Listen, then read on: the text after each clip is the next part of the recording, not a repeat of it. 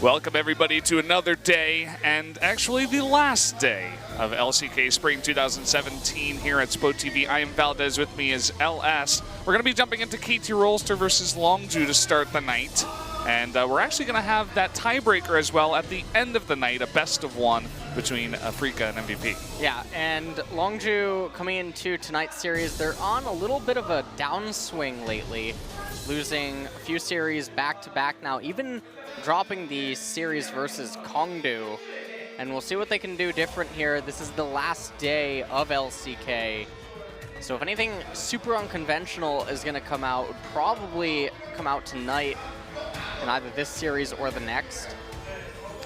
Yeah, and Longzhu, they are out of the playoffs officially, so they'll just be playing for pride here up against KT, who have dropped down to third place behind both Samsung and SKT, a team here that's full of just so many power players, but they really haven't been able to stay consistent throughout all of LCK Spring, especially towards the end of it here. So definitely lots of question marks going into the playoffs for this KT team.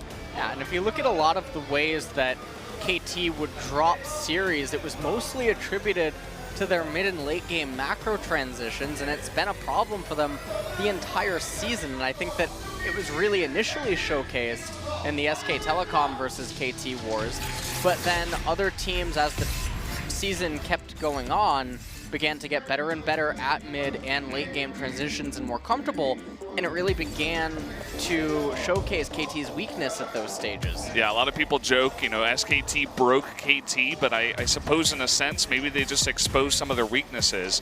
Other teams have been catching up. So going into the pick and ban here for game one, everything looking normal so far. Malzahar first banned by KT, followed up by Camille being first banned by Longzhu. KT now banning away the Talon from Fly. Longzhu responding with a Rumble Hover right now. Yeah, these bans kind of explain themselves so far. KT definitely one of the teams that just continued playing Rumble until they forced it to be banned.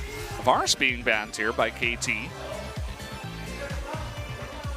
And we'll see how Longzhu react with the final ban, if they will do Graves or not. If they don't do Graves, and they're highlighting Zyra, would be very surprised not to see him snatched up immediately.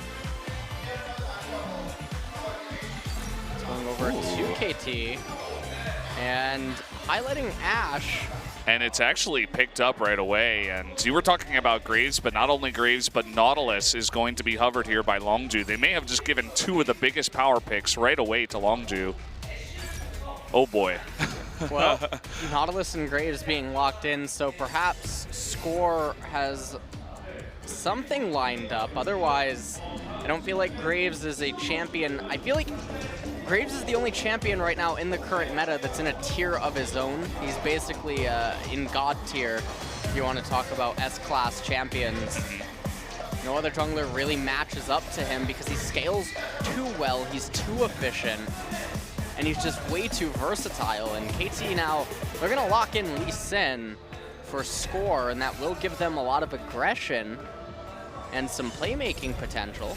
And we'll see if KT actually stick to their guns of choosing 3 winning lanes and an extremely aggressive jungler to go with them, as that's basically been their motto for the season almost, where they look to really win laning phase really hard, and then with the advantages, just suffocate their opponents. Yeah, and it looks like they're headed down that path right now. Longzhu definitely will have a chance to ban out some top counters to Nautilus, making that lane a little bit easier perhaps, as KT did elect to go for that Karma pick third. Jin locked in for Longzhu, lots of scaling on their side so far, and now they're highlighting a Fizz. That would be targeted away at Smeb. Wouldn't be surprised to see a Shen ban as well, although that's not really something that you would attribute to KT. And KT now actually highlighting Kennen, so they're giving credit to Gorilla for being able to play the support Nautilus. And there's the Shen. Yeah, and it is banned away. KT now probably just want to target ban. And they're highlighting Rise. And it will be banned. Yep. Yeah. Probably means that Lulu or Nami will come out here for Longzhu, right in this rotation, and that enables them to keep the counter pick for Fly. Yeah, gonna leave that here for last, and so we will get a look at how KT wants to go into the top lane. And actually switching to Nami here with about 5 seconds left. If they decide to keep that, we'll see. And there it is, locked in. It's finally picked up, and now going over to KT. They're hovering Galio. This isn't 7.6. Dev just being a troll for now. Swain. What else? Talia, well, that's a little bit more standard. Yeah. There it is, locked in. That makes a lot more sense. They need a champion that isn't going to walk into anything too dangerous, and now KT is their final pick, highlighting that Renekton for Smeb. So yet again, they have it. Yeah. 3 powerful lanes backed up by an extremely aggressive jungle pick, and now Longzhu, their final pick, lock in Ahri. Yeah, I mean, we've seen the Ahri being picked into Talia a lot, and today is not going to be any different, as Fly will be picking that up. Another aggressive pick for Fly in the mid lane, although, again, he didn't look all too excited about that. Not that it looks like he gets too excited about much these days, but excited to see that lane. Well, Longzhu's team composition definitely very interesting, to say the least. The Ahri doesn't fit in quite as much as some other champions could have, but we'll see what Fly can do with it. They have a lot of scaling on their team composition, and KT, a little bit of a reliance on score and depth. The longer that the game goes on, they definitely want to win this really hard and really fast early on and transition smoothly. Otherwise, they're going to get caught in a little bit of a pickle that they've had in multiple other series this season. Yeah, I mean, especially a bunch of the other losses that KT have been taking, I don't think anyone would be too surprised to see Longzhu putting up a pretty good fight against this team here. This is the last look at the team comp before we jump into the game. Nautilus, Graves, Ahri, Jin, and Nami.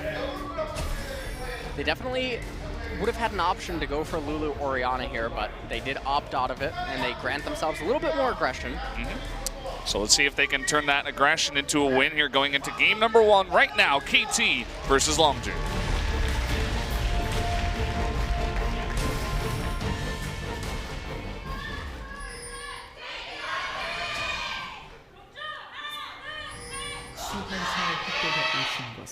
Well, I think actually Longzhu won that one.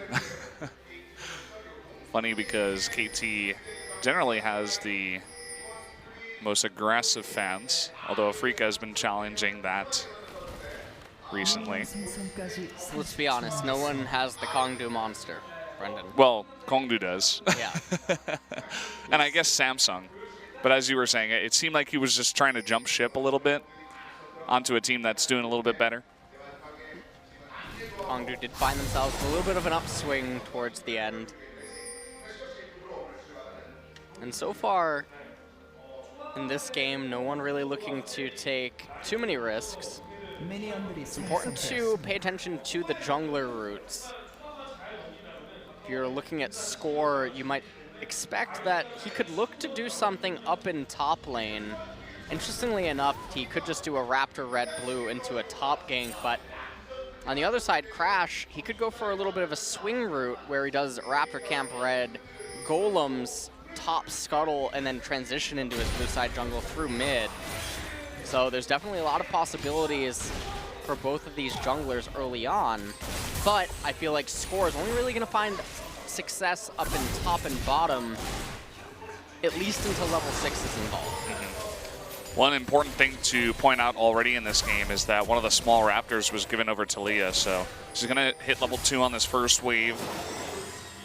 There it is. Just perhaps a little bit more safety against the Ahri early on, getting that pressure advantage. And it looks like Crash just going to actually transition immediately into his right side jungle. A little bit bizarre if he goes immediately over to blue. And the reason that I say this is because he has no gank potential in mid, and so he would be funneling in all of his resources onto bottom post blue. That's a little bit of buff inefficiency if a gank wouldn't end up being successful. Even gets spotted out by that hawk shot, and so that's going to deny him. So now he actually loses out on the ability to have previously just gone Wolf Camp and Grom. Yeah. And I mean, we talked about this a lot before with Ashe. The hawk shot early on is just so unbelievably powerful, especially in the pro scene. And it makes a lot of sense to me now why KT did go for that Ashe. They wanted to take it away from Prey. And here comes Crash with that early gank. Mata might be in a bit of trouble. They're going immediately for him. The flash comes out, but the deadly flourish will land, and first blood goes over to Crash very early on. Found a crack in their armor, managed to move around this because it wasn't protected by any wards from Pawn or Score earlier on. And so it was really key right there that they were able to find that gank. Otherwise, Crash was going to be super far behind Score. And it alleviated a lot of pressure down from that bottom lane, and that's really big because that's a lane that Score is going to look to later on. Saw a ping there. It looks like Longzhu actually knows exactly where Score is with the ward. Probably saw some of the Krugs jumping around down here, as I don't think they've physically seen him, but they know. Got that information.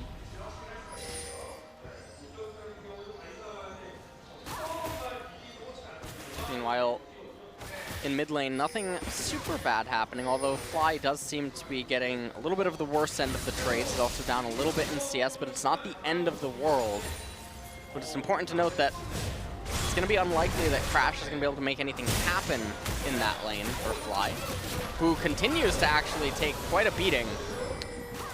Yeah, funny that he sticks around for the trade, too. He really wanted to get that cannon minion, but he took a little bit too much damage. He's going to be forced to be pushed out of this lane, and he's probably going to be losing more than he would have lost by just giving that up. Crash is in pretty close proximity to it, though. He could just come to mid to pick up the wave, and he's certainly going to like that. Take another quick look at this replay here. So Mata ends up flashing away, and interestingly, right there, Crash ended up getting the kill thanks in part to the red buff, and that was a really clutch deadly flourish hit by Prey. Now heading back into live, Smeb a little bit too far up. Oh boy, and this dredge line will land. Smeb, he knows that Crash is coming from behind. Able to get that stun onto Expression, the double dash, so he will get out of here. They know that he just planted a ward, though, so it does open up the possibility for Crash to try to move around that, perhaps go to Baron Pit, slide through with his E, but instead choosing not to do that. Immediately pathing down to the bottom half of the map. Ooh, taking a look up here at top, Expression taking a lot of damage. He still does have that teleport. Looks like he will look to use it now. But down a level to Smeb up in top. You can see that CS gap widening. Already over 20. He should be able to pick up some of that wave, though, as he comes into the turret.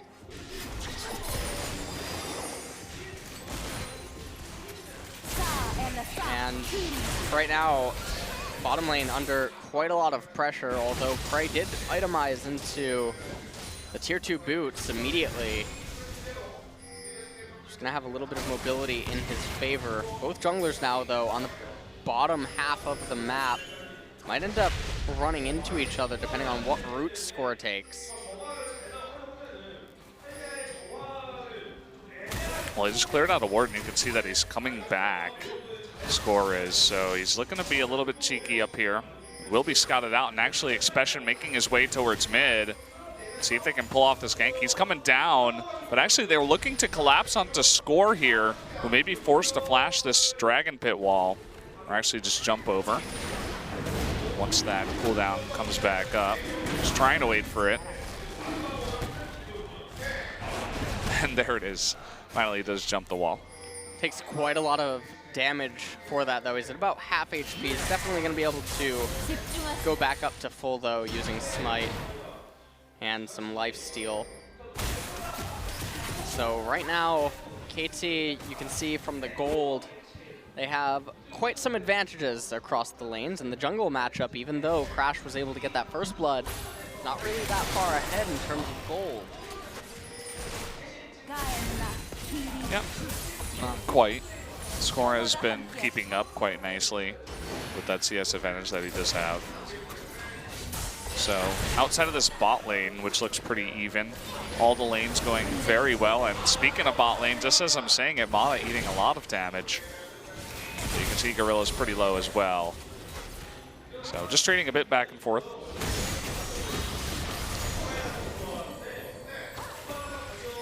On getting nice little trade-off fly, getting quite bullied in this mid lane so far this game. Already down 14 CS. We're not even at 10 minutes yet. Seems like he's just been struggling to keep up with that never-ending push that Pawn is doing. And you can see he went double Dorans. He has that extra mana regen, but he's still struggling to keep up. And we've seen some of the trades in the mid lane. They have not been looking too good. KT able to even come into the blue buff as they knew Fly had to recall and to pick that up. The other thing that's important that you just mentioned is that Fly went for the double Dorans and didn't really find too much success with it. So later on down the line, I mean, that's going to be extra gold for KT in a sense that they didn't have to invest into. Certainly didn't pay off.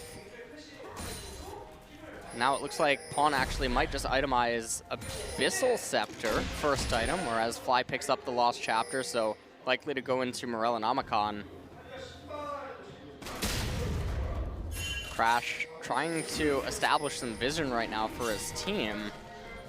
But because his bottom lane just reset, and the enemy bottom lane did, it's not like there's any sort of dragon opportunity available right now. Yeah, look at that. They just walked over a ward, both Gorilla and Crash. So their gambit did not pay off. Going to have to head back to bot lane. Crash is sticking around there. Looks like he's just going to go to his Gromp.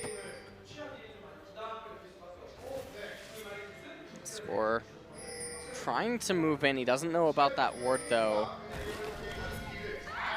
So he's trying to be a little bit sneaky here, make something happen. It's definitely difficult in mid. And they're looking for an Infernal Drake timing, and it doesn't look like there might be any sort of way for Longzhu to stop this. I think they're just going to be a little bit too late, although Crash is coming on in. This will be taken. Depth being knocked up. So much being used onto him. That third bullet will be enough to take him out, but here comes Pawn on the get-go. Able to pick up Crash. Now jumping out to Prey. What just happened there? Down in Bouncy Town, able to pick up a double kill here is Pawn. And KT easily able to turn that one around. And Expression didn't even teleport down. So I wasn't totally paying attention to where he was on the minimap. Maybe he wasn't able to. And now Pawn actually looking for a kill in mid lane, but just going to force Fly out instead. They also picked up the Infernal Drake. So nonetheless, it's going to be a huge victory across the board. Oh, he might check that brush. Oh man, Fly even losing that recall timing. Nothing going right this time for Longzhu.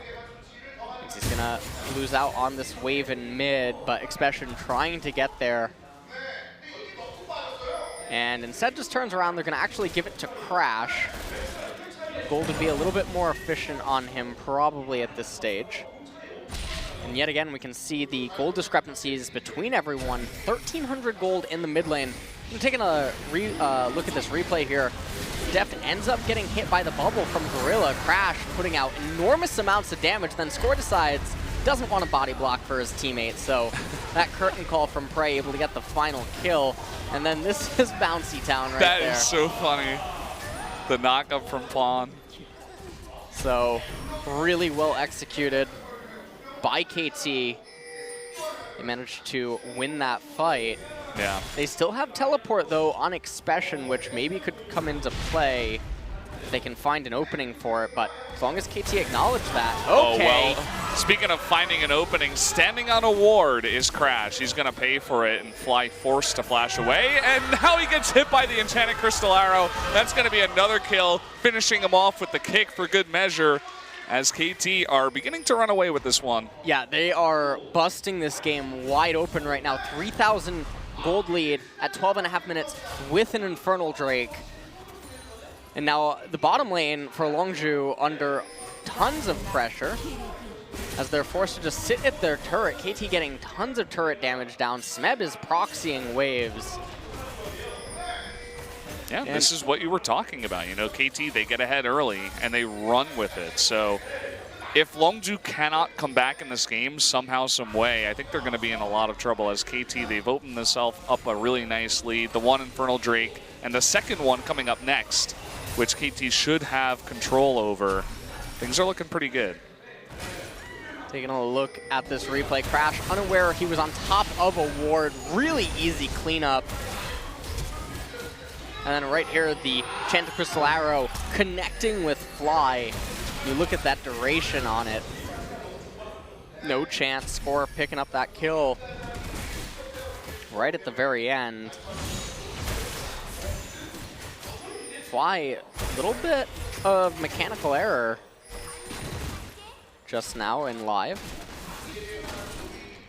But if this game keeps going the way that it is, it's going to be extremely unlikely that Longzhu are going to be able to make it out of the mid game with their mid laner being as far behind as he is and not much resources up in top lane. It's going to be near impossible. Yeah, look at this. Perfectly set up there by Score. Expression had no idea. No wards to spot the two of them coming up top. That's going to be the first turret going over to KT as well. Split the gold a little bit, and now with Smeb and Score up in top lane, that actually could have pressed on to the next turret, but instead opting out of it. So they're showing that they want to get out onto the map and do something else. They might go for Rift Herald right here. Looks like it. Yep. Okay, so that's what they want to do. So they had two options available. Because they know that Expression has teleport and that it's impossible for Crash or Fly to go up to the top half of the map, they could have looked to get a lot of turret damage down. Instead, they're opting into a more macro play and getting that Rift Herald. Fly just showcasing a bit more of his domination, or rather Pawn, his domination of Fly in this lane. Pawn currently at 100% kill participation right now, 3-0-3 for the 6 kills that KT has. Gonna pick up that blue buff right now. He's been having a fantastic game. Hitting that 10 CS a minute mark, 3-0-3. And definitely just doing so much work for his team, and it looks like Score is not quite done with Expression yet. He wants another piece. He wants to go down under. Here we go again. And the kick onto Expression. He will be knocked up. A Pawn is here too. Sorry, buddy. You're on your way out. Down he does go. Kill is going to be picked up there by Smeb. And giving that kill to Smeb is only going to further accelerate him ahead rather than put it on Pawn at this point, because any kills that go on to Pawn is almost just excessive. He's going to be doing the same exact thing for the most part inside of the team fights. He's going to be more poke and control oriented, and him getting an extra recipe for an item component is not going to change too much, but the quicker that Smeb can accelerate into his other items means that there's that much more threat inside of the split push, and that's infinitely more valuable. Yeah, very true. Look at this setup here. Fly. He does not have his Spirit Rush available or his Flash. Oh, the Flash coming in from Smeb, and he does get close enough to land that stun. Score going to pick up the kill this time. And what seems to be KT versus Dynamic Q here in game number 1 continues to get everything blown open. Deft is trying to go 1v2 right now. Just going to throw that out there, and he's putting on the pressure for his team to rotate down bot too. Score looking for the kick, lands that Sonic Wave, and that might just be a couple more kills. Prey easily going to be going down. Pawn on the chase here for Gorilla. The exhaust is not going to be enough to keep him back, and 2 more kills picked up for KT. Just want to point out that Crash is doing Gromp right now. Yeah. Not that he could do anything else, but as Gorilla went down, it was funny to see him just start the Gromp camp. Right now, the game just feels completely unsalvageable for Longzhu. A second Infernal Drake is going to go over to KT. Crash trying to set up to kill Deft. He might just go for it with the flash. Well, he gets that slowdown. Deft actually turns onto him. Has that heal available. Here comes Fly. Teleport coming on in.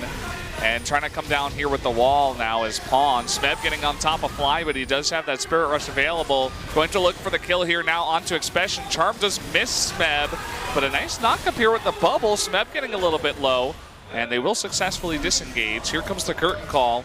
Just got a block for Smeb. Doesn't look like any curving bullets are going to happen this time. That was a nice little pickup for Longzhu right there. Crash able to patiently wait, doesn't even have to expend his flash in order to make that kill work. Smeb came in via the teleport, but came up short in the end. Now KT coming fresh off of a recall, though. You can see the items now that they just picked up for themselves across the board. Definitely going to turn their attention towards mid lane. You can see the way that they're moving out of their base. They're putting their bot into mid. Jungler goes over to his red. And Pawn's going to go up in top lane. We'll take another quick replay of this. So you see the teleport coming in from the bottom from Expression. And Deft was trying to go 1v1 against Crash. Fly ended up showing up and ruining the party. And when Smeb showed up, initially he goes onto Fly. Almost was able to get him, but not quite. And then because of that, they're not able to get Expression in the end, who's able to dredge line away. So Longzhu finding themselves with at least a kill, but they're down almost 10,000 gold here at 19 minutes in double Infernal Drake. Yeah. So add another nice chunk of gold, you can call it, just in the amount of stats that they will pick up. So here's that mid push you were talking about. The ping did go down onto that ward in the back, but there is no teleport available, so can't really make any use of that. Not sure if they would really want to engage on the map right now against KT. Smeb now in split push mode. He's sitting on top of a ward right now. He doesn't quite know it. Gorilla playing dumb. And Smeb ends up backing up and getting away. But the lane allocation that they have right now, the 1-3-1, this is going to be the strongest that they can coordinate with now. Although with Baron coming up in 10 seconds, they might just go for a 4-0-1. Keep Smeb in bottom lane despite him not having teleport. He's still way too much of a threat. Score tells Mata he doesn't like how he looks today, knocks him into the Baron pit.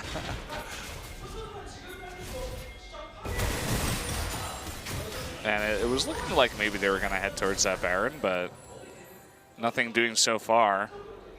Just hanging around. Didn't really see this as what the stronger teams will do, is make sure that they get vision in the red side jungle first if they're playing for the blue side, and just look to get picks before going into the Baron. But it seems like they're actually going to rotate down here towards mid, or rather bot, as this wave is pushing on in. And here comes the Weaver's wall. Expression, you have nowhere to go. Yeah, and he doesn't have that flash either, so curtain call is opened up here. They're trying to land some stuff on Mata, who will eat a bunch of damage, but it doesn't seem like it's quite enough to open up a kill.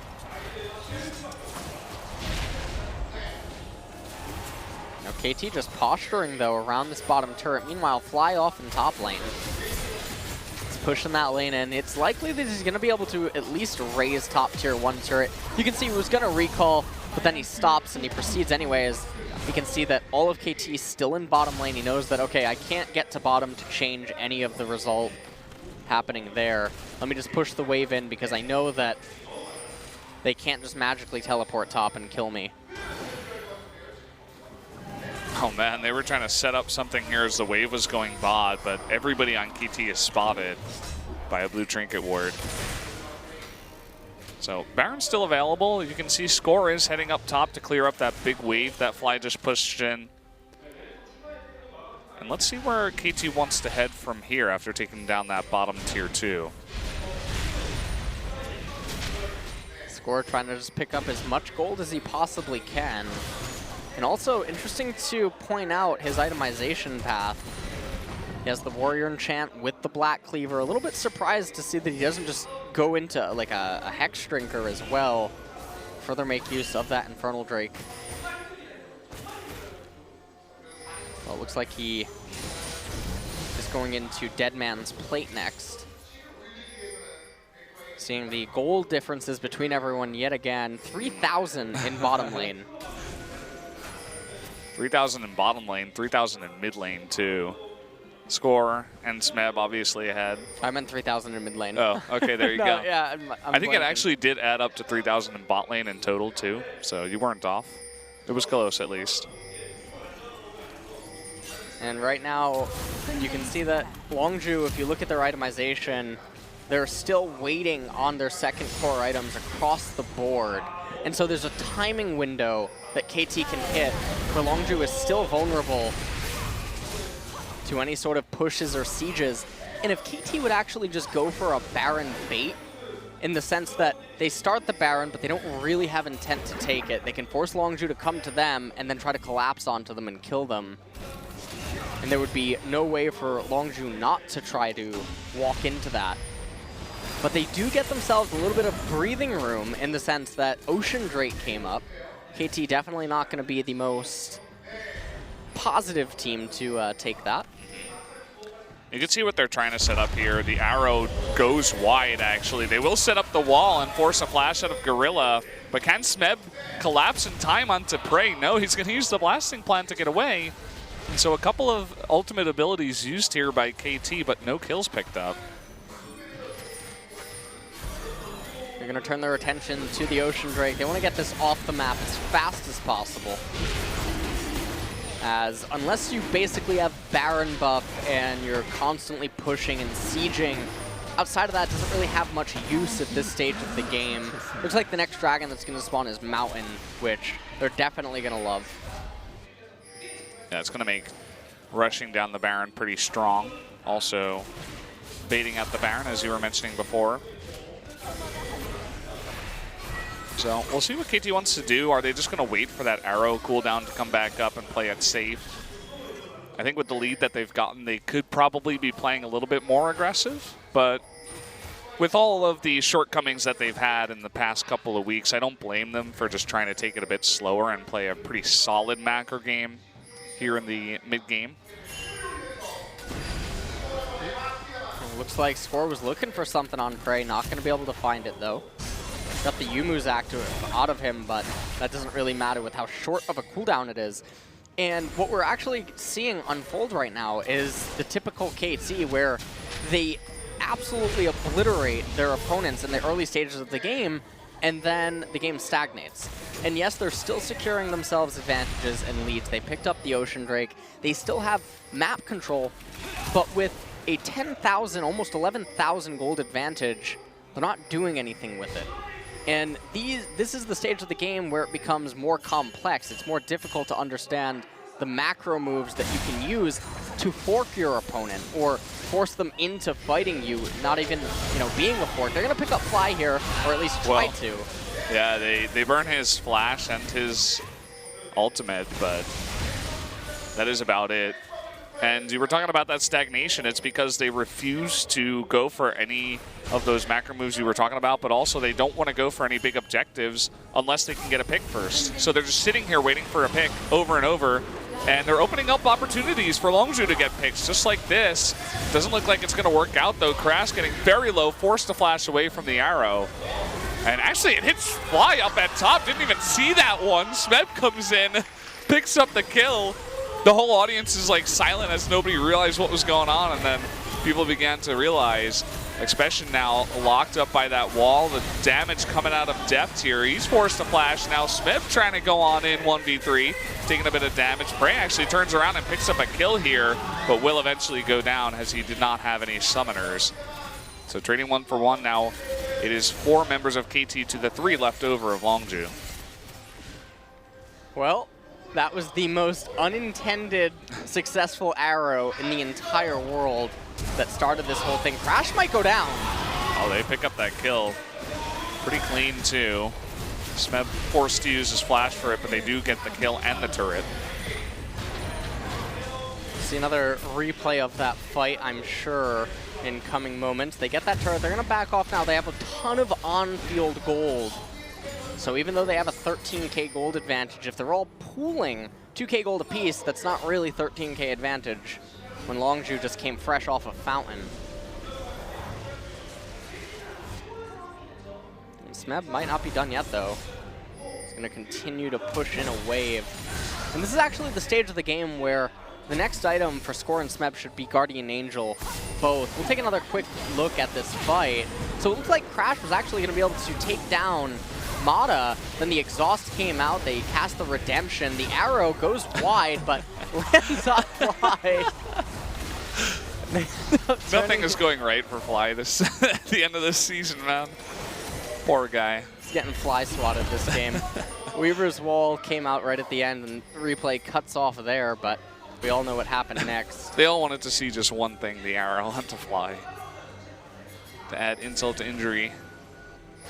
And let's see what KT decides to do from here, because they got another objective. They add to their gold lead. You can see Longzhu's just waiting for Pawn to come on in and try to clear the ward, but he was smarter than that. Did see, I think it was Fly waiting there with the ward of his own.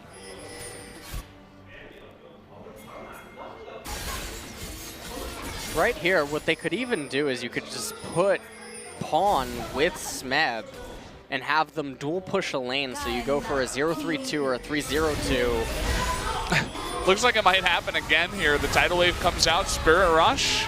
The arrow is actually going to hit Gorilla here in the front, so he will go down. Deft, he wants to go on in. Big burst it down, and he will actually eat that damage from the Ahri. Now Curtain Call opened on up. First two shots will miss, and everybody from K2 will get out alive. Meanwhile, Smeb is in the mid lane pushing it down. Smeb is going to get that mid lane turret. Now the inhibitor is exposed. Crash have to be so careful here against Pawn and Smeb. He gets locked up. Pawn can definitely chain and get the kill onto him. They're going to get the inhibitor and possibly just turn their attention towards capturing that Mountain Drake. Blue also going to likely be stolen away. It's so funny to watch KT play in this situation, because compared to other teams like Hongdu, who will just start Baron at 20 minutes even when they're behind, KT's like, no, we're not going to even go close to the Baron until we at least get an inhibitor. We didn't pick up any Mountain Drakes this game, so no, it's just not going to happen. And you can see they haven't even touched it so far. Gold discrepancy now continuing to widen across all the lanes. 15K gold advantage here at 30 minutes. Not a single turret taken by Longzhu either. It's just been pressure right from the get-go, just as you were talking about. Looks like they're going to leave Score to pick this up alone. Going to be able to do that relatively easily. Still, though, a little bit surprising with their itemization. Smeb and Score could have definitely just both gone Guardian Angel, and that opens up the ability to dive turrets that much easier. But now with this Mountain Drake, they're going to be able to shred through Baron so quickly. And that's going to be their next objective that they're going to have to look to capture. Fly finally able to find himself a victory in the game. He was able to kill that ward. He said to it, "It takes as many hits as I have deaths to remove you from the map." So he was feeling ecstatic just now.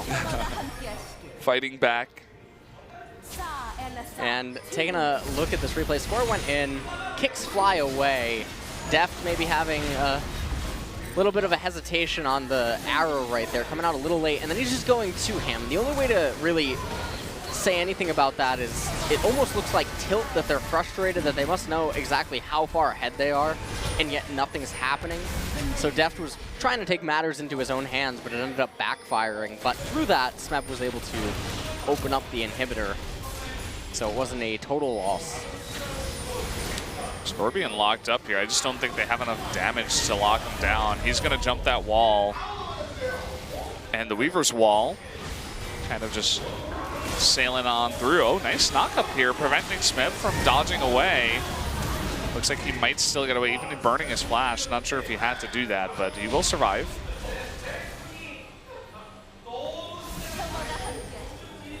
And are they actually, I mean, there's pings going down here onto the Baron. Looks like maybe they just wanted to clear out a ward. And finally, they're beginning to beat Baron here at 32 minutes into the game. Trying to get a knock up onto Fly. The arrow hits Prey this time. So many times this is going to happen, and Prey will actually go down because of that arrow. Still on the chase here. The flash forward with the exhaust, trying to take down Fly, who doesn't have any summoners. And down he will go. Now slowing down Crash here. Here comes Smev, going to land that stun.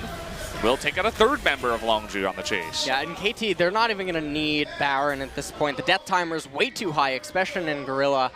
Not going to be able to stop this push. And that's going to be it for game number 1 here as KT completely eviscerate Longzhu. Oh boy. Pawn just stacking on extra kills to that KDA. This entire team wants to do it at this point. But it looks like that's going to be it. Game number 1 will go over to KT in about 33 minutes. And that was the type of game that KT is so known for in a way. They get super aggressive lanes, they set it up perfectly, Score moves around the map, he does his thing, and they get advantages and then they get more advantages and it keeps piling up. But then the game hits this stagnation period where KT don't look like they know what to do with all their leads. And so sometimes the game ends up actually backfiring and their leads end up disappearing and the enemy teams recover. But in this case, they were able to finally close it out. And a huge component of that was Pawn and Smev just applied so much pressure around the map. You can see that the faces of Longzhu, they didn't even look all that sad or angry about it. There's just like smiles of embarrassment. That might be the happiest I've seen Fly all season, man. Like, I don't know. It seems like he's not so happy about his performance against Pawn there in the mid lane. And it looks like the coach not even that mad. Almost like, you know, what can you do? There's nothing really to say. Sometimes players just have bad games, and yeah, that's looking like what it was. He didn't really lose mid lane because of any sort of jungler interaction. He lost it on his own. Yeah. So it's okay. Sometimes that happens, but we're going to go to the analyst desk. Yeah, we're going to go to game number 2.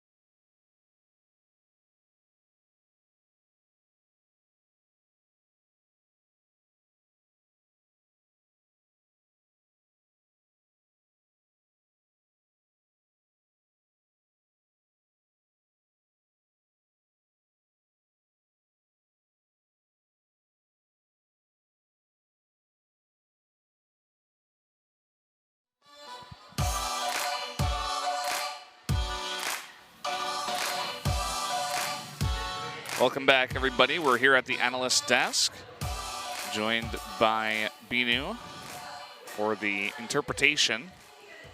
Let's see what the Korean analysts had to think about that. Let's go over the result first of that first game of KT versus Longzhu. And like a lot of people expected KT coming out ahead 1-0 in this series. But I just want to highlight Pawn, who had that classic oppressive game that we all love him for.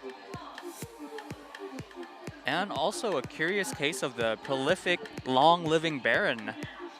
As 8 towers, 4 dragons, but KT just didn't seem interested in that Baron. Yeah, it's like they think there's an achievement to win a game without taking Baron or something like that, but... I mean, everybody had their interpretation of it, right? Even the Korean casters were saying, you know, I feel like KT with their lead could take the Baron right now.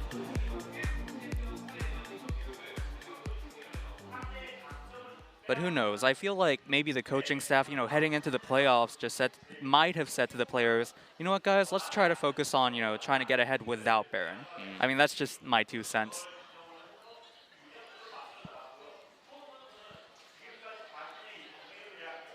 But right off the bat, Captain Jack also complimenting Pawn as somewhat of a hallmark performance from him, because there have been doubts about him this season.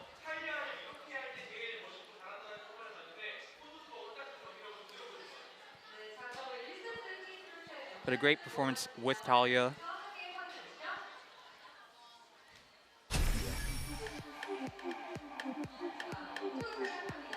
So now we're looking at some of the early highlights in this set, and you know, to be fair, I really like Longzhu's attempt here. They saw KT doing the dragon, and then they just decided, you know what, you guys have the dragon, but we're going to fight and try to get something out of it. Unfortunately, all that happened was that they went to Bouncy Town and got wiped.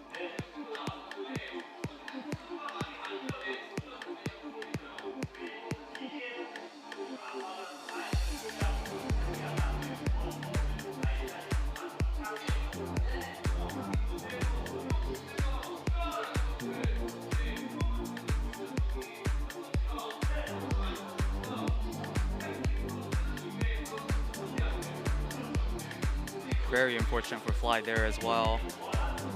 But it really was about 10 or 15 minutes of this throughout the mid game.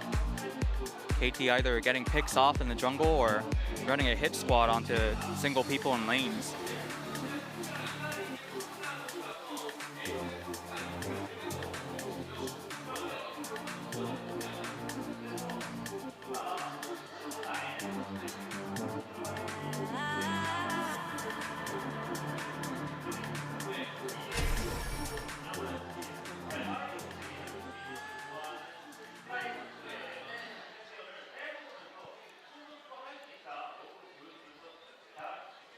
Captain Jack interpreting the mid lane matchup as Pawn, taking away Talia from Fly. Of course, Fly a little bit known more for his roaming and his presence around the map, so it definitely seems to have worked out for him this game.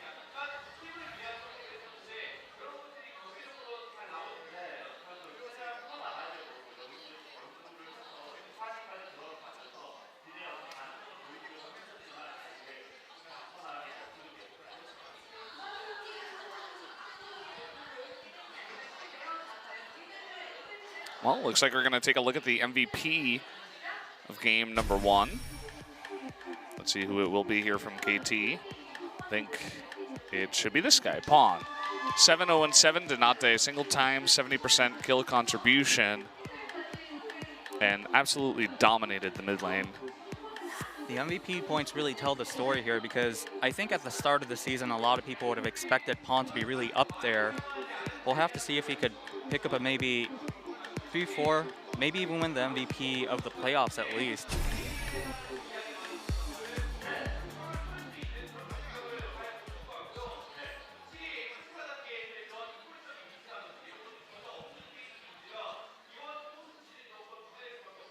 But again, Kanata saying he's really looking forward to the postseason after this performance.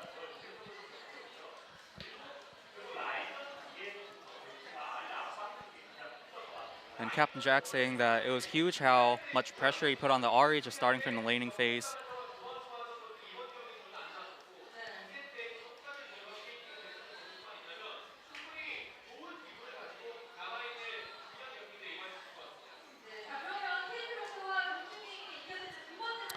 So that's going to do it for the Analyst Desk, guys. We're going to be joining you back in a couple minutes for game 2.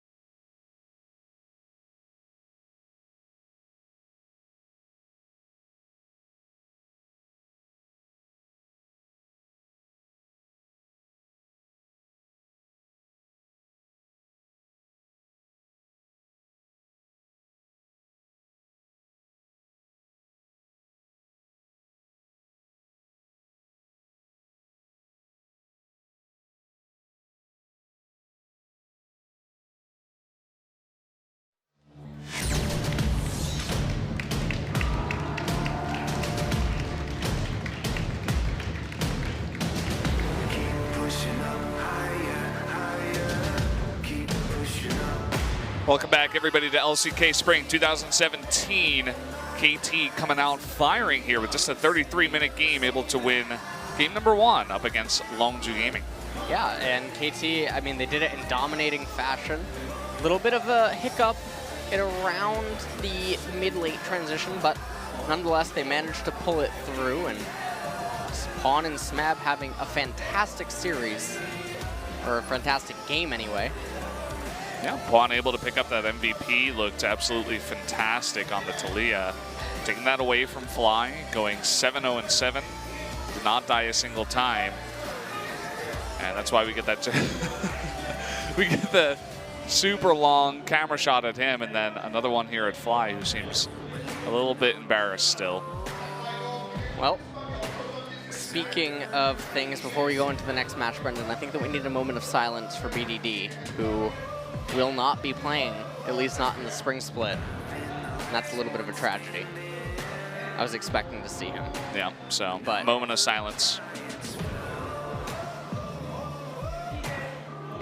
Hope we see him next time. Yeah, we'll see him next time. I don't know if he's actually even at the studio today, but a little bit bizarre not to have seen him play. He's always extremely high up on the Korean solo queue ladder. He has competitive experience, and I mean, he has multiple IDs that are on that ladder that are very high. A little bit interesting to see that the coaching staff opts out of using him ever. Yeah, it was definitely pretty weird, especially about halfway through the season where Fly, he began to have some of his struggles, and they just never subbed him out. Just never happened. I guess they were really sticking behind this guy for this entire season. And it seems as if perhaps Longzhu has asked for a little bit of extra time here to prepare. And I don't blame them after that first game. Going down, not even a single Baron taken against them. Definitely a bit of a stomp. Fly might still be recovering.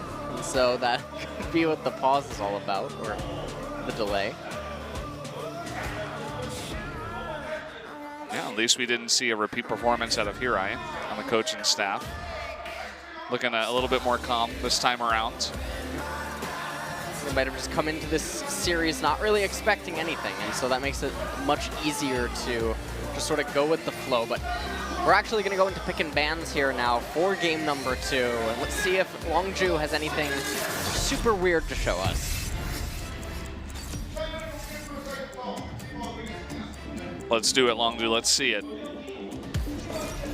Well, that's completely standard against KT. That's standard. Longzhu first banning the Rumble. KT responds with Camille. Then Longzhu goes Malzahar. And then it becomes a little bit hard. And we see the Talon ban. We could see the Talon ban, or we could see the Taliyah ban. And then KT final bans Graves. We could do that. Definitely a possibility. There's the Malzahar. There's Mal, so now it's Talon or Taliyah. Oh. Brendan, you might have been onto something. I don't actually know who Jin Jong-in is. Prey. Okay, it's Prey's nickname. Oh, Prey's name plus Jin. So I guess they're saying just fighting to Prey. Maybe the Longzhu fans even feel like Prey hasn't really been followed up here by some of his teammates. Well, Graves actually banned away by Longzhu. Very surprising, as they would have had the option to first pick him, and KT responding by banning away Ashe, and that means that Longzhu, they might first pick in this Varus. Don't know if that's first pick worthy, though. I feel like Nautilus, yeah. Oh, there he is. There's the big boy. From the depths. Showing his face again. I mean, I guess that's his face. Does Nautilus have a face? I don't, you know what? You're asking questions that we don't need answers to. I hope they come out with a skin one day and it just shows Nautilus. Did you see the thing on Twitter with Kirby? And it shows that he has like shoes. Oh yeah, I saw that, yeah. Never look at that. That actually creeped me out, man. I don't know. That made me feel very uncomfortable. Kirby with the shoes. It's actually his feet or whatever. Yeah. Oh, it was so gross. All right, so KT They have Karma. They're highlighting Elise right now, as with Graves being banned, there's only a few options remaining, of which Elise is going to have the leg up in basically every matchup, because it probably means that Longzhu goes like Lee Sin or Kha'Zix here. The only jungler, I guess, that could be remaining that would be well off versus the Elise would be Olaf, but it's not something that you would really expect to see, especially not out of Longzhu, as they lock in that Lee Sin. It looks like they're definitely putting some emphasis on this Varus pick too. They were thinking about the first pick, but then probably smartly picking up the Nautilus. And Lucian, we've been seeing him showing his face a little bit more here in 7.5. I think it would be a lot of fun to watch Deft on the Lucian, and it does get locked in. Deft was one of the first players to popularize the Lucian in the entire world when he rose to power quite a long time ago as a champion pick. So it's going to be nice to see him on the Lucian here tonight. That Lucian Karma lane is going to be super brutal. Anytime Score appears down in bottom lane, with Lucian's high mobility and Karma's ability to lock targets down and provide a lot of CC and utility, it opens up for a lot of good gank pressure, especially against a Varus who is very immobile. KT ban away the Lulu. Longzhu now highlighting the Syndra. They ban that away. KT probably just going to ban away Ryze last. There it is. And now Longzhu with one final ban remaining. They might just target the Taliyah and get that out of the way. Oh, they're putting a lot of thought into this one, and I suppose Smeb's Renekton from game 1 was pretty scary. That will be locked in as the ban. Don't want to have to play that lane again. Okay, Deft was trolling last time. I don't think we're going to be seeing Aramis top lane. Aurelion Sol, though.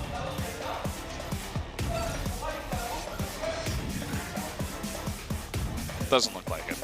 They end up hovering Shen. They might lock that in, and that can still signal an Aurelion Sol. But what KT is actually doing here still is they leave open the possibility to go for an Orianna.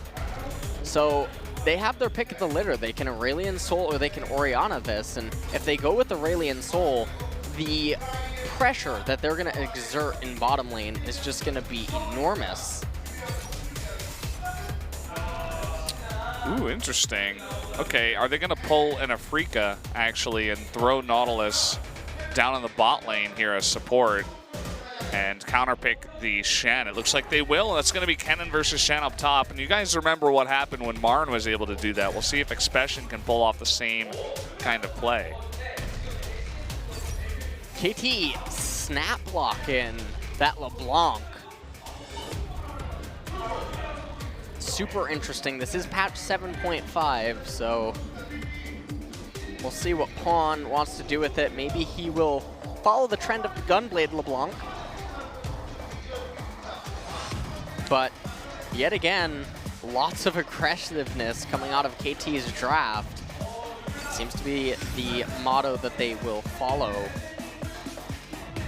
Yeah, and with the Shen too, the Stand United, they can afford to go pretty deep and look for those harder to grab kills, and will definitely be saved in times of need when perhaps they push a little bit too far. I'm just worried about that top lane because Marn made it look like the hardest thing in the world playing the Shen against that Kennen. Well, KT certainly having a lot of magic damage though, and with some of their sources of magic damage not really stacking any penetration or anything, a lot of eggs are going to be in Deft's basket to go off on that Lucian, because once Longzhu start getting some MR, the Abyssal Scepter, Mercury Treads, you know, Solari Locket, anything else, I mean, Kennen going to have that Wit's End even up in top lane. It's going to become increasingly more difficult for KT to find assassinations, and everything's going to be on Deft. Yeah. So they definitely need to get a pretty good lead here early on, as they were able to in game number 1. You guys can take one final look at the compositions here up on your screen. And we'll see what Longzhu can do. We're going to head into match. Yeah, let's jump into game number 2 right now. KT versus Longzhu.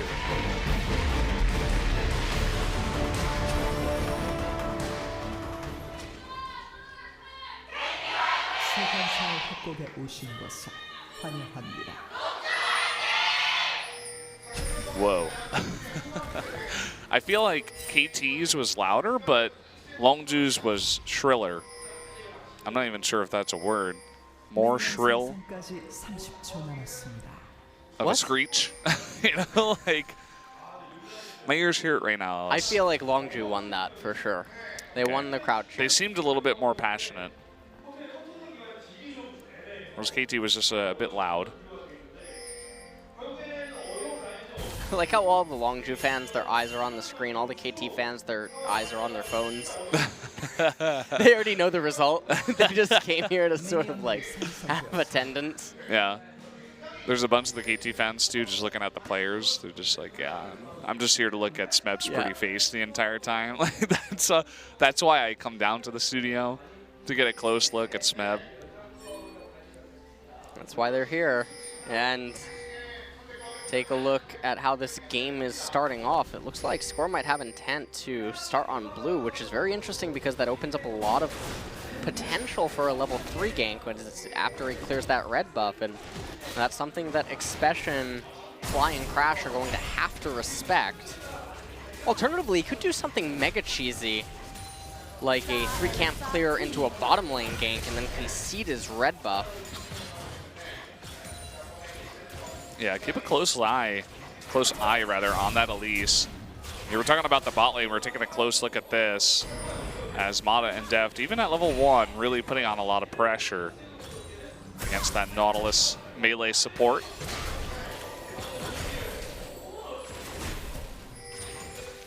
A lot of the focus is going to be on the top half of the map, levels 1 through 5. And then after that, it's likely that we're going to see quite a bit of action. Levels 5, 6, and 7 happen in bottom lane. That's going to be the point where Pawn can also roam. Also, interestingly, they have dual teleport. So that's going to certainly help in enabling them to prevent Expression from going super split push mode. Ooh, Pawn going in here, level 3 to 2, but actually eats the Thunderlords and a ton. And the knock-up too. Pawn hitting a lot of damage here. Doesn't look like it will be enough to clean up the kill. Oh, what? Score just didn't go to his red. It looks like he was clearing out something else. Crash will pick up the red. This is the cocoon. Crash is just going to be like, okay, I'm getting out of here with what I already got. Definitely a little bit of a weird route from Score. Ends up letting Crash actually get the better end of it. And now Score is actually going to be on top of another ward, and this is really bad because they can hit tab, they can see, okay, Score did clear out these camps. We know roughly when they're going to respawn now.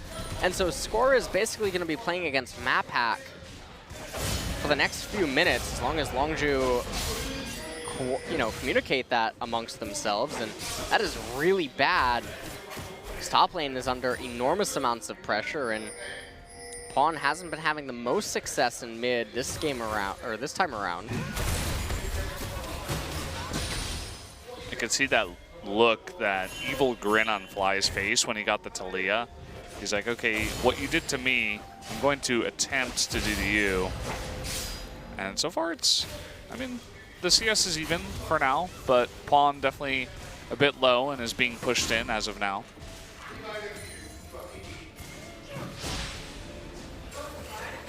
Bottom lane,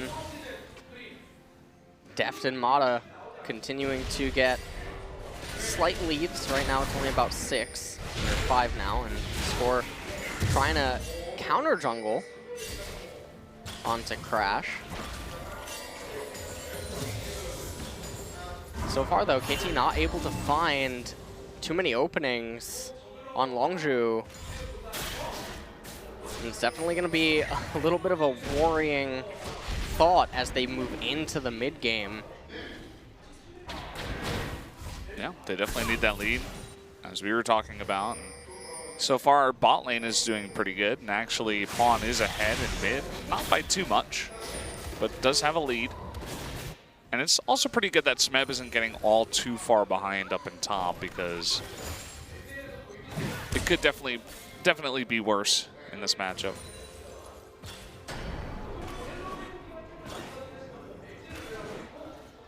Deft trying his best to prevent Gorilla from actually freezing that lane. Now it looks like Deft is going to look for a recall.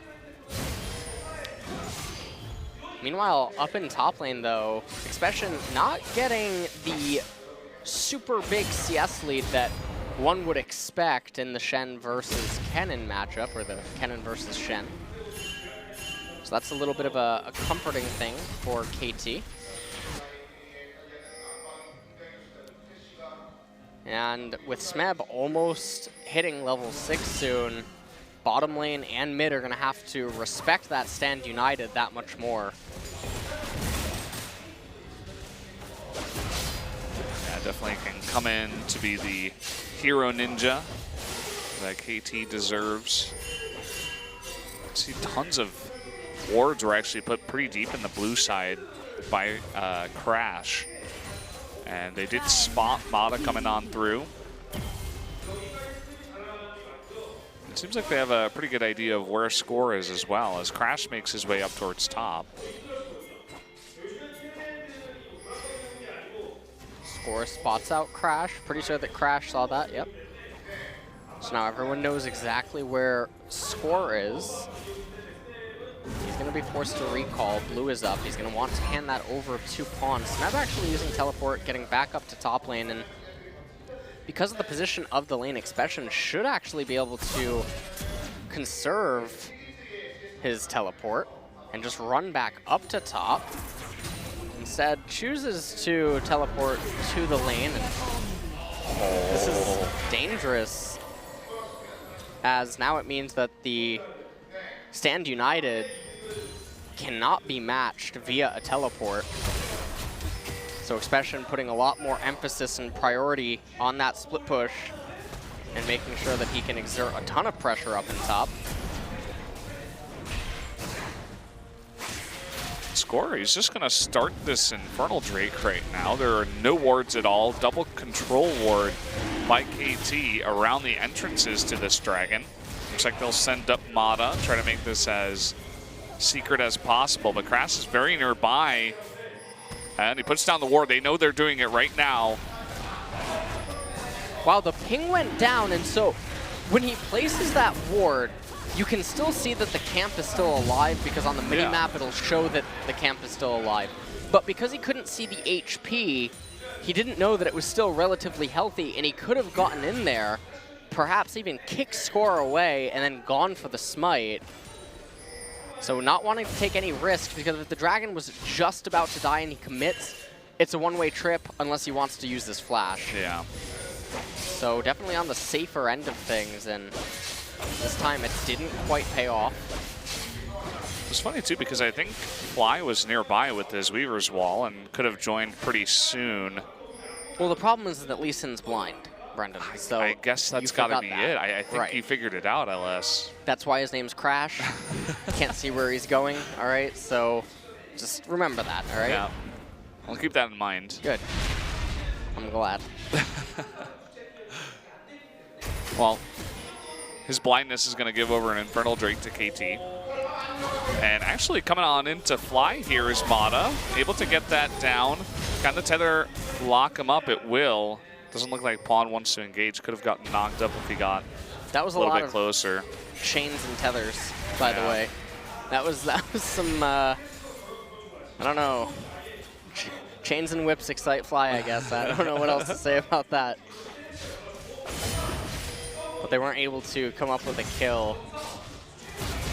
Finally, top lane, though, has a sizable CS lead, and when you factor in the call that's going to be completed for Expression, that's quite nice for Longzhu. You can see Score is making his way up here. And there's no ward to spot him. He's gonna get that taunt down the flash. Cocoon and Expression goes down. First blood to score. Really nice gank set up there by KT. Yeah, KT getting that kill up in top lane is gigantic because it alleviates all the pressure that Kennen's supposed to have in the matchup, and now it further accelerates Smeb to getting to a point where he can sort of resist against the Kennen. This is really great for them. Now down in bottom lane, looks like Deft and Mata putting out tons of pain. And actually going to attempt to lock him up. Oh, that double shot is just barely not enough to pick up the kill onto Gorilla. So close. The heal was used there by Prey too. So at least they do get a couple of summoners out of them.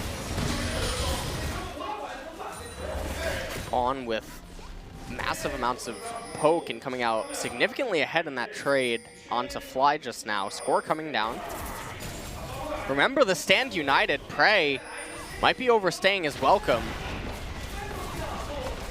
It's pretty close. It looks like KT just wants to pick up the first blood turret here, especially with the red of score. Cocoon will not land, but they do pick up that first brick.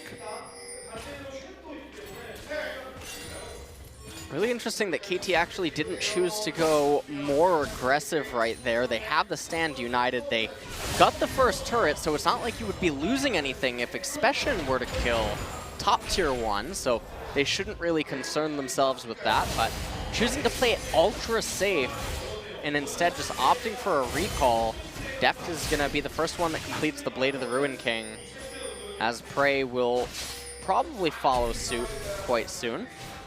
Take another quick replay of the gank that happened a few minutes ago. Smeb with that flash taunt. Score follows it up with that chain CC.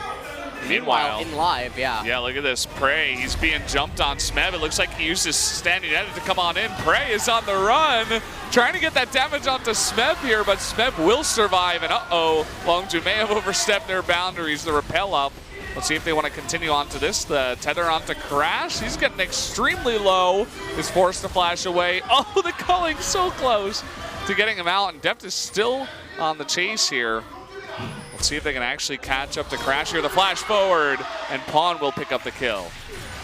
Huge turn of events for KT. And meanwhile, Fly, he's in mid lane. He's doing his stuff. What? Like, what? Oh, man.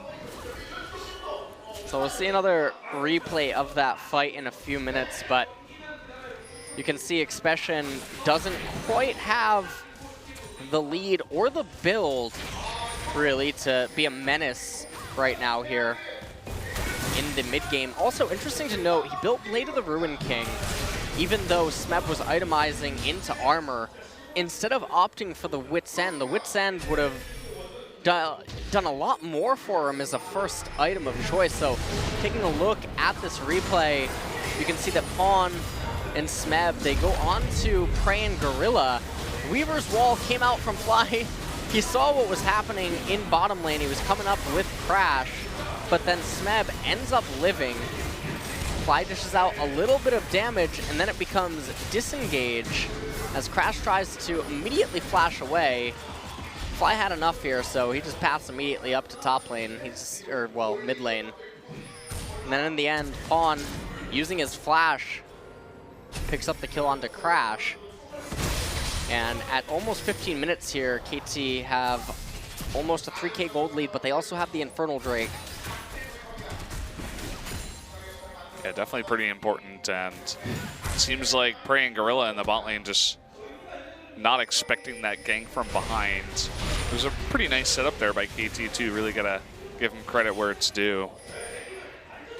So things have definitely kind of stabilized in this game here with the bot turret going down.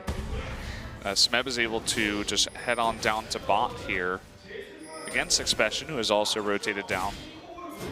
And is he actually just gonna take away this red here? It looks like perhaps, as Crash was forced out of his jungle by Pawn. Wow, I mean, I know summer is coming soon, but this is so many Infernal Drakes coming out here. This is the 4th one tonight in 2 games. KT RNGing like gods here on the last day of LCK. Gonna pick this up for themselves. It's certainly gonna be fantastic for them. Fly continuing to get poked out. Doesn't have any magic resistance in his build outside of his boots. Opted out of Abyssal Scepter here. A little bit surprising given the amount of magic damage coming out of KT's team composition and just the utility that the item itself would grant with that CDR. Instead going straight into Leandres. He's wearing the mask so that he doesn't, you know, no one can see him cry. Pretty much here. I mean, that's kind of been the name of the game for Longzhu. Just cry behind that mask. And, well, you can see he's about 1,000 gold behind Pawn. Having a bit of trouble. Pawn has the most kills in the game currently, so it does make sense as well.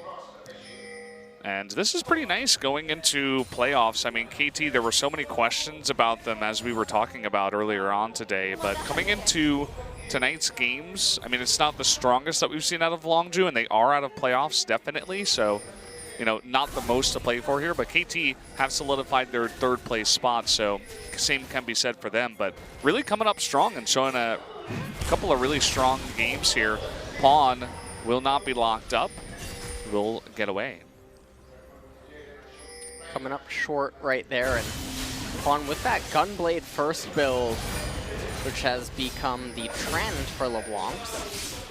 Ever since the nerfs and changes to her, she needed to make up for the damage elsewhere, and that item does certainly enable her to. And if you look up at top lane, it looks like Expression actually going to be going into Frozen Mallet as his next item. So no Wit's End against the Quadra magic damage comp. Yeah, interesting choice, and this also an interesting choice. Coming on in here is Expression. Does land a decent slicing Maelstrom. They're looking to turn it around here. A double kill right now on a crash. Smeb getting extremely low.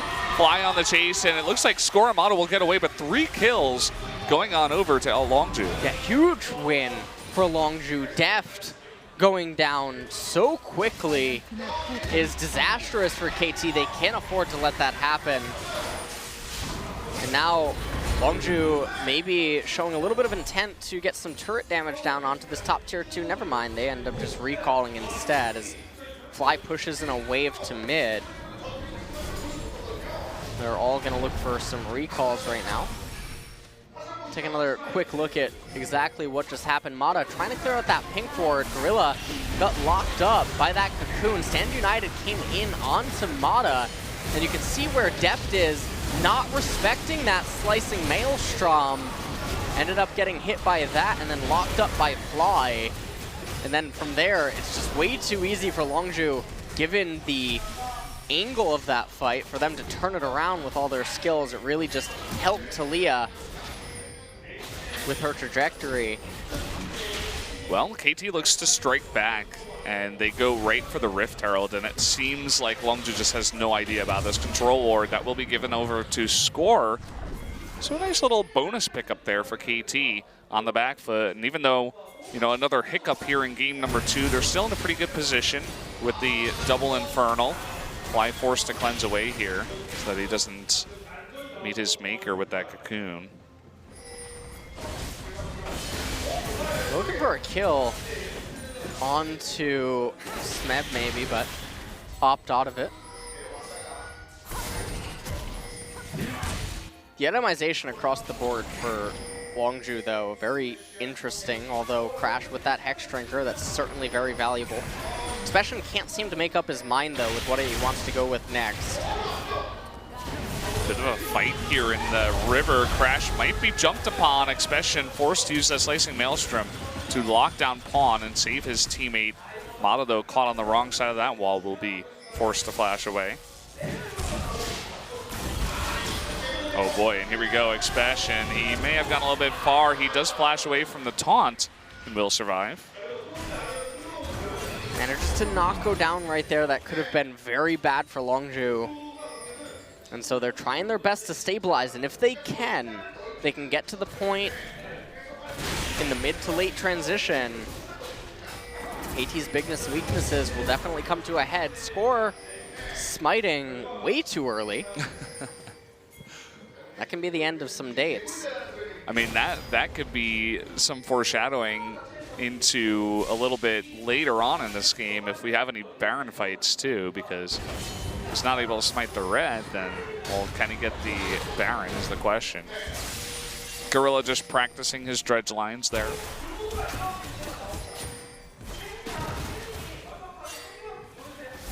Deft eating some damage, was looking to push that in, but Fly is there to stop this. And oops. And it looks like quite going right. Yeah, pawn. He will get that, but that's definitely very annoying. Finally picks up that blue. And the next dragon that's spawning, by the way, is following suit from last game. Another ocean drake. And then after that, it's going to be a mountain drake. And in case you didn't know, this is all scripted. Yeah, I mean, this couldn't have just been random, right? Look at this. Crash and Gorilla sitting on a ward, looking for a gank onto a LeBlanc. And it's not going to work. Just baiting Fly into taking extra damage. Gorilla looking for that ward will be unsuccessful, it looks like. We'll find another one. Well, Expression trying to do his best to continue to poke out, damage Smeb. Longzhu going to be able to pick up the Ocean Drake, not the most valuable Drake, not just because it's the dragon, but Crash and Expression are not mana users. Yeah, at least they're mixing up the script a little bit, not giving a 7th dragon to KT and take one for their own. And the next dragon is Mountain, so... What is going on? Yeah. He glitched in the Matrix right here as Longzhu were the ones to pick that up.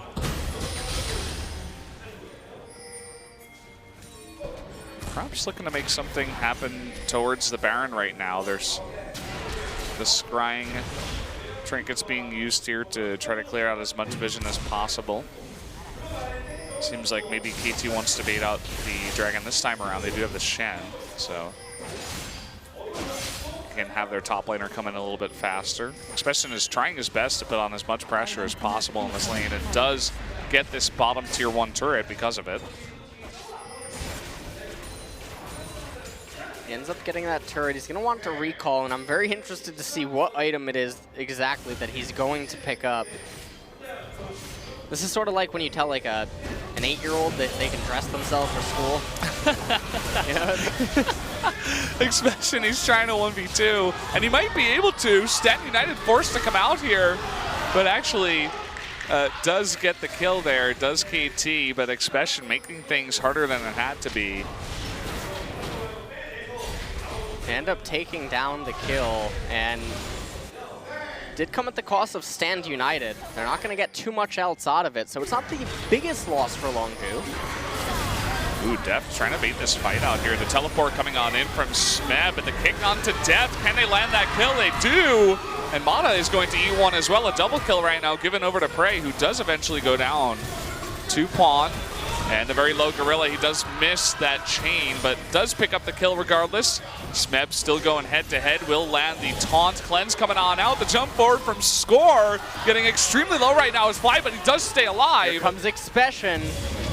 Can he come on in here and get the kill? He doesn't have his ultimate right now, and actually will be chained into the taunt. Will enough damage come on out? He will get the kill after the flash. What? Oh boy. I don't know. He teleported in only to die. That was an Amazon Prime delivery. Oh yeah, and look at this. Well, not enough damage able to come out, but they do get that tier 1 in the mid lane. And yeah, I mean, he didn't have a slicing maelstrom, so he kind of just ran in there and died. That was the most Krillin moment I've ever seen in LCK. He just like shows up and then gets smacked. That was like Hercule versus Cell in the Cell games, but nonetheless, Longzhu, they end up getting picked apart in that final fight. It looked like Deft was going full tilt mode though. And you can see the fight, he's just a little bit too far forward. Crash ends up getting on top of him, kicking him into Gorilla and Prey. He ends up going down. Fly ends up arriving to the fight. Smeb was here. as well. And at this point, Longzhu, they could have just chosen to disengage it, but tried to push a little bit too far forward. Porn ended up finding a kill. Fly cleansing away. And then right at the very end, he's able to live with the help of Crash, and then immediately, Expression came in, and then he left as soon as he entered. So, the end of it, Flash Longzhu, too. Yeah, they ended up coming out behind. Yeah, definitely a pretty good fight there for KT, and Deft, he's trying to pull a soul, just go ultimate man mode on whatever ADC he's playing. Longzhu looking to turn this around and push on to the mid-tier 1 here. Will be able to pick up one objective for their team. That's all of the tier 1 turrets taken out now by Longzhu. Same here for KT. And Longzhu are still definitely in this game. It's not like they're out of it by any means. They can pick themselves up the Mountain Drake. That's definitely going to help them quite a lot, as that cannon is going to further help his split push.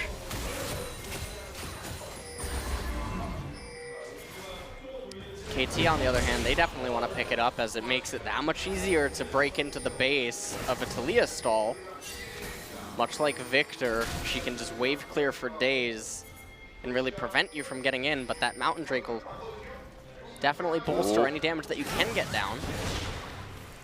Close cocoon there as KT try their shenanigans. At least they're baiting Baron a bit more, and they will go in onto it. But pings coming out of Longzhu. There's the Weaver's Wall. Will that deter KT from this Baron? It looks like it. Deft is like, no, I'm going to take it down alone. But the rest of his team is just going to leave him there. Whoa. That was a full 6 back ping. I only see that in solo queue. I've actually never seen that in... It's okay. NA and EU have never seen pings, so... Let's just be honest. There might have been more pings in that 10 seconds than in an EU LCS game. Wow. I mean, that was... yeah. Sometimes that noise goes off in NA or EU solo queue, and they just like look around their room. They're like, "What's that?" Is that the dinner bell? Is my mom calling me for dinner? Normally, you might expect that they could look at the mini map and see like a little dot blinking, but what is that? You know, what's the mini map? Yeah, exactly. Usually, I just cover that. Just distracts me. So Score looking to go right onto that Mountain Drake, or at least clear out the vision here. Not going to be bold enough to start it up in the face of all those Longzhu members.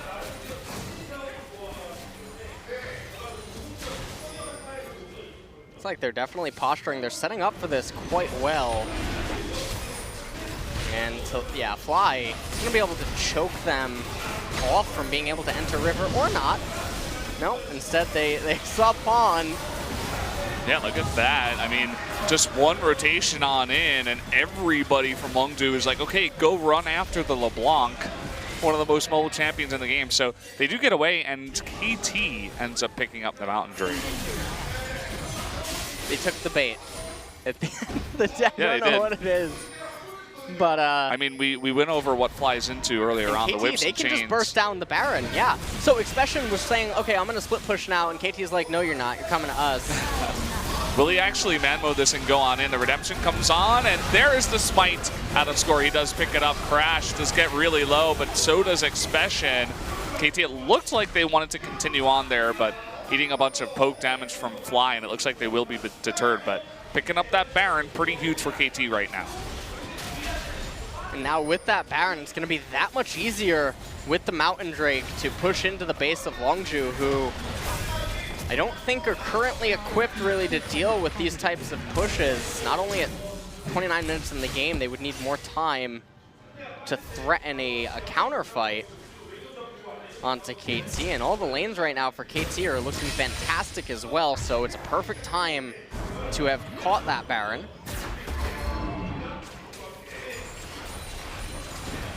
Quan heads home, picks up a nice chunk of AP with that needlessly large rod. And everybody did head home and go ahead with that.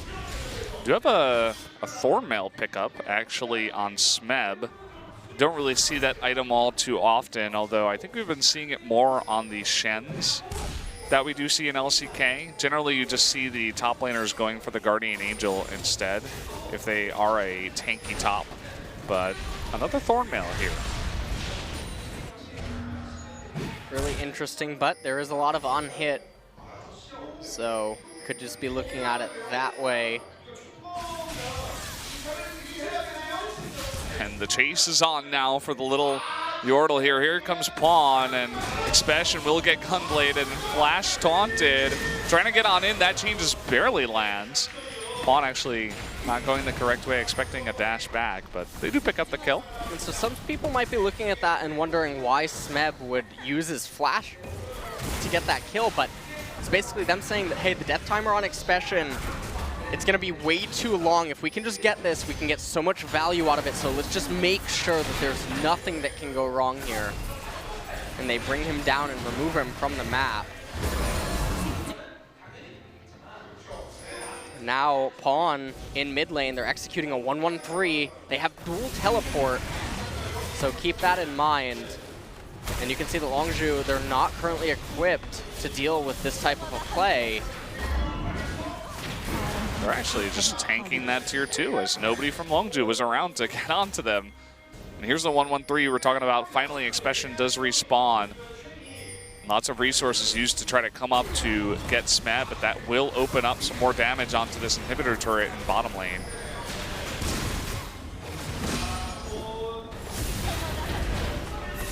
Sand United coming on in, and here comes Deft with the double shot there onto the turret. Ooh, nice play there from Crash, but Deft able to hop on back with that flash. Weaver's Wall comes out, but not close enough for that poke. Expression, though, coming on in, taking out Mata. Smeb getting pretty low up here in the front lines. Will he be able to get away? Heal coming on out. There's the stun, though, from Expression. And another kill, actually, onto Score. Deft now trying to get a little bit fancy here. Does pick up a kill. Actually, a couple of them. Here comes Pawn coming on in, and it will work out in the end, as now it's just one-on-one here on the Rift. But I think Pawn is going to do a bit of damage to this inhibitor. Expression will try to come back and stop this. Oh. Chain does miss, and that is pretty huge. The second one misses too. He will be forced to dash away, but Expression will not give up onto this. Pawn jumping back. It looks like he's going to commit to the inhibitor here. Even if he dies, as long as he gets the inhibitor, it's worthwhile. One more hit. He's going to hop away again. Oh, he's going to try to execute. And oh man, he's trying to get away here. Will he be able to do it? He's going to jump the wall. This guy is unbelievable. And Pawn will get away after getting that bottom inhibitor. What a hero. Is he going to get the blue? Yeah, all right. Okay. I thought that was about to be a super anticlimactic ending. Unbelievable. But what a play on LeBlanc. Gets the inhibitor, gets out as well. And that has to really get under the skin of the Longzhu members for him to be able to live right there.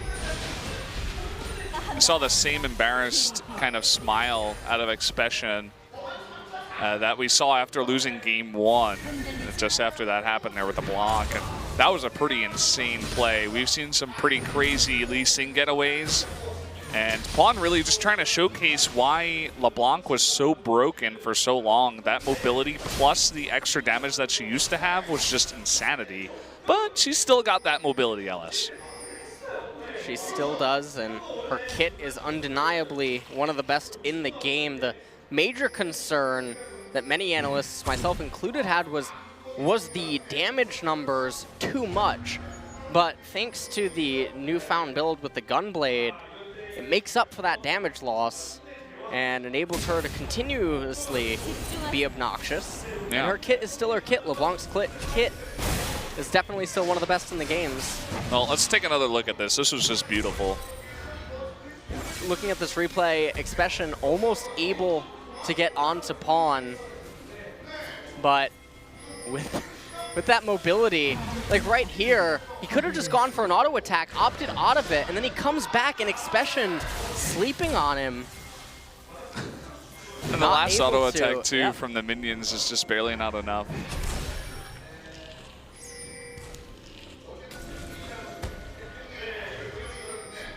Now heading back into live. Baron's going to be coming up in a minute, so if Longzhu want to keep themselves in the game, they're going to need to capture that.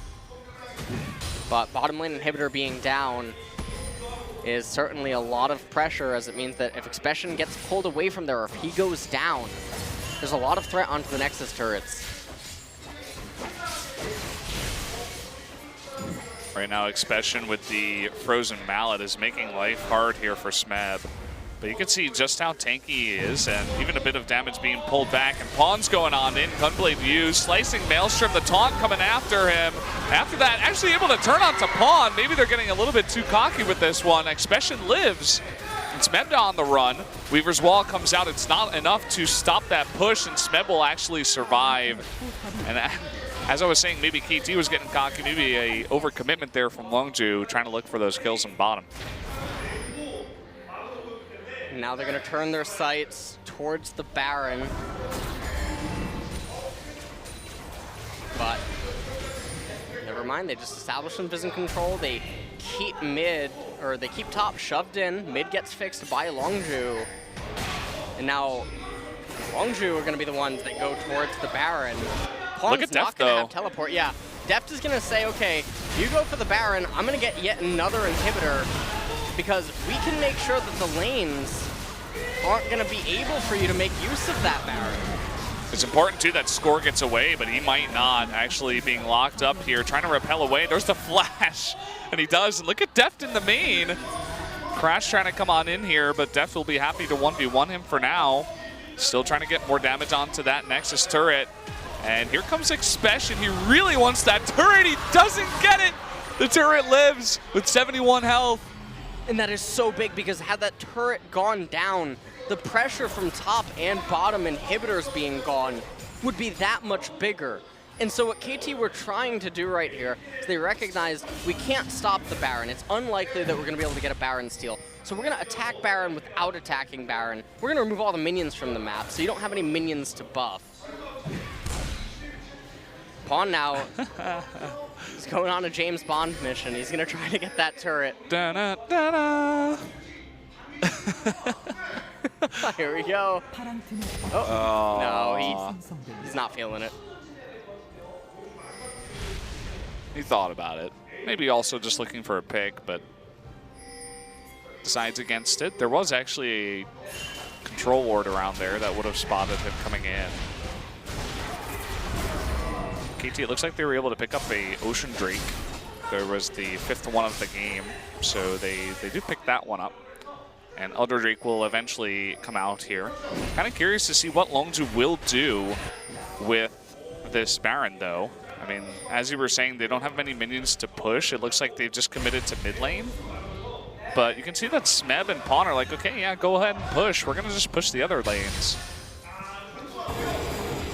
You can see that even with the Baron, Longzhu, though, they're under too much pressure from top and bottom, and that's because of the dual teleport. And that's really starting to kick in. Expression, sure, he could really shred through Smeb or Pawn if he could just get on top of them, but he's not able to. And they can constantly just keep using these guerrilla warfare tactics to apply an basically unanswerable amount of pressure to Longzhu. And Fly is never going to be in a position to really use that Weaver's Wall to help out Expression, at least not against the Shen of the LeBlanc. Yeah, lots of mobility out of the side of KT. Expression wants to go on in here, and Pawn's like, okay, yeah, go ahead. We can do this 2v1 again. Next time I'm going to run away. And come on back, does a little bit of damage on the back end, and he does get the stun there onto Smeb, but he's got Merc Treads. Actually, no, he doesn't, but a very slow, a small amount of stun there. But eventually, Expression does get away. And all that's really happening right now is KT are delaying as long as they can until that Elder Drake's up. They have 4 dragons that are going to get enhanced by it. So once that ends up happening, Longzhu are going to be the ones that are forced to answer to it. And if KT does get that Elder Dragon with their team comp, basically going to enable them to just run over Longzhu. Look at that damage, man. Deft is like, okay, this is my lane. You get out of here right now. And that makes him go back. And this means that the Baron will essentially do nothing. I mean, they get the gold out of the Baron, but they were not able to push anything. And here comes the Elder Drake in about 30 seconds. Gold score right now is pretty even. It's only about 4,000 ahead for KT, but the real story are those dragons and the lanes that are pushing. Just the situation in the game right now. And it's going to be pretty hard for Longzhu to get on into that Dragon Pit, especially with all the pressure that KT is already putting on to Longzhu in the red side jungle. Pawn is looking to maybe apply some pressure to Crash before this upcoming Dragon. If he could have even forced out a recall right there, that would have been really big for them, as then Crash would not be around to really do anything. And they've started the Elder Drake, and they're shredding it quite quick. That there, Deft's already doing a ton of damage. They have one Mountain Drake and the double Infernal. The Longzhu do know about this. They can see exactly what kind of health it has, and it's going to come down to the Smite. They're going to stop DPSing it, but Score's got to stay in there. It will reset. Corey getting extremely low, but Smeb actually going for the stun on in. Here is Pawn. Really big redemption, though, onto the side of Longzhu. Fly and Expression extremely low now. Pawn wants to go on in. The flash stun onto Crash. Nobody has died just yet. Smeb getting extremely low. It looks like maybe his CA will be popped. No, not quite. Extremely low at this point right now. Smeb can recall and come back with teleport. And here's Score trying to get that kill onto Gorilla, and that is really huge, getting that tanky Nautilus out of here. Lots of members of KT pretty low, though. Very extended fight at this point in time. Smeb coming on in from the back. Not sure if they see this one. They see him now. Now coming on in here, Pawn will rejoin. Can they get a stun? Prey, he gets caught up. Expression will as well be torn down, and Crash will follow up there. And now Fly on the run. We'll see if he can even get out alive. And it looks like KT, they just want to go for the end to this game. And there it is. That's the ace. KT, despite a 6 versus 5, they come out on ahead, and they're gonna look to take game number 2 here as the Nexus turrets fall. And that's it for KT. Yeah, that's gonna be it. Game 2 goes over to KT. A longer one this time, 42.5 minutes, but they do take that 2-0. And definitely was a little bit worrying at some points for KT, but their usage of the dual teleport and just the plays that came out of Pawn and Smeb, yet again, just a little bit too much for Longzhu to handle. And I mean, credit to both of them in tonight's series. Absolutely fantastic play. And KT should feel really good about that game number 2. Yeah, they definitely should. The question is, who will get the MVP? I think it might just have to be Pawn again. He had an incredible game on that LeBlanc and a really memorable play as well to pick up the bottom inhibitor. Crash looks like he's half of himself right now as he sinks into his chair. Probably going to be Pawn. Wouldn't be surprised. He had the 2nd highest kill contribution that game, and he had the Reddit play with that LeBlanc. That he did. We'll be seeing that one many times. And so that means we might be hearing from Pawn and a coach on the MVP desk. We might get a replay of that last fight because it was extremely long. Yeah, here it is. Yep. So the Dragon ended up resetting constantly throughout this fight, and that was the real tragedy for Longzhu, who looked like they were going to be able to capture it. Score finally found the kill onto Gorilla, and then Longzhu weren't respecting the fact that Smeb still had teleport. So Dragon resetting yet again, and then Smeb able to come in on the back here. He got the taunt onto Prey, and that was the go button for KT. And despite the Elder Dragon's best attempt, Longzhu still could not win the team fight. Smeb and Pawn eventually just dogged down Fly at the end there. Yeah, so very nicely done there by KT. They pick up the 2-0 tonight. We'll be hearing from Pawn and someone else, perhaps a coach, as it may just be the double MVP for Pawn. You can see that even in the Longzhu booth, not too many sad faces outside of Fly. Just kind of what we've become accustomed to, unfortunately. Well, Longzhu definitely can go back and look at this series fundamentally they have a lot of stuff in their gameplay that they can work on. And for the LCK Spring, definitely not the result I would have expected, seeing how they were performing earlier on, and definitely not with their roster. So for sure. So guys, we'll be right back with the MVP interview.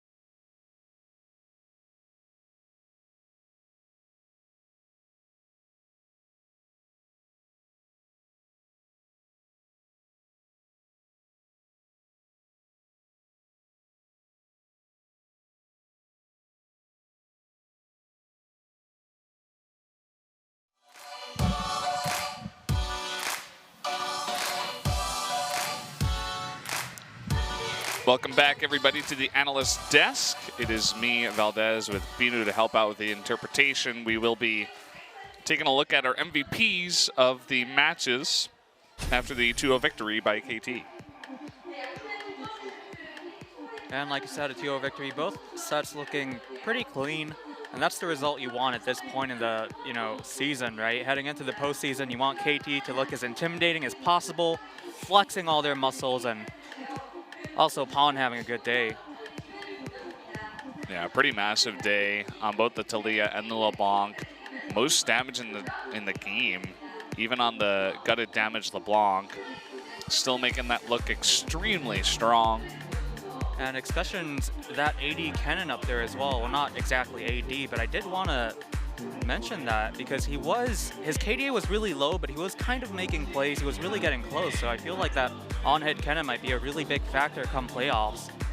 I also really like the trick or that rotation they're doing in the pick and ban phase, picking Kennen and Nautilus and kind of throwing a curveball. Which one's going to go top, which one's going to go support, because support Kennen is something that happened in the history of League of Legends. But Pawn, as everyone expected, gets the double MVP, which means we're also going to get a coach in the interview segment. That's pretty cool. I like getting a coach interview too.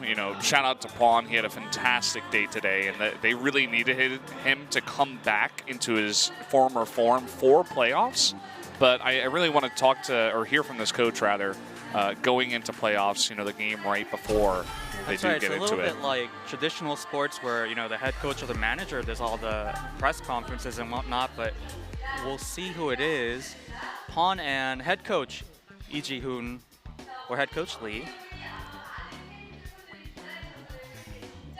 So first question, a lot of KT fans must have been looking forward to this performance today. How do you feel about the victory?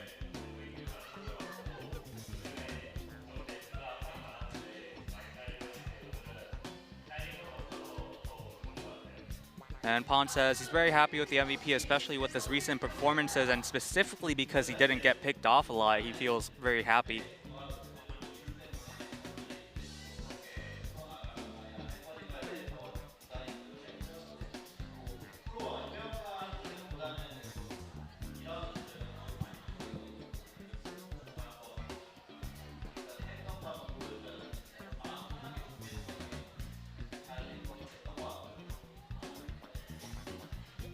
Head coach Lee says, although there was a lot of pressure, heading straight into the playoffs after this, he just told the players to focus on how they've been performing in the second round. Just take it easy and try to give their everyday performance here, and it seems to have worked out.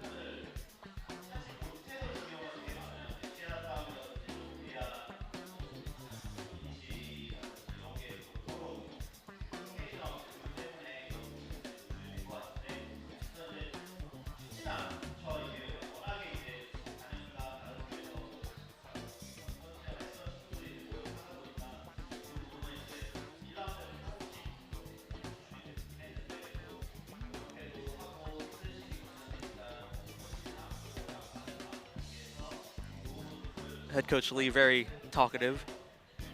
But basically speaking more on strategy, he says he feels like a lot of the, difficulties that this KT Rolster team has been facing is with how they're, walking into team fights, or more importantly, getting the fights they want, whether that's, making the right engage or making the right movements. And he feels like at the center of it all, it's a matter of communication between players. So he says he admits that it's a weakness that has been exposed early on in the season, and that has always been KT's homework leading up to this point. So we'll have to see if they could get a result off of that.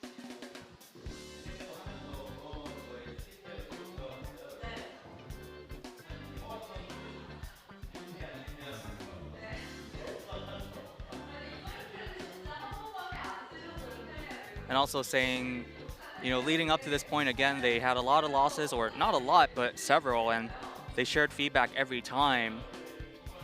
Pawn specifically being singled out as maybe a little bit more vocal or talkative there.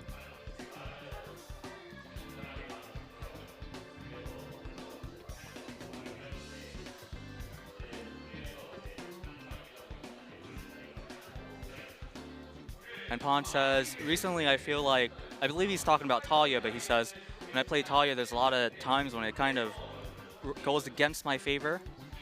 But yesterday in one of the scrims, I had a great time, and I really spoke strongly to play Talia in today's game.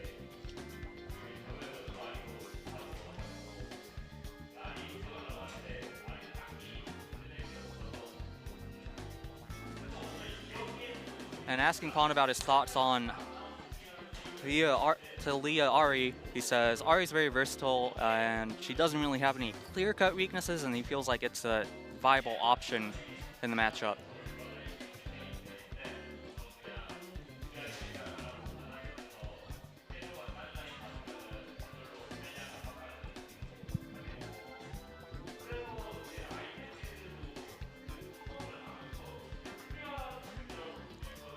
Now asking about that Hextech Gunblade on the LeBlanc. What are his thoughts on that?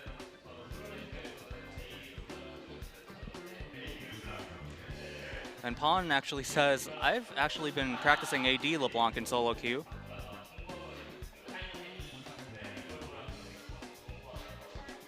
But more specifically, he says the ingredients for Hextech Gunblade, he really favors them. He thinks it's a great buy.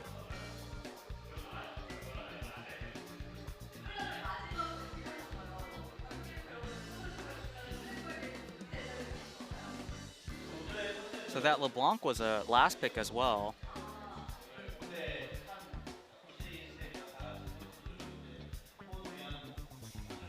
And head coach Lee says, well, our concept or our philosophy today was it was basically pawn time, in his words, quote. And from the players to the coaching staff, the entire team seems to have really wanted pawn to carry it out today.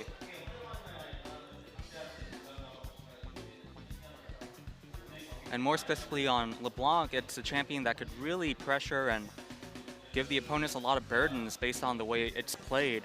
So he feels like that was the right choice for Pawn today, especially given the team's philosophy and the team's, desire.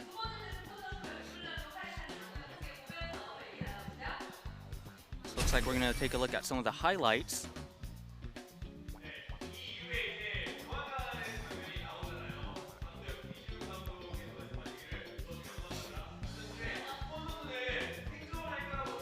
And this is the sequence of events that preceded Pawn's great escape. Head Coach Lee saying, that was a good one.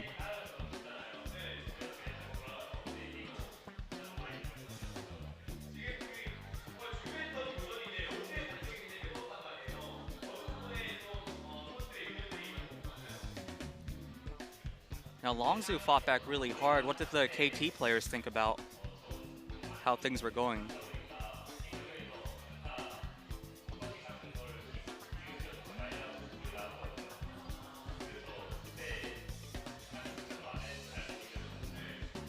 And Pawn says one piece of feedback that they shared was to maybe work around some of the mobile champions a bit better.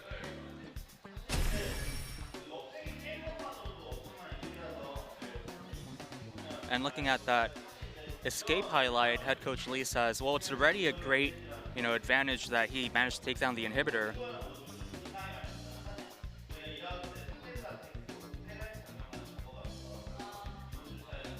And he says that escape was definitely impressive, and especially so because Pawn, he feels like all the other players may have been getting all the highlights in the second round, so he's very happy that Pawn made that play.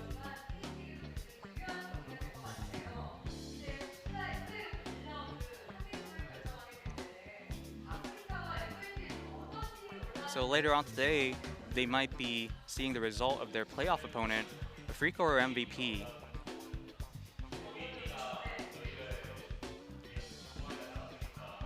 And Pawn says he definitely wants to see MVP because MVP has won more games against them.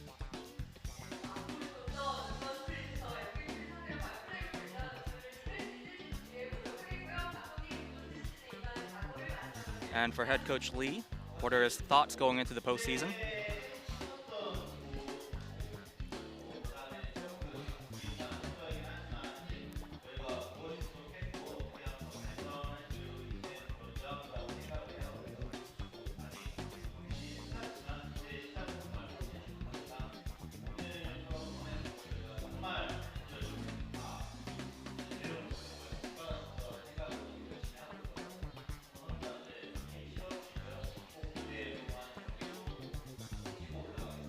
So head coach Lee says, everything considered, he sees the postseason as a new beginning, a new step in the development of this KT team. So he thanks for the fans for their support and asks for more support.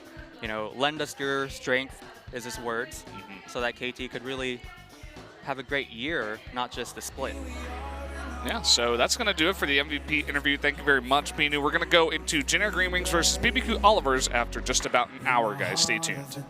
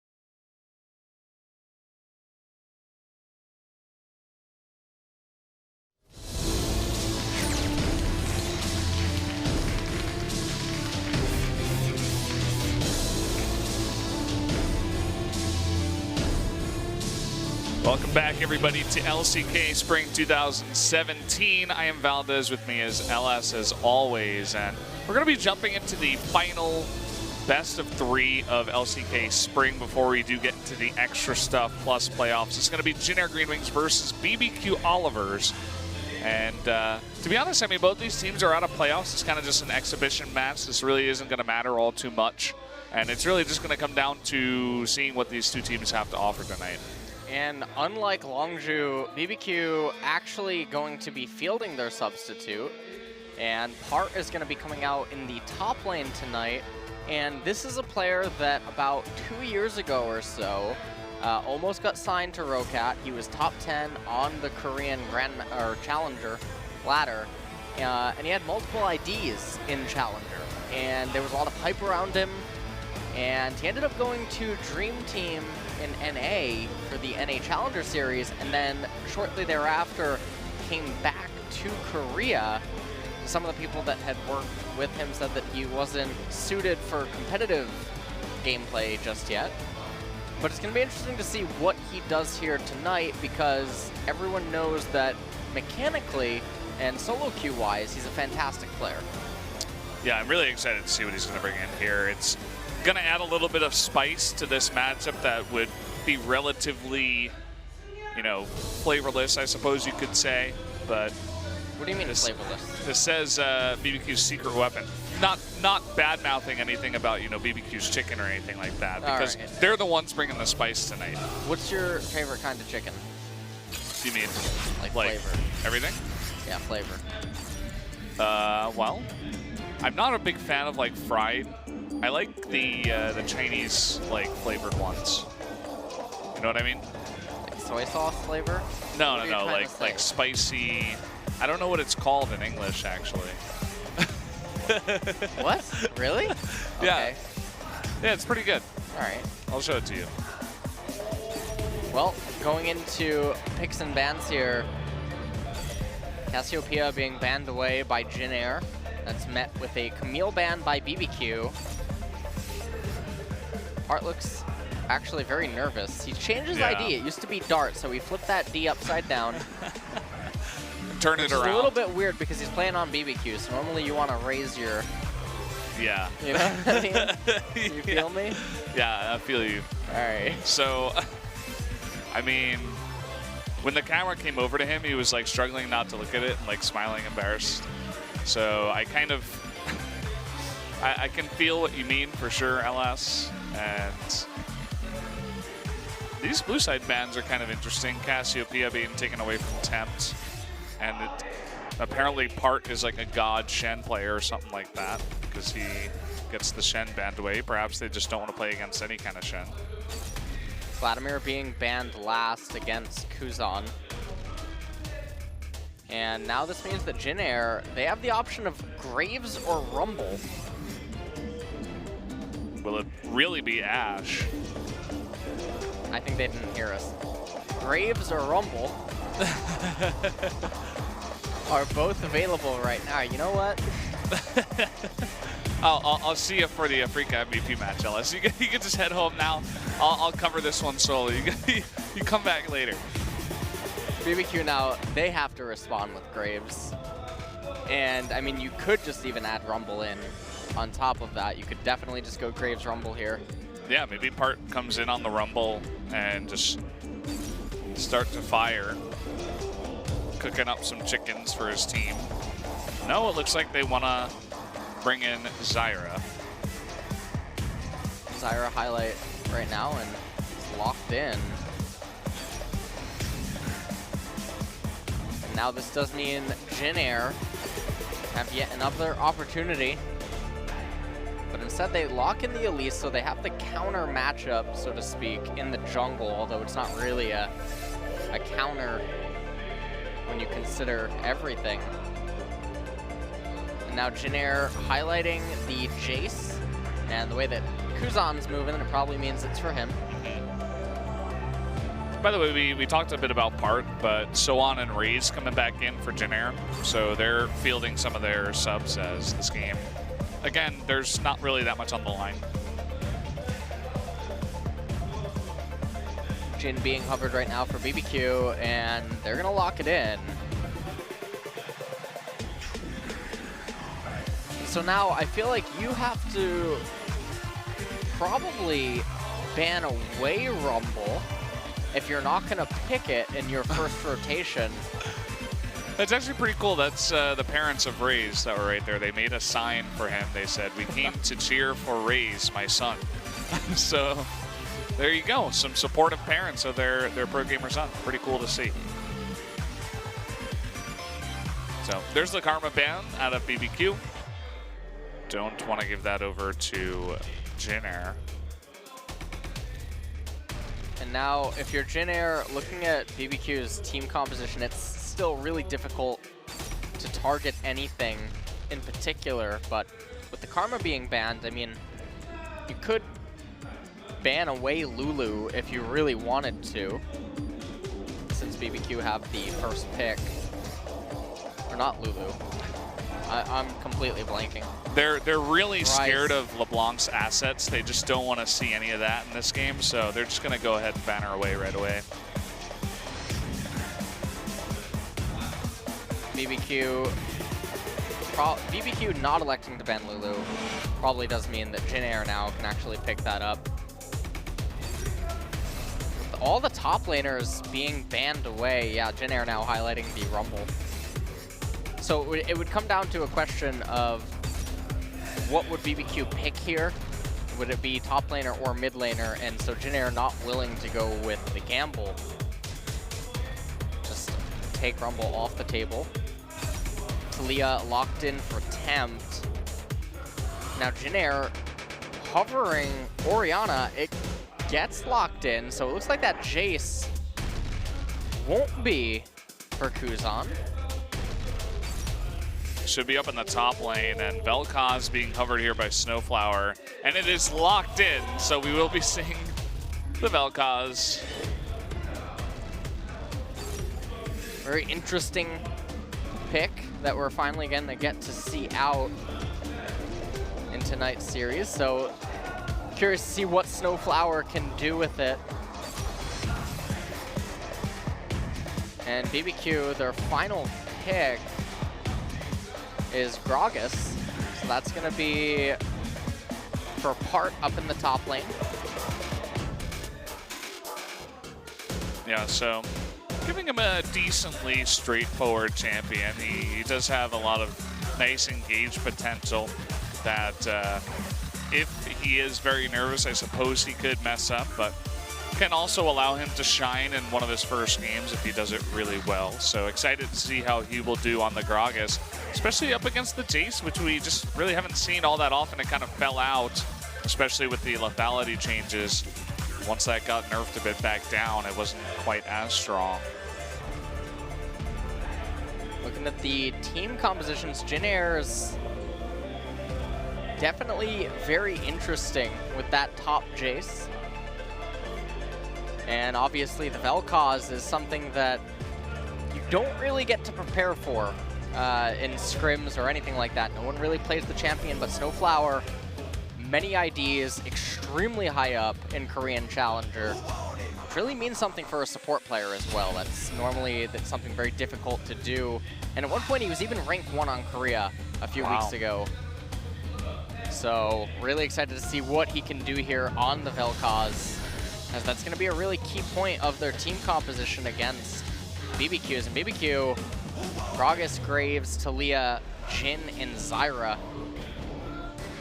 If they get the ball rolling, it's going to be very difficult for Jin Air to find a way to stabilize. And in terms of late game scaling, it's really difficult actually for me to determine who probably has the edge, but can't ever discount Talia or Graves and Jin. Yeah, for sure. So guys, let's jump into game number 1 right now.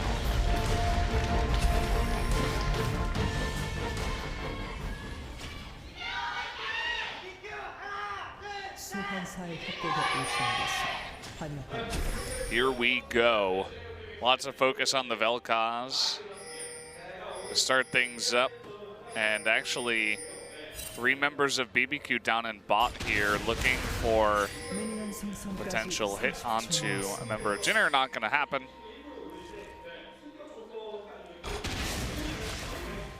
Snowflower. Trying to do those math calculations in his head.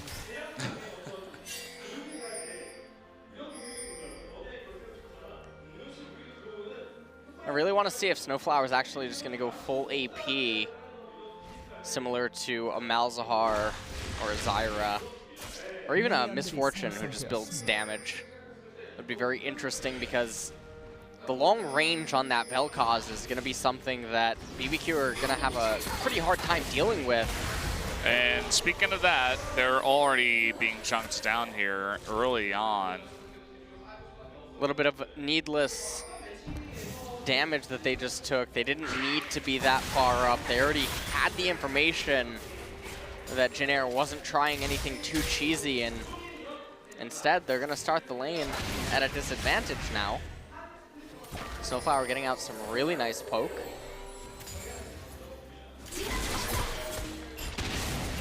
Yeah, and you can see those math calculations you were kind of joking about, but definitely can use the different angles that Vel'Koz has got with his Q to come on in. And he's landed pretty much all of them so far, so you can tell that he does actually have a decent amount of practice on the Vel'Koz. I haven't seen it all too much myself, but excited to get to cast it here in this game. This is kind of the fun of these games, you know, a little bit more laid back. It's not like there's a ton on the line, but you get to see some new, more exciting stuff, new players coming in, and stuff like that. So, looking forward to this game. Well, I got a math calculation for you, Brendan. What does JAG plus BBQ equal?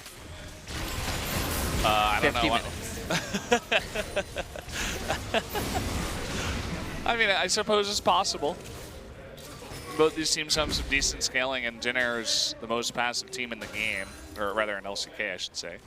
I think it's really going to be up to BBQ to put on the pressure and actually go on in, but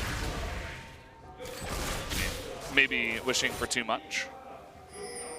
Well, it's also going to be curious to see how Part ends up playing his role. See if he takes on the role of like Prophet on SKT when he first debuted, and just go full out aggressive with what should otherwise just be a purely tank utility-based champion. Well, Ray's making his way up top, and there's a big wave here, but it doesn't look like they want to do any dive shenanigans onto Part just yet. Ooh, a bit of burst damage here onto Kuzan. It always looks pretty flashy when the Talia knocks you up. Right now, Bless just power farming away. It's always going to be advantageous for him, almost regardless of the jungler matchup. It's just scales so well into the mid and late game Graves, and Raze is really going to have to find something to do, and here we go. Okay, bit of burst damage. He will follow up with a repel. Bless is fighting back. A little fight over here, and actually Kuzan flashes away. Definitely did not have to burn that flash. And now Raze is coming on in, eating a bit of damage. And actually Bless is way ahead, and Raze just kind of eats it there, forced to flash away. Bless not able to follow up. And the shenanigans start already here from 4.5 minutes, but nobody dies. Jin Air get a much worse end, though, of those trades in the end. Junglers go flash for flash, but Temp now up double summoner spell in mid. And this is going to take a lot of pressure off of all of the lanes with Raze not having that flash available. You look at the gold score up in top, though, Jin Air is quite ahead by about 400, 500 gold, and all of that is mostly in part due to Sohwan up in the top lane, who, look at his itemization. He went Corrupting Potion into double Doran's Blade. That's an extremely aggressive lane. Yeah. I almost have a feeling that he's like, okay, I can dominate this lane, but I also want to just like 100% dominate him here. He probably knows that Part is a bit nervous coming into his first game, and he just wants to lay on the pressure really hard to potentially get a nice lead from that.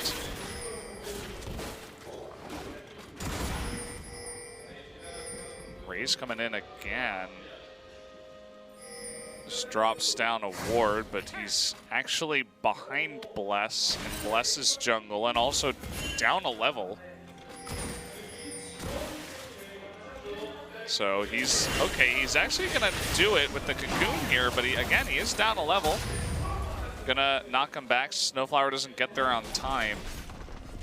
And both of the junglers will just back off. Really interesting play coming out of Graze. A little bit questionable. He is caught up in levels now as he picked up that scuttle. Tempt now gonna eat that plant. Meanwhile, in top lane, still the CS gap is quite noticeable, and the damage being done to Part's turret is also quite big. So Bless is gonna have to alleviate some of the pressure up there. Otherwise, Sohan is just gonna completely snowball out of control. Yeah, you can see Tempt was heading over there as well. He just took out the plant. Didn't really go for any Weaver's Wall shenanigans up top. But was pathing up there. So definitely another option for this BBQ team a little bit later on. Ray's now waiting in this brush here, hoping to catch the BBQ bot lane unawares. This is the longest gank. He's gonna wait quite a while. Which reminds me of that time that I think it was Spirit on Fnatic waited quite a long time. Oh, okay. This is the Cocoon. Oh, not gonna work out. Kind of unfortunate. That was the most anticlimactic. I didn't really have anything else to say about it. I'm like, yeah, well, that kind of sucks. Bless is gonna make his way in here, and it looks like he'll just pick up the blue because Raze with that gank down top, showing where he's at. Looks like they want to hand this over to Tempt, potentially. Yeah, gonna hand that one over to Tempt. So they'll say, okay, you went for my blue, we'll go for your blue. Let's see if the bot lane here of BBQ wants to collapse. Doesn't really look like they can, and so just gonna trade blues here. Trading blue is not the end of the world. And Jin Air down in bottom lane, they have a little bit of a CS lead. Still haven't really shown exactly how Snowflower is going to itemize yet, and I think that's a really key factor that we're going to need to pay attention to, because if he does just go pure on damage, the poke that can come out from Snowflower and Sohan in the mid part of the game is, for the most part, going to be unanswerable by BBQ, because if Part doesn't have his flash available, there's going to be no way of getting onto Sohan or Snowflower. Yeah, definitely will be. So you kind of see the meaning behind it. And Snowflower just hitting 6, picks up that Disintegration Ray. Looking for some cool plays with that a little bit later on. It's mid lane very even right now. There it is, actually. Using that on Ghost, he gets extremely low. But unfortunately not able to follow up was Teddy, as Ghost was underneath the turret. But again, he pushes him back and forces him to recall, and now they're just going to push this lane real hard.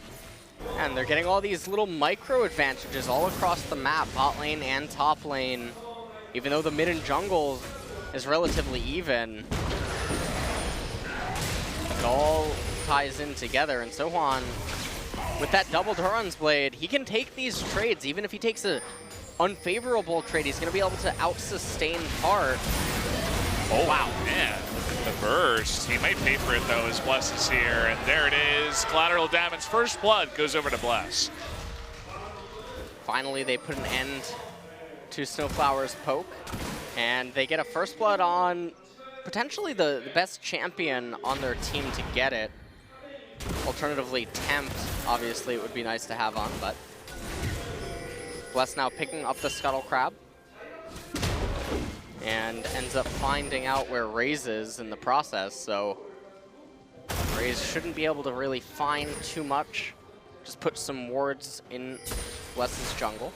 Now they know exactly where he can go, but with bottom lane resetting, I don't expect to really see any sort of dragon attempt, as Snowflower is coming back straight from base, and Teddy's going to be wanting to stick around a little while longer. So the real question is does Sohwan just single-handedly get First Blood turret up in top lane against Part? But Bless, his route now will go on to the left-hand side of the map. Seen a lot of trading here, and it was very even until Temp decided to use his Ghost, and didn't really get much out of it. Breeze is chilling down bot. He really wants to set up a gank down here, as he could definitely do a lot of burst damage with the Vel'Koz if he can land his Cocoon. Let's hope he does a bit better of a job this time around.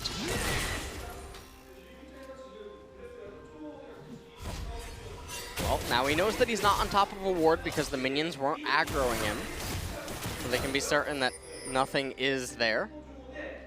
But he doesn't decide to wait around for it, not this time.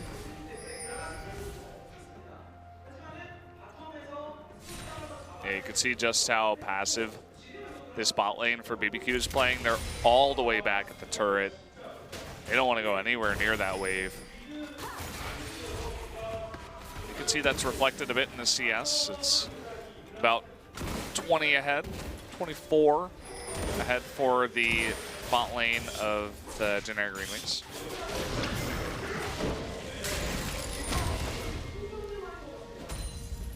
Top lane not super exciting anymore. As Part with his tier 2 boots and the double door on, plus Corrupting Poach unable to keep up right now.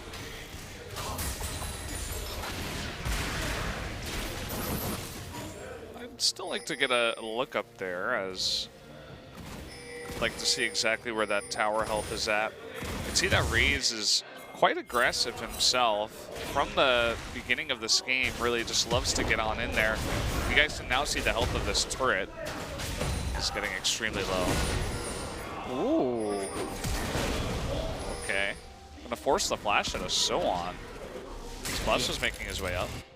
Yeah, he has to flash away because he doesn't know exactly where Bless is, but if he was just outside of vision, then that could have gotten very ugly. So he respects that possibility. And he can be fine anyway. He's up so much in CS right now that he must be feeling extremely comfortable. He's going to be able to go back and get his Black Cleaver soon. But it looks like he might be intent on trying to get that First Blood turret before he recalls. You can even see the ping goes down onto it. So they're going to bring up Raze so that Part has no chance at stopping this. Yeah, and speaking of that, here comes Elise from the jungle. Someone trying to finish it off himself, but Part will get away. But that should be that First Blood turret going over to Jin Air GreenWings in the top lane.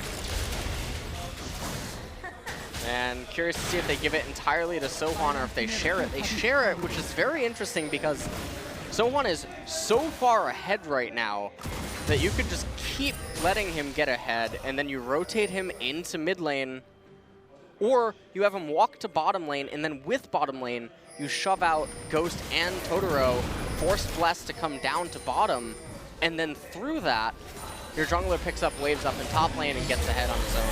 Oh boy, missing that Q, but look at all that burst damage on a Totoro. Unfortunately, they don't pick up the kill. 2 ultimate abilities are used. Meanwhile, Cloud Drake goes over to BBQ.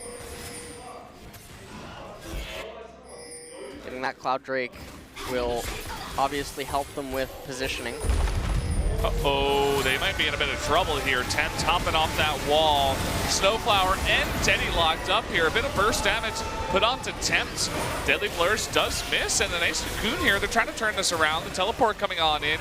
Raze, though, getting pretty low. So I'm going to get there first. Misses that Shock Blast, and that means they're going to have to back off. The teleport canceled from Part, and Jinner is not able to pick up any kills on the back of that fight. That was a very weird team fight. Certainly a lot of skill shots ended up missing. But Jin Air, they're going to be able to pick up this bottom tier 1 turret. And through all of this, it lets Part actually catch up in CS. He's finally going to get some turret damage down for the first time in the game. We'll take another quick look at the replay. So the curtain call came out from Ghost. Tempt ends up locking up Snowflower and Teddy. And Teddy forced to flash right at the very end there. Deadly Flourish missed. Ricochet from Bless ended up missing on Teddy as well. Teleport came in from Sohwan, and then they called in the teleport from Part, but it should have been obvious to them at that point that it's going to be full disengage mode. And even if one member would go down from that position, Part's presence would have had no interaction with anything that could have been a follow-up. So they end up losing teleport for no reason, but top lane in a fantastic position as we come back into live. And with no dragon on the map, the only real major objective that could be captured is a Rift Herald, but that's going to be opportunistic. Yeah, no team really not far ahead enough either to be able to go in on that. Oh, they're going for the flash here onto Tempt, who actually misses his flash over the wall. Feeds a kill over to Raze.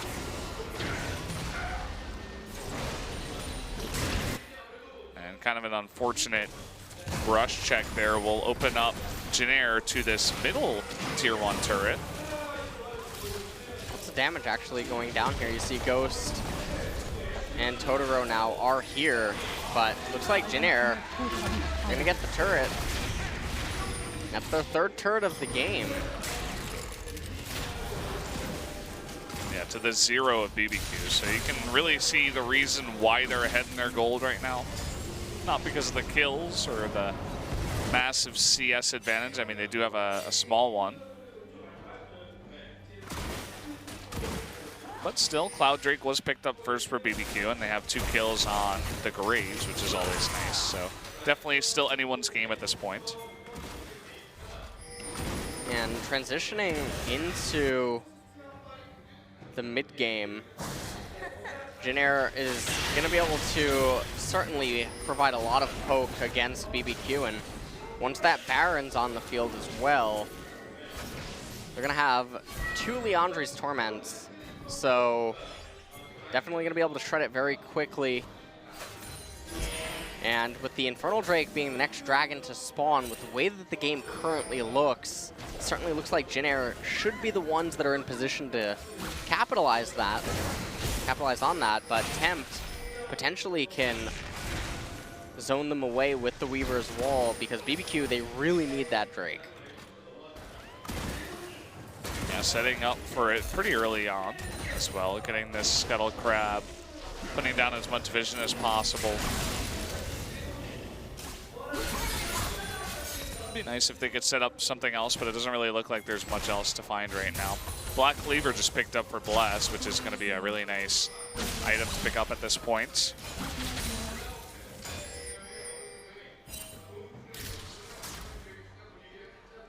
The game is in a very passive phase right now. Don't expect any action to unfold until that dragon comes up. But someone could always misstep, get a little bit out of position.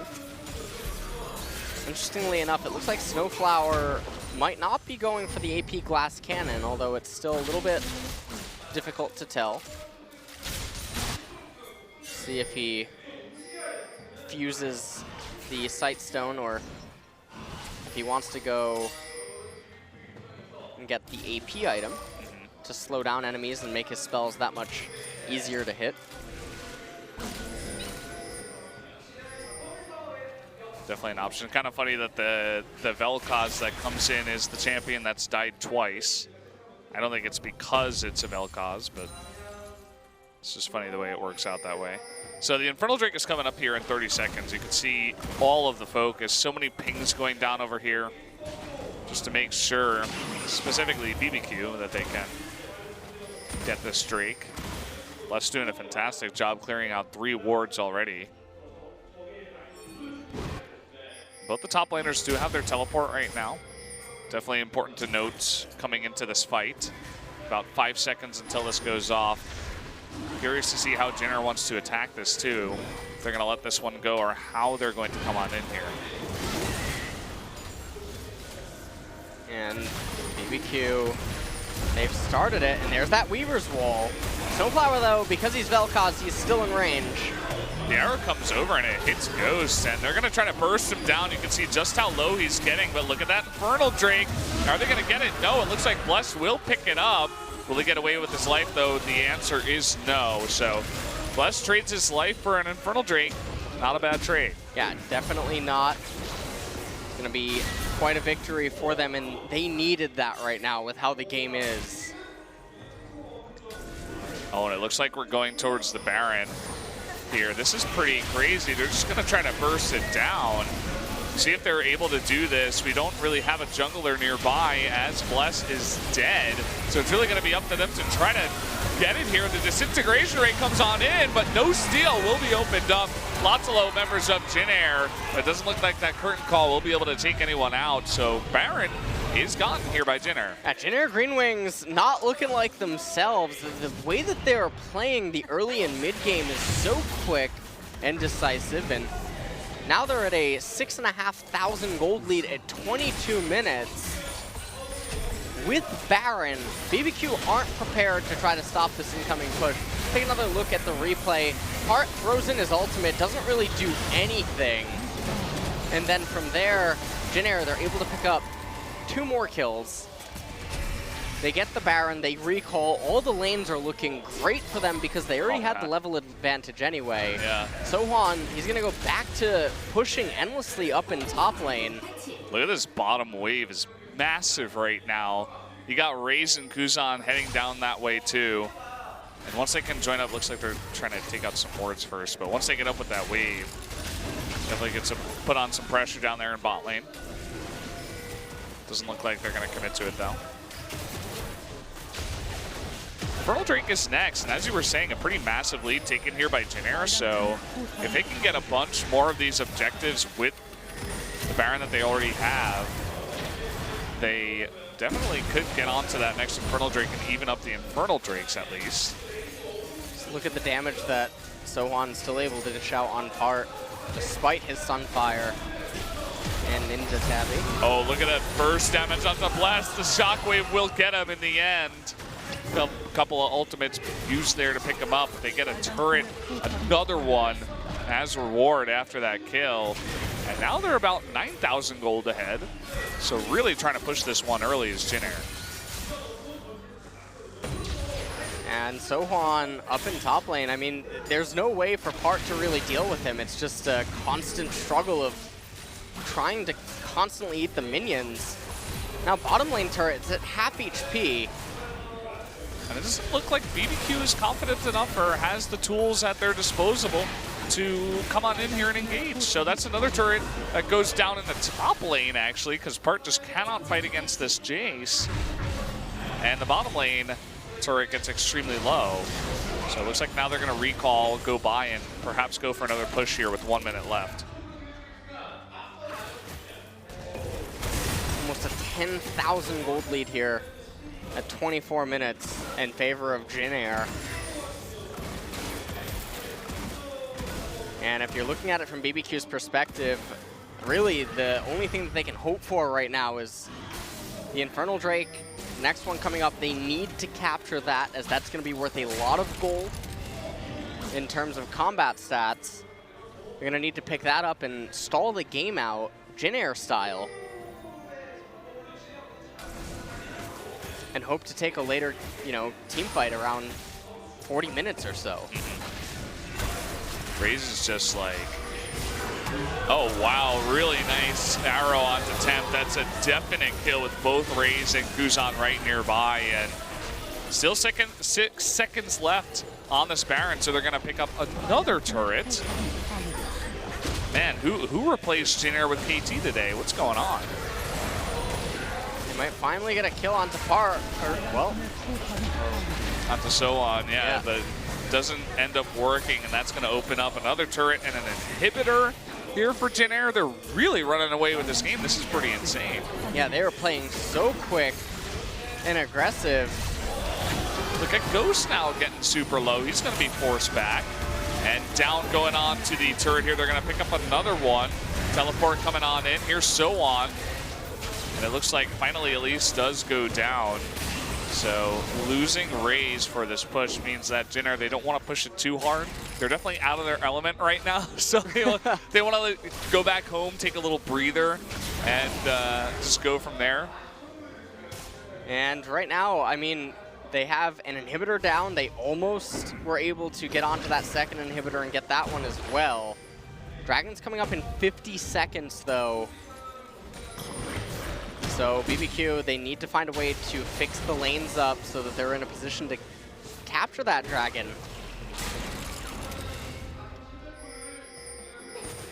And if they can do that and then stall the game out a little bit longer, because Baron's not on the map for a few more minutes, they would get themselves some breathing room at the very least. Arrow, okay, we've seen that happen a couple of times where the arrow is intended for someone else and it hits someone entirely different. But either way, they're not able to capitalize with the kill. Dragon coming up here in 5 seconds. It doesn't look like BBQ wants to get anywhere near them. They're just saying, okay, we'll let you have it. It's fine. Actually gonna concede the Infernal Drake. You know, I was expecting this to be a little bit more BBQ-sided, but the way this game wins, I mean, Jin Air just got so many turrets early on, and they were able to, after a team fight, go straight to Baron because they were able to pick off less. So it's just like the perfect storm of everything going right here for Jin Air, and they're actually using their advantages to get on in there and be aggressive. The wall will cut off only Sohan, and everybody else is there to protect them, so BBQ just cannot engage. And the push continues here onto the inhibitor. It's going to be a very difficult push for BBQ to try to resist. Snowflower and Sohan trying to do their best with Poke.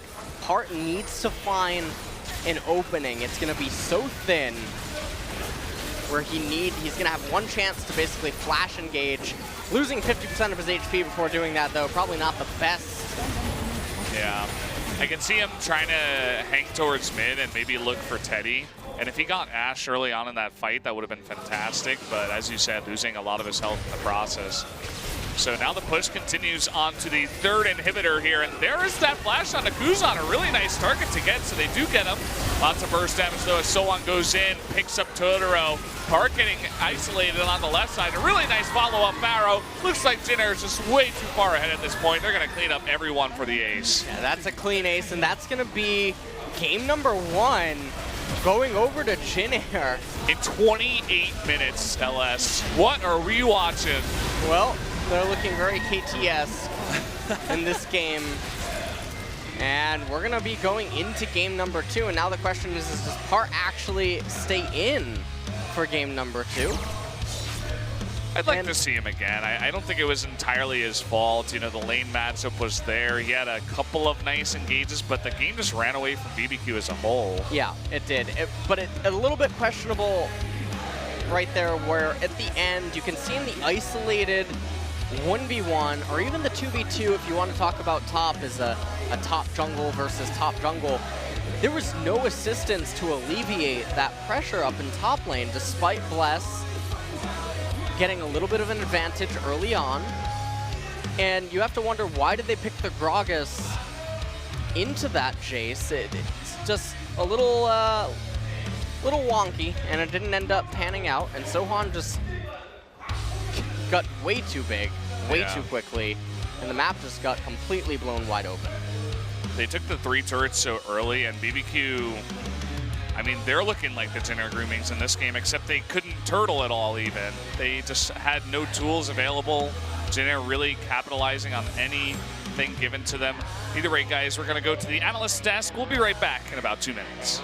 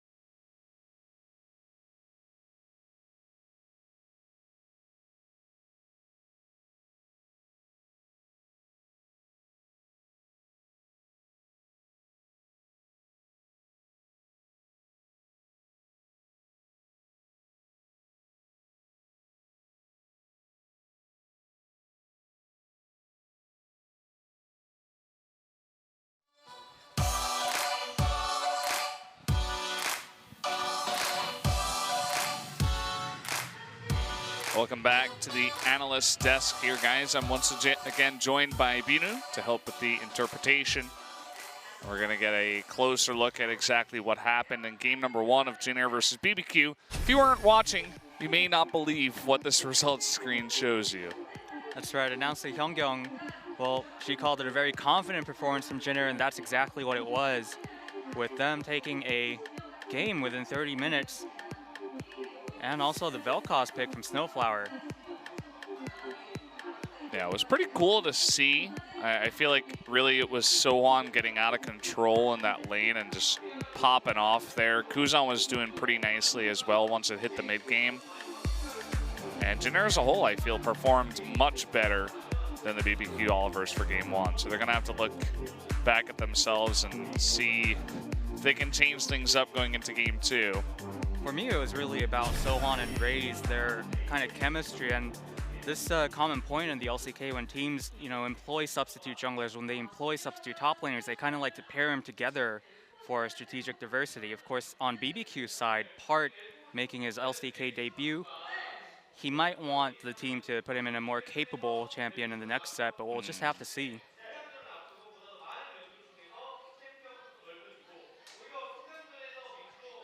Now, I know we called this somewhat of an exhibition match, coming into this one, but Kanata brings up a great point saying that, at least with the Jin Air GreenWings who are headed for the relegations, it's kind of like KT in the last series. They want to go in there intimidating, they want to go in there flexing their muscles. Yeah. And this definitely somewhat makes a case for that. Definitely have to agree. Really showing up and showing a totally different Jin Air as well, so it's not what you expect. So maybe the teams that are facing off against them are just going to be like, well, I don't even know what to prepare for. This Jin Air or the one we've been seeing all season? Somewhat ironically, I feel like it's a little funky we're starting off with a BBQ highlight, but of course BBQ didn't get completely stomped, so they might still have what it takes to take this series. But there it is, Raze getting a lot of key picks and really enabling his laners. It's also emotionally a very feel-good win for him too, because you saw his parents in the crowd, during the picks and bans, and he's all smiling and he's happy. And yeah, it was pretty cool to see that. I was kind of worried after he failed a little bit early on, but then he really came back and played quite well. Teddy's Ash, by the way, was like the backseat, really fantastic player of this game, I have to say. All of his arrows were right on point, except for like one, but it still hit one of the BBQ members anyway. So really got to hand it to him on that Ash pick that they did first pick. Definitely was enjoying that Ash play. Teddy's been great all season, and again, if you're a Jin Air GreenWings fan, you want to see this as a developmental team or a team that's still developing their roster. Of course, that Baron play was also fantastic, recognizing that Bless was out of the picture. So decisive, which is not what you expect from the GreenWings, at least, during this regular season. That's Teddy having all the room in the world. They were so far ahead at that point. But as you said, really just super decisive and so many picks. Really nicely done.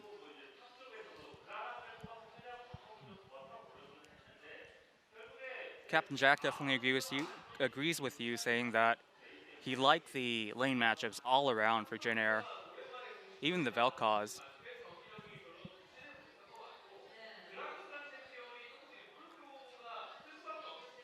And again, Kanata feeling like maybe Gragas not the best champion for Park to make his debut on.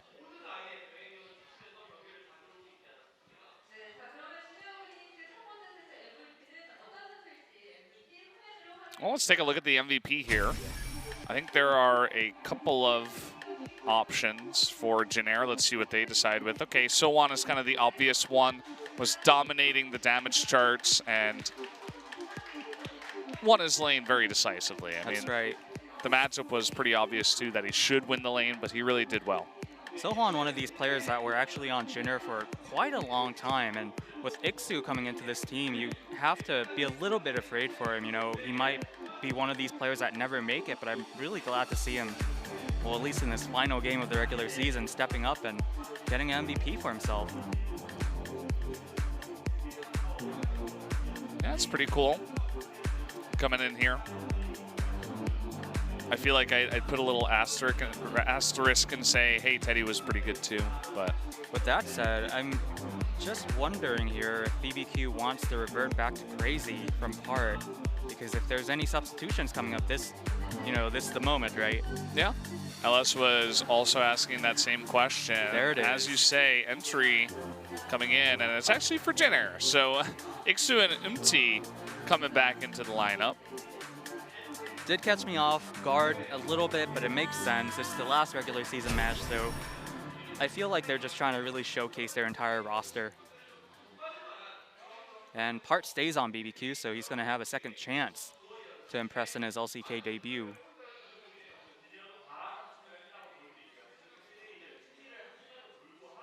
So it looks like we'll have to see if Iksu and Umti could carry this winning play from Jin Air. Yeah, it's going to be up to them to show up as well as the other two did in game number 1. We will be back in about 2 minutes with game 2 of Jin Air GreenWings versus BBQ Oliver. Stay tuned.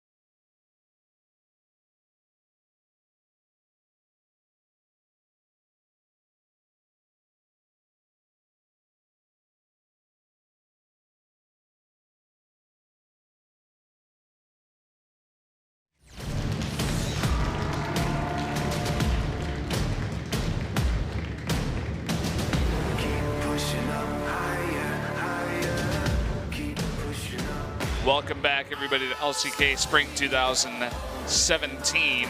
This could be the last regular game of the season before we get into that tiebreaker and eventually playoffs. If Jin Air can actually close this one out with a 2-0. Yeah, and I mean, we'll see what they can do here in game number 2. They've actually subbed out, which is a little bit surprising, given how destructive their last game just was, and the manner in which it ended up happening. So we'll see what they have in store, but Umti and Iksu are back. Umti does not look pleased. Yeah, he's like, wait, that sub guy, he played more aggressively and better than I did the whole season? That's not okay. I got to come in here and play aggressively too. Or at least that's what I hope he's saying. We'll see though. I mean, these two teams are going to switch sides, so that could definitely switch up the picks and the bans. So we could be seeing a totally different game. You know, maybe Part just pops off on a good matchup for him this game, that could happen. Maybe Jin Air is just like, okay, we won one game. Let's play totally safe and only play passive picks. So anything could happen here, LS. I'm not convinced. It was only one game. Well, let's see what happens here in game number 2 as we go into the picks and bans, and maybe Snowflower has something else in store for a surprise pick. Although I didn't really feel like the Vel'Koz did anything super spectacular. Camille being highlighted now and banned away by Jin Air. Goes back over to BBQ. Oh, I recognize those guys. There's Ed, or ADD, on the left. He's asking for some chicken. And Ian says, Tempt looks handsome. Well, I'm not the only one that thinks that we need some chicken in here. We don't get chicken here, Brendan. we don't get it. I'm a little bit mad. Someday. A little bit salty about that.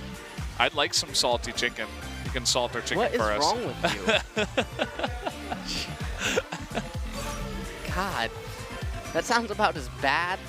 You don't like salty chicken? What? You put salt on chicken. Chicken is like, has so much sodium in it, man.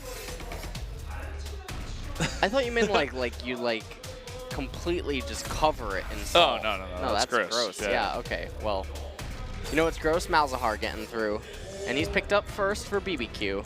Yeah. And keep in mind that Graves and Nautilus are left up here too. Elise was banned by Jin Air. Probably means that Jin Air will pick up the Graves for Umti.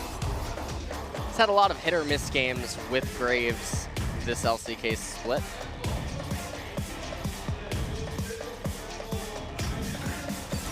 And it is locked in.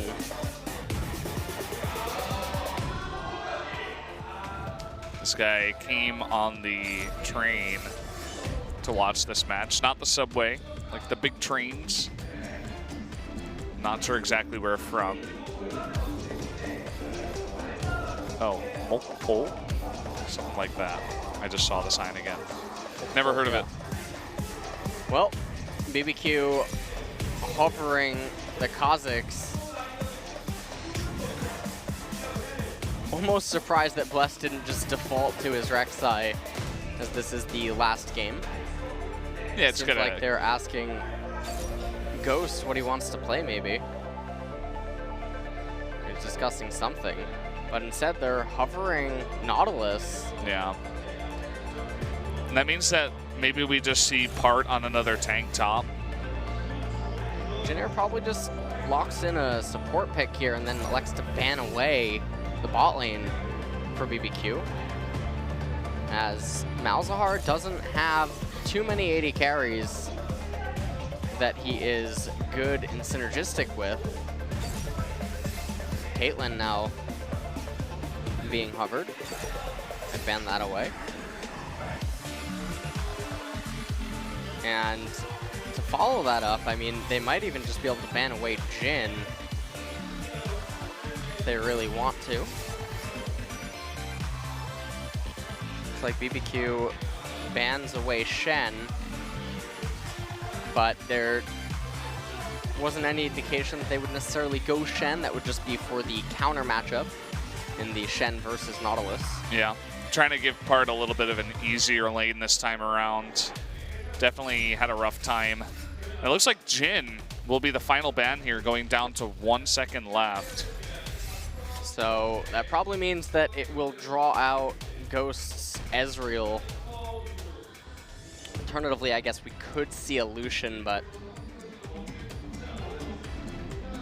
don't know exactly how well that would go for BBQ. Lucian Malzahar, not a lane that is very popular either, so you have to wonder how practiced it is. Then again, how practiced, you know, you could be against it as well. Vladimir is the final ban, which is targeted at Kuzan, and now Jin Air hovering the Gragas. And Ixu, last LCK summer, I mean, he is one of the Gragas enthusiasts in Korea. Sort of like a one trick in a way, but not really. Is Ghost going to give us a little treat here? Nah, this has got to be some trolling hovering. Well, the Kallista's definitely weird because the Lulu could lock her down. Yeah, well, we do see the Kog'Maw coming out here for Ghost. But one gets picked up, and now they're hovering a Syndra. This is definitely a very weird team composition for BBQ, and now Jin Air very quick to hover the Echo. Echo very popular into the Syndra. We've seen a couple of Ahri picks into this. You run the exhaust and you just try to trade after the Unleashed Power comes out with your own ultimate. So that will be picked up here for Kuzan. See what he can get done on that Ahri.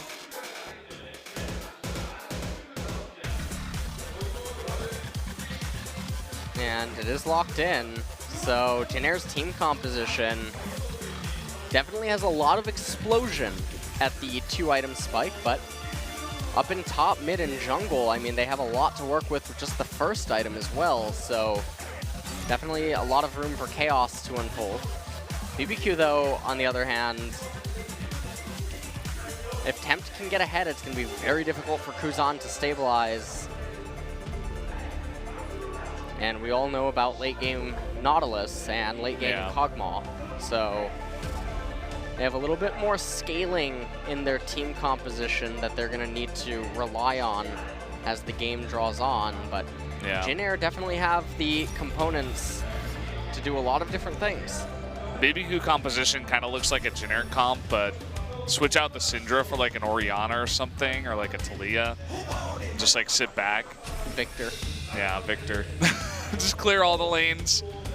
Don't want to play against them, just only want to play against the minions. So taking a last look here at the compositions. Nautilus, Kha'Zix, Syndra, Kog'Maw, and the Malzahar. And for Jin Air GreenWings, Gragas, Graves, Ahri, Varus, and Lulu. Why are they not all wearing their jacket, Brendan? It's spring, you know, some players are hot with the new weather, some players are still cold. Either way, guys, we're going to be jumping into game number 2 right now, Jin Air versus BBQ.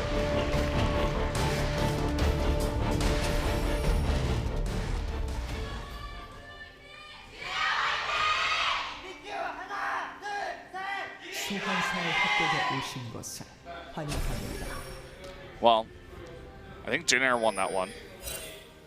Are you sure? I'm thinking in my head, like, BBQ guy was pretty loud. That was like the new monster guy level. It's the BBQ Rooster, man. He was cock-a-doodle-doo, man. He's the king Here cock. we go. Yeah, he's the king cock for sure. Oh, man. They found themselves, finally, a mascot. That's a very big rooster. You know, I'm actually surprised that LCK teams don't have mascots. Like, way back in the day in StarCraft 1, teams had mascots. Right? What was the name? Bunky for SKT? Or was that for KT? I think Bunky. it's SKT. I think it was SKT, Bunky. Bunky? Yeah, Bunky.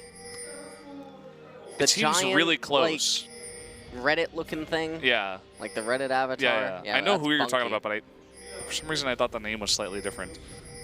Anyway. Yeah, there was a few mascots way back in the day. I'm surprised, you know, LoL's never adopted that. Especially with some of the names, I mean. Right. As you were saying. Yeah. Like the Longzhu Monster. I mean, I'm sure I could figure out who would take that job, you know? Yeah, obviously. That guy be picked up right away. Like, no hesitation. What an interesting start. They gave Ghost red buff.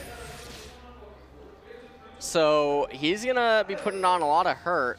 And they knew that Bless could just get level 2 off the Raptor camp. So really nice adaptation. What? Wow. Somehow Bless just knows about this. He's coming around the side. And MT is going to jump on over. and just help lease this for Bless. So Bless is going to be in a pretty nice spot. Yeah, and now Bless actually, I think he's intentionally just trying to make sure, did officially leave? And if he did, I'm going to save my smite, and now I'm going to go into red side jungle.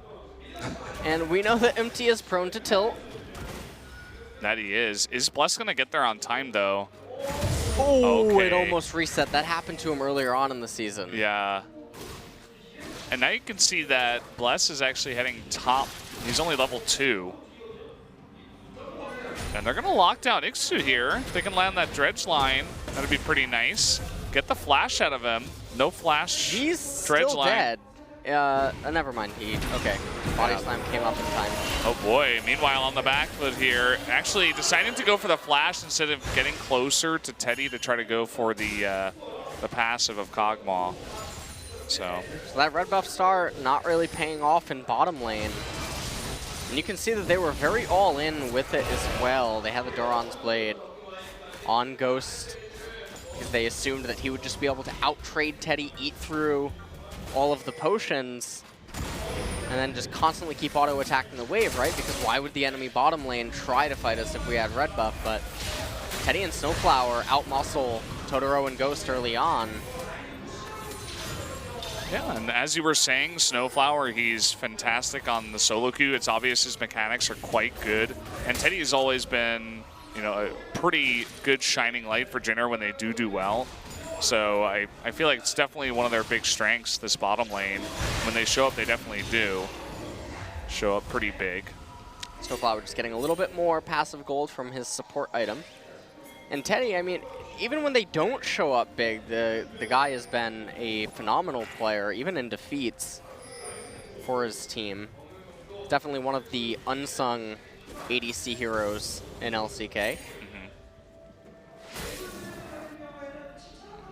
Would have to agree. And I mean, Kuzan himself usually does pretty well and oftentimes forces out a bunch of bans against him. It's really just been kind of the top and jungle woes for Jin Air so far. This game, Ixu having a nice time up in top, although he did have to blow his flash earlier on. He has a nice CS advantage. Okay. Oh, he's going in. Exhaust being used here. And MT is pretty close. They force the flash out of Bless now.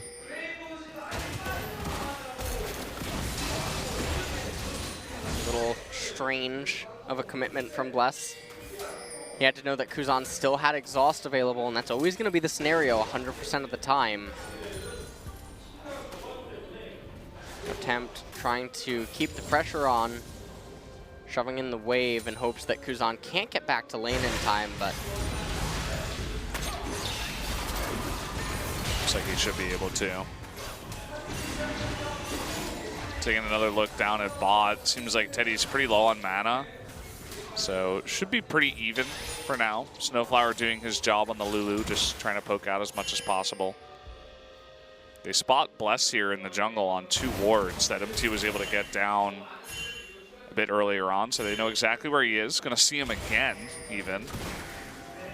It's really interesting to me how Bless got such a victory early on in the jungle. Yes, he gave away his red over to Ghost, but after all of that, the way that he's followed up with everything has been a little bit weak, and he hasn't really been able to create much opportunity for his team or really threaten MT in any way.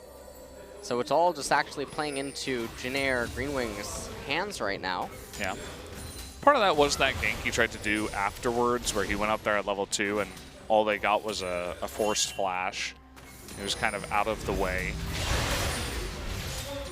So definitely not in the best spot right now. Taking a look at mid, you can see by the CS that Tempt has gotten ahead just a bit, about 11 here.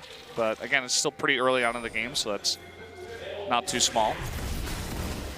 MT gonna find Bless now, force him to leap into the blasting plant, so he'll take that away. But MT is still around here, and with the red buff up, he's calling over Snowflower, and they're looking to take this away. Likely going to be able to get it as there's no ward inside of that brush.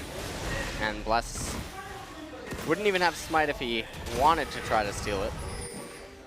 They pick up that red buff. And now it looks like gonna continue to counter jungle Bless. And Bless can't really afford this. He is about 70% to level 7. Bless is still level 5. It's pretty insane this early on in the game, and we were making jokes about getting a little bit angry that Raze had a good enough, a pretty good performance, but I mean he's playing pretty well. He's had problems with inconsistency in the past. He's showing up tonight. Well, he's been outperforming Bless, at least in terms of jungle routes after that hiccup that he had early on. He's almost got his warrior enchant for himself. And everyone across the map gonna have their ultimates available soon. Ghost and Totoro are level 6. Snowflower, though, still level 5. Uh-oh. Speaking of level 5, Bless, still level 5, runs into in the river, going for the Scuttle Crab. Kuzan was there too, so he had to back off.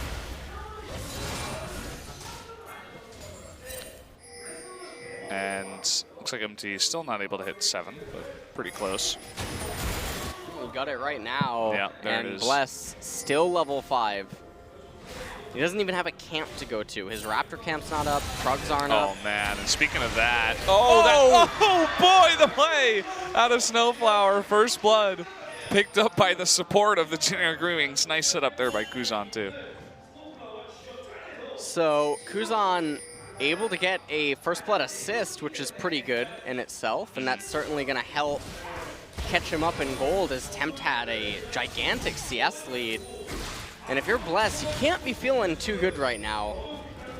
So he's gonna path to the left-hand side of the map, but you're not gonna be able to really find any success up in top lane.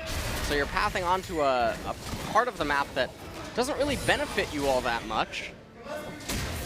And I think he's about halfway to level 8. And seeing a 3 level in competitive play is super rare. It's like a blue moon. Yeah, Once in a blue moon. Yeah, I got that one. Yeah, good. Some people might not. I think I've seen it like once so far. And, well, comes down here. He's level 8 right now. And him and Bless kind of hit level 8 and level 6 respectively at about the same time.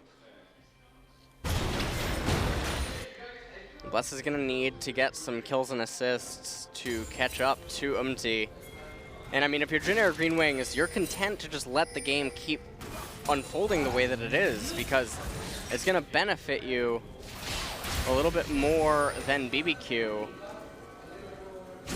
The only real problem that they have to worry about is mid lane, where Tempt continues to widen the gap in CS, and now he's looking to make a roam. But Jin Air able to spot that out with wards, and Kuzan might be looking to do something here. Yeah, he's looking for it. Looks like Tempt does spot him on that ward. Just trying to bait him in, just do a bit of poke damage, but Kuzan will get that right back. Mountain Drake is the first Drake here on the map. You can see that Jin Air has a decent amount of map control around there, some nice warding, getting up. Also hanging around, and with that nice level lead that he's gotten himself, can definitely threaten that pretty easily.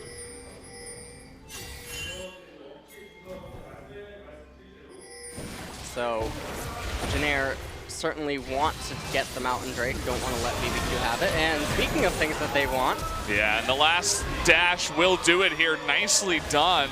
Gonna pick that up, only using the exhaust there from Kuzan to make that happen. Getting the cleanse too, and the flash out attempt. Umti's ultimate. All right. I didn't even see that. Everyone gets one. But now they're getting a ton of damage down onto this mid turret. They might even stay here because Bless, he can't assassinate anyone. He doesn't have the damage to do so. He's so far behind. Yeah. And this means that First Blood turret will go over to Jin Air. Meanwhile, they're trying to lock down Teddy here. Wild Growth comes out, double exhaust to use the flash. Will they follow up? Very, very close to the death. They're trying to go for Snowflower now. They force another flash here. All the summoners used out of the bottom lane here for Jin Air. Meanwhile, both flashes conserved for BBQ. Jin Air comes out ahead in mid and top, but they lost the summoner trade battle down in bottom lane. And that's going to enable Ghost to take the CS lead, at least momentarily. And right now, Jin Air GreenWings, they have a little bit of a gold lead. Not super gigantic, but they're definitely in control of the map. And, I mean, they're effectively almost playing 5v4 right now. Bless is so far behind MT. He's only one level behind, but you have to take into account the amount of experience needed to get the level up. So with each level that MT has over him, I mean, it's getting worse and worse as the game goes on.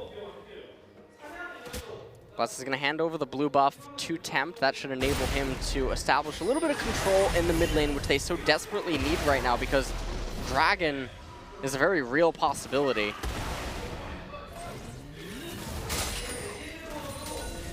It's definitely pretty nice for them. You can see some pings going down. They want to clear out all the wards over here. And maybe if they can just push in bottom lane, they can make a move towards the Mountain Drake. Attempting to take away some of the farm, get a lot of these small raptors. MT trying to come in and smite that perhaps, but will be given over to Bless. That would have been another pretty nice steal that they could have taken away from Bless. I'm gonna pick up the Scuttle Crab. He only needs one more camp until level 10. Surprised to see that he didn't just go over and pick up that Gromp, but instead it looks like he begins to immediately path to the red. He might want that for the upcoming team fight that we might expect to possibly see around Dragon. Bless now has caught up. He is level 9, but that's about to change in a second as MT is going to get level 10 off that camp. He pings that right there. Kuzan recalling as they're both now going to move down to the blue. And you just look at this from a macro perspective. MT has no camps on the left-hand side. They reset mid lane in terms of the wave control. MT got the red before going down to the Dragon in the event that a team fight broke out. And Kuzan recalls so that he has a perfect blue handoff. He just came off a fountain. And that means that when he does finally get the blue buff, he's going to be able to make full use of its duration. Yeah. MT here a level up on Bless. Looks like they want that Dragon to reset, but Bless is going to go on that. Let's see who gets it. Actually, Bless picks that up down a level. Now they're going to engage onto Snowflower. They find him before he can Wild Growth. Jin Air still going in, but MT extremely low and no mana, so they will have to back off of this one. BBQ, really big of them to pick up that Mountain Drake. It's going to help them with any sort of Baron plays that they try to make in the future, but also breaking into the base of Jin Air GreenWings. And a little bit of a mishap for Jin Air, though. MT had the higher base level. He had the stronger smite, but couldn't quite secure it. Yeah, it's pretty unfortunate. They don't get the smite, and then Snowflower gets totally clawed out. Couldn't really do anything, not even an exhaust. I mean, Wild Growth plus exhaust definitely could have made this fight go differently. Taking a quick look at the replay, it was very surprising that MT didn't just try to burst down a little bit quicker, but then because they were separated, Snowflower just got locked up. Iksu way too far away to really impact anything. You can see Teddy also cut off as well. And they ended up losing their blue to boot, so not the best turn of events, and that could have been set up a little bit better. They had the makings to make that very clean macro play, but completely botched the execution on everything. Yeah, Yeah, it's kind of where you can see the gap as well between, you know, the first game we saw today, right? KT coming out, and then you go ahead and you look at two of the bottom teams on the list here for LCK, and even in game number 1, there were team fights where, you know, half the skill shots would be missing, and really does come down to mechanics in some of these fights. Well, in terms of mechanics, Jin Air is going to certainly need to have a little bit of them later on, as Ixu is going to be the primary source of engage for his team, which means that they're also going to have a little bit of reliance on him having flash available, as you can't constantly rely on an Ahri to ult charm engage someone. Yeah, I mean, he's been looking okay on the Ahri. He landed the charm in the last fight, but we'll see how he does a little bit later on. Part's making his way down towards mid. And no more flash on Totoro means that it's going to be much harder to set up that kill. So it looks like Part will just path back up. And Baron, I mean, Baron's coming up in a minute, so we could see some sort of a cheese play from BBQ where they go for a really sneaky Baron. They wipe out the, you know, the ward coverage around it, and they try to just burst it down very quickly. It's a very real possibility. But if Jin Air reads it properly and then BBQ took too much damage, then things could get disastrous. Jin Air now going to get their second turret of the game. And Teddy's actually just waiting for all of the minions to die, or as much as possible, so that Ghost doesn't get any extra CS. Now Ixu and Bless actually fighting over the Scuttle Crab. Ixu's gonna eventually just concede it. Yeah, doesn't want any part in that. And taking down the bottom turret will be not so bad before that Baron does come up, but gives a decent lane for Ghost to farm up on that Cog Maul. Just as long as they can make sure that they have some vision around Baron and some other objectives that they don't give them away for free. Shouldn't be so bad there for Ghost. Now finally, the mid game has arrived. Took a little while, but you can see that the bottom lane for Jin Air now are freed and opened up. It looks like Teddy is going to path down to mid lane, so they might try to do is they have Teddy in mid with Snowflower. You shove in the wave, and then you rotate them up to top. A little weird interaction there. Yeah, even though he does get knocked back, the Dredge Light was already coming out. So BBQ looking to make the best of this and get a bit of damage done onto that mid turret. Totoro was spotted, so they know that he's around and is a threat.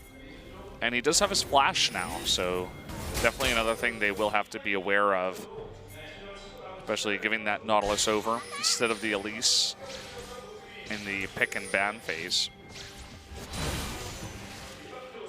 Kuzan being in bottom, trying to get that side lane farm, catch up to Tempt in the CS score, but it doesn't really apply any realistic pressure. And right now, Jin Air just sort of posturing across the entire map. Right here, this is where Teddy and Snowflower, they shove in mid lane. You have Umti in close proximity to mid turret, but Dragon's coming up in 15 seconds. They're putting a lot of weight on it for some reason. It's an Ocean Drake. It's not the end of the world. They could have just rotated Teddy and Snowflower up to top lane and conceded the Ocean Drake, and that would have been fine. You get yourself another turret, you get more gold, you let them shove bot back into you. And meanwhile, I mean, Umti and Kuzan could have just eaten the mid wave. Yeah, I mean, definitely agree with you there. I think the Ocean Drake isn't bad. You know, you give it over to Teddy and Kuzan to help out with that wave clear, and you take it away from the Kog'Maw and Syndra, which is pretty nice. But you're giving away some other very important stuff, as you did mention. Another turret is going to go down here, actually the first one for BBQ that they do pick up there in the top lane. Kuzan now attacking a turret. You can see he doesn't do too much damage and tempt. Oh boy, they saw Empty here. They're gonna try to line this up and definitely do not as Empty gets away. So that's gonna be a wasted Nether Grasp as the rest of Jin Air was around. And here they go down onto that Ocean Drake. This is the real victory, Brendan. Oh yeah. The 22.5-minute Ocean Drake. They're so excited to pick this up. What's gonna spawn next? Mountain. So that's gonna be one that both teams are obviously very interested in. BBQ wants to obviously pick up their second Ocean Drake, or second Mountain Drake. And if they can manage to do that, then it becomes super easy to just shred right through Baron in the event that Jin Air just have a member show up somewhere on the map where they shouldn't be. Kuzan continuing to just shove bottom in, or blindly in bot lane. This time he's gonna go completely unmatched, but he doesn't know it, so he's recalling. Could have definitely gotten a little bit of turret damage down. Yeah, and as you mentioned, that Mountain Drake, really, really important. If BBQ does get that and Kuzan decides to be in bot lane, well, goodbye Baron, I suppose. Red side Varus, not as strong as it used to be, still decently strong. But not the poke builds coming out of Teddy as well. It's kind of a different way to play Varus these days. And it looks like maybe finally we'll see Kuzan not head down towards bot. It looks like perhaps Ixu's going to take the spot of that, as is kind of the normal way of things that you do see top lane versus top lane going bot once the turret is taken out. Both teams now posturing around the left-hand side of the map. They both acknowledge that Baron is a very real possibility. And so now they commit Ixu to bottom lane as he has that teleport available. Part obviously matching him with the teleport.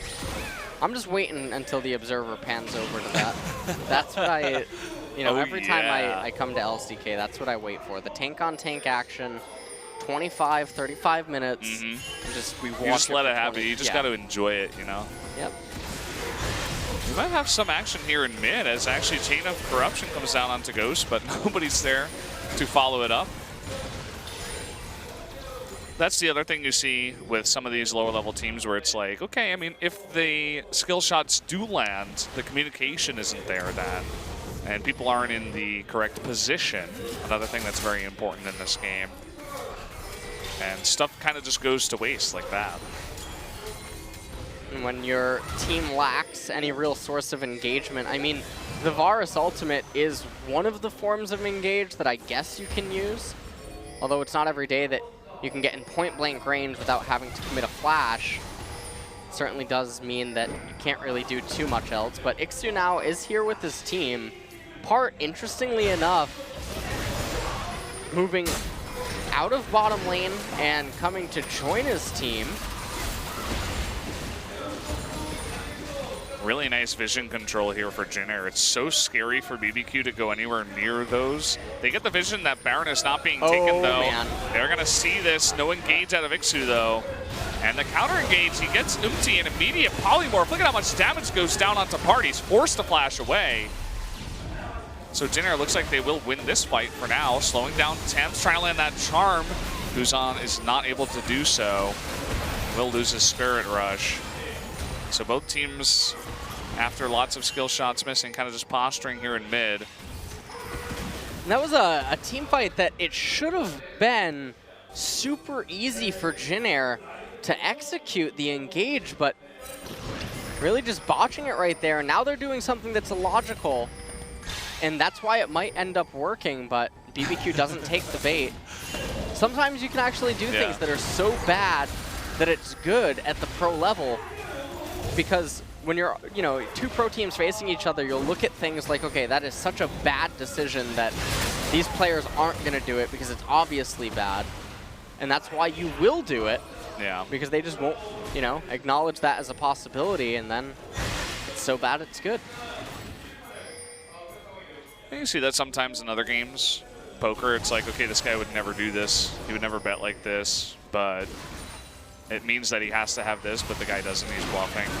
In a way, kind of make that comparison. Look at that, Tempt and Ghost coming into mid, able to pick up a turret. Jin Air just kind of letting that one fall, not expecting Tempt and Ghost to head over there. So a nice chunk of gold given over to BBQ, as this one is definitely the kind of game we were expecting out of Jin Air and BBQ. Only 3 kills here at about 30 minutes. Just 1 kill per 10 minutes. That's all I want to see in this game. Well, Brendan, we got another about 23 minutes left in us. So, fasten your seatbelt.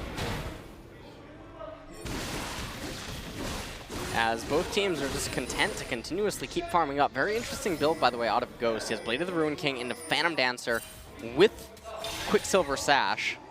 Definitely not the most common Kog'Maw build. Probably going to go into Guinsu next. And Teddy, likewise, with an interesting build. Blade of the Ruin King, Runon's Hurricane, Quicksilver Sash, and Last Whisper. And it looks like Kuzan actually going to go straight into Death Cap as his 3rd item. So we have a little bit more time to wait until more core items are complete for both of these sides. Tempt seems to also be on the Death Cap train. They land a bunch of CC onto Part. He's still at half HP, but they will take him out. So much stuff blown there. And unfortunately for BBQ, their new sub that makes his LCK debut comes in, and he's going to hand over this Mountain Drake to Jin Air unless some magical steal can come out. Trying his best is Tempt, but it's not going to happen. So Jin Air, with that control that they had earlier on at Baron, now they've got a Mountain Drake, and it just got that much scarier. And the problem is that Part died at such a key point. If Part was still alive right there, Bless could actually go for the gamble smite, because even if Bless would die, it would still be possible for BBQ to prevent Jin Air from taking the Baron.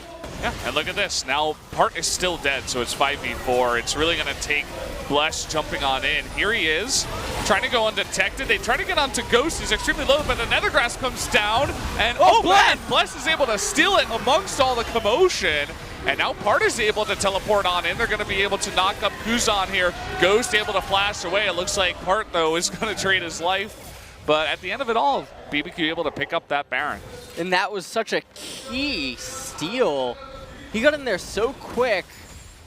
He was able to pick up that Baron. Had Jin Air just picked that up off the back of a Mountain Drake, things could have gotten very ugly, as they had the Ocean Drake to enable a siege. And so now Jin Air, they end up getting some kills. They're going to pick up some objectives as well as they take that top tier 1 turret. But Bless now, he's gonna punch back with getting bottom tier 1. So the gold lead is still neck and neck. There is a 200, 300 gold difference at 30.5 minutes. Yeah. And I mean, it's definitely kind of interesting to see coming on in here. He's been outsmited twice. And let's take a closer look at that smite too, because I was looking on the left. So what ended up happening here is they weren't on the same page. Kuzan was onto Ghost, almost got him, and then they got completely blindsided as Bless snuck his way into the Baron pit, got behind it, and managed to pick it up because MT's attention was taken elsewhere. So what should have been a Jin Air GreenWing Baron ended up getting, you know, stolen out from under them. MT even tried to flash on over and get the smite down, but he just missed it again. Maybe just not feeling it today. It's kind of the story of MT, which MT is going to show up. We're trying to get some damage onto Bless, who shows his face. See if BBQ can get any kind of momentum going here with this Baron. See, they're trying pretty hard for the mid tier 2 right now. And Jin Air gonna have to do their best to try to resist, although Ixu looking for a potential flank. Not really gonna find it, will he just body slam through blue and give up? Don't know exactly what either team is doing right now, but you see pings going down on that top lane. BBQ know that they have a massive wave crashing into top and that someone from Jin Air is gonna have to respond to it. They're sending Bless down to bottom lane to push. Dogma was critting for 420 there. Just want to point that out. As we do have a lull in the action. Push continues here. Onto the mid turret. Nice stun there onto Teddy. They're going to get some decent poke with the Kog'Maw Syndra combination. Meanwhile, they've thrown Bless down into bottom lane. So far, there's no defense down there. Finally, Ixu making their way. It looks like will be the one to double stun this time onto Teddy and Snowflower. Trying to land the charm is Kuzan. Will not do so, but it does push BBQ back. And Bless going one-on-one with in bottom. Trying to keep that lane shoved underneath the turret as the Baron buff does persist. He really wants that turret. Oh, he was pretty close, too. BBQ's entire team makes the way over. They're going to finish it off with Ghost. Now BBQ take the gold lead by a little bit. They have one more turret, and now the death cap completed for Kuzan. Black Cleaver completed for So some major core items finally being picked up. We'll see if Tempt actually completes his death cap. And he does. Sells his Doran's Ring, opts out of the Amplifying Tome, then picks up a Blasting Wand. So likely to be a Void Staff given the amount of magic resistance on Jin Air's team. Looks like it. Now, due to the lack of armor on Jin Air's team, even though Snowflower is there and he has the polymorph, he has his ultimate, probably wouldn't even be all that bad for Bless to just continue on with an aggressive build and go for Duskblade. Because Part is such a tanky frontliner, and the way that BBQ's team operates is like a pseudo pick comp with that Malzahar and the Syndra. So if they can just delete a member, it doesn't really matter if Bless were to go off tank or something. If he's just a glass cannon, he can open it up for Tempt and Ghost to delete a member. That's more valuable than him just being a little bit more tanky. Yeah, definitely like the idea. And we have another Ocean Drake coming out here. How exciting. Tell me about it. If Jin Air would have gotten it, it would have been decent, but it doesn't look like they have their eyes set on that as they have a massive wave in top lane. No Baron buff right now, of course, so with that gigantic wave, they give over blue Drake, Ocean Drake, and they pick up another turret. So now the gold is exactly even right now. Maybe about a difference of 50 going either way.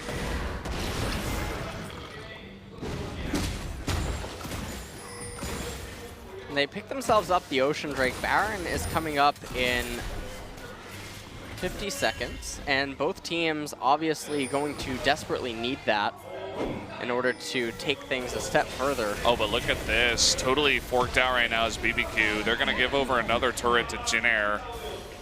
Jin Air, I feel like they're moving around the map better as a team right now. And BBQ really not setting up the defenses in time to clear out the waves and prepare for that. Now Park kind of hanging out there in the top. He's going to grab Ixu. Totoro will knock him down, but Kuzan in the bottom trying to lay down that damage. Redemption will heal up a lot of the members of Jin Air. Oh, nice hook there onto but Park getting extremely low. Big knockup on the Kuzan and the exhaust. Wild Growth and the flash used to try to keep Kuzan alive. And again, neither team seems to be able to commit in there and pick up any kills. And they both have Ocean Drake now, so anytime that they're out of combat, it looks like BBQ actually might want to just try to burst this Baron. It's going to backfire. Ixu's coming in with the teleport. Oh, here it is. And look at that. So much damage laying down. I mean, Ixu, it doesn't look like he's got his casks just yet.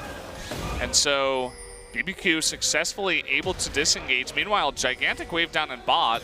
Teddy's trying to heal up. Off that Raptor camp, Teddy was able to get back a lot of HP. Trying to poke Ghost is recalling. Oh, knocked out of the air. Yeah, he does get a huge pick on the blast. That is gigantic, taking away the jungler. They immediately start the Baron. Not much that BBQ can do, especially because Ghost went back home. Temp trying his best, trying to poke this down. Part coming on in, trying to knock him up, and Cinder takes it! Unbelievable! Umpty misses another smite here. Part will maybe go down. They try to lock down Ixu, who's on, oh man, he stays alive. They're gonna trade a kill here, and Teddy forced to flash the wall. Kuzan almost kills him if they have been following that up. And that is another missed objective. Jin Air have to be feeling so bad right now.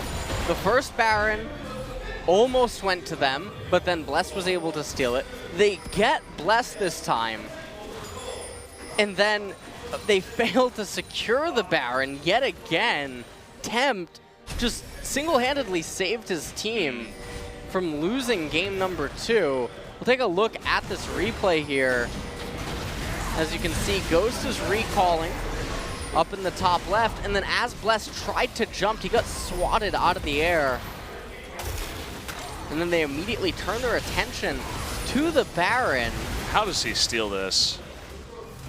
So Part posturing a little bit before going in, and then Tempt manages to pick up the Baron. MT still got a smite up. Didn't even lay that down. Finally he smites there, but that was during the fight. So, I mean, the whole thing just went completely lopsided. And now as we come back to live, BBQ, they're pushing in. They have the gold advantage, although it's not that much. Once the Baron dissipates,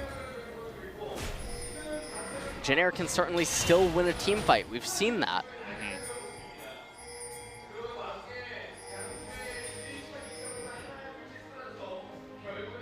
And, I mean, they're going to attempt to push onto the top tier 2 now.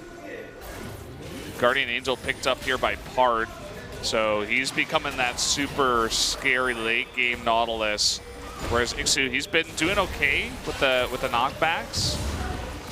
But I feel like Nautilus, as you were mentioning during Pick and Fan, is going to be extremely scary later on in the game. Kuzan waiting in the wings here. Trying to get a sneaky charm, perhaps, onto someone. Doesn't have his flash. I think what Kuzan's waiting for is maybe Bless to try to go for a wraparound. And in doing so, he could definitely light him up. Oh. Ooh. Showed himself a little bit too soon. Now they know. You see the ping goes down onto him.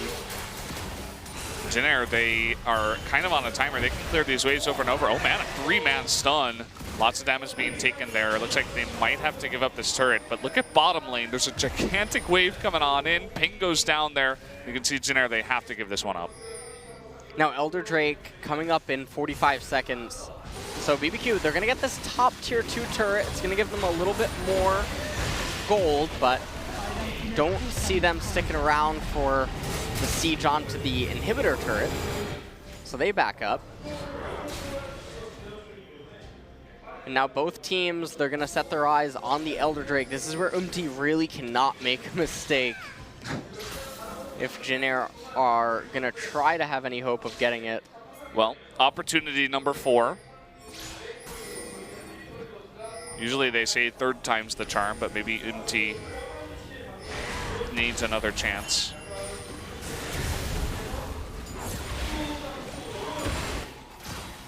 And this is spawned here.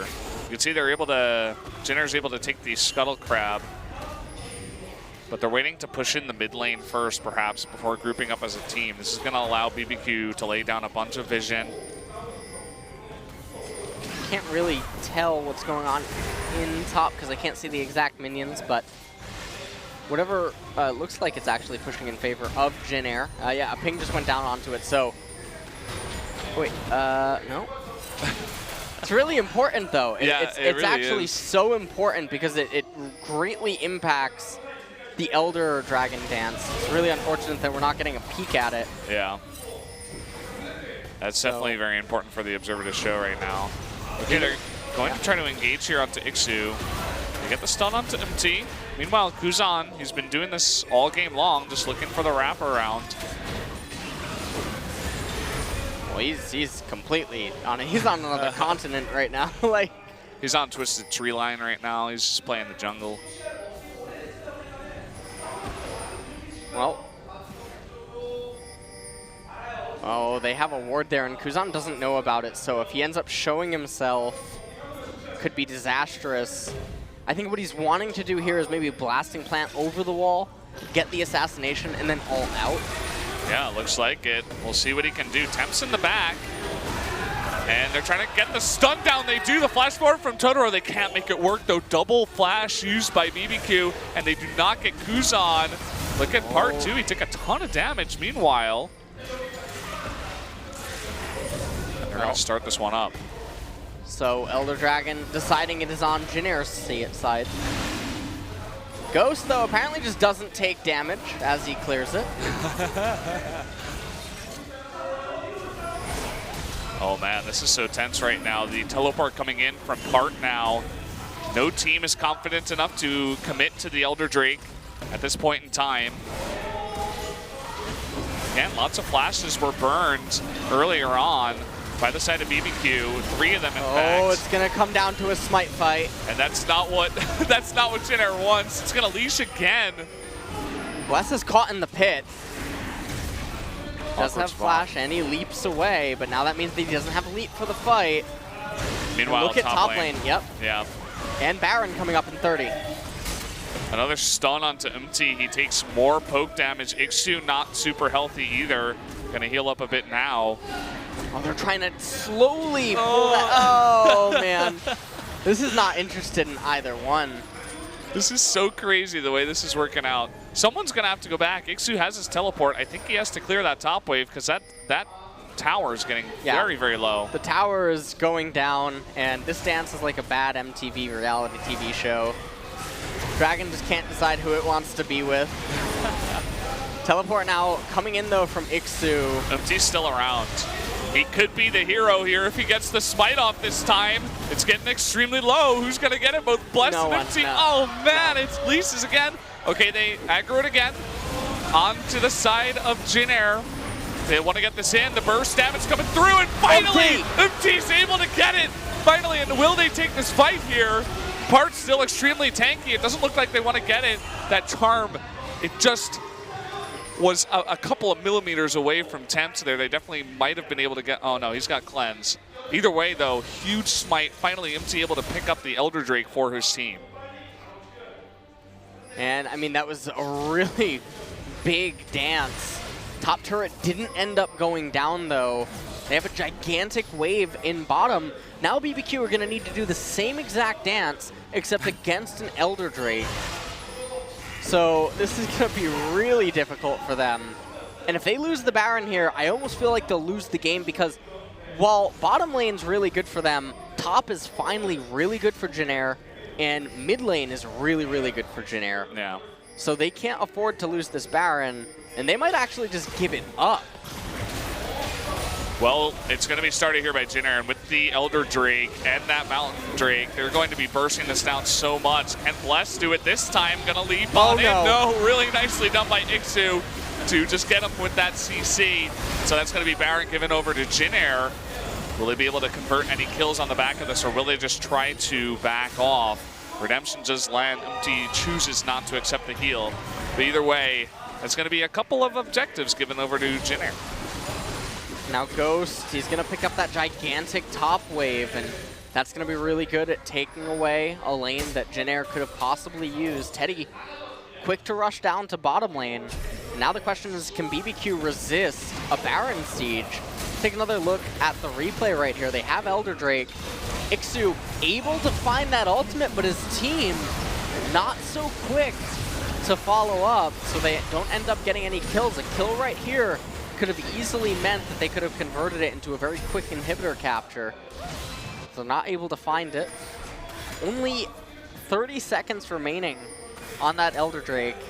I don't even think that it'll live to when they're on the turret. I think it should fade right as they get there.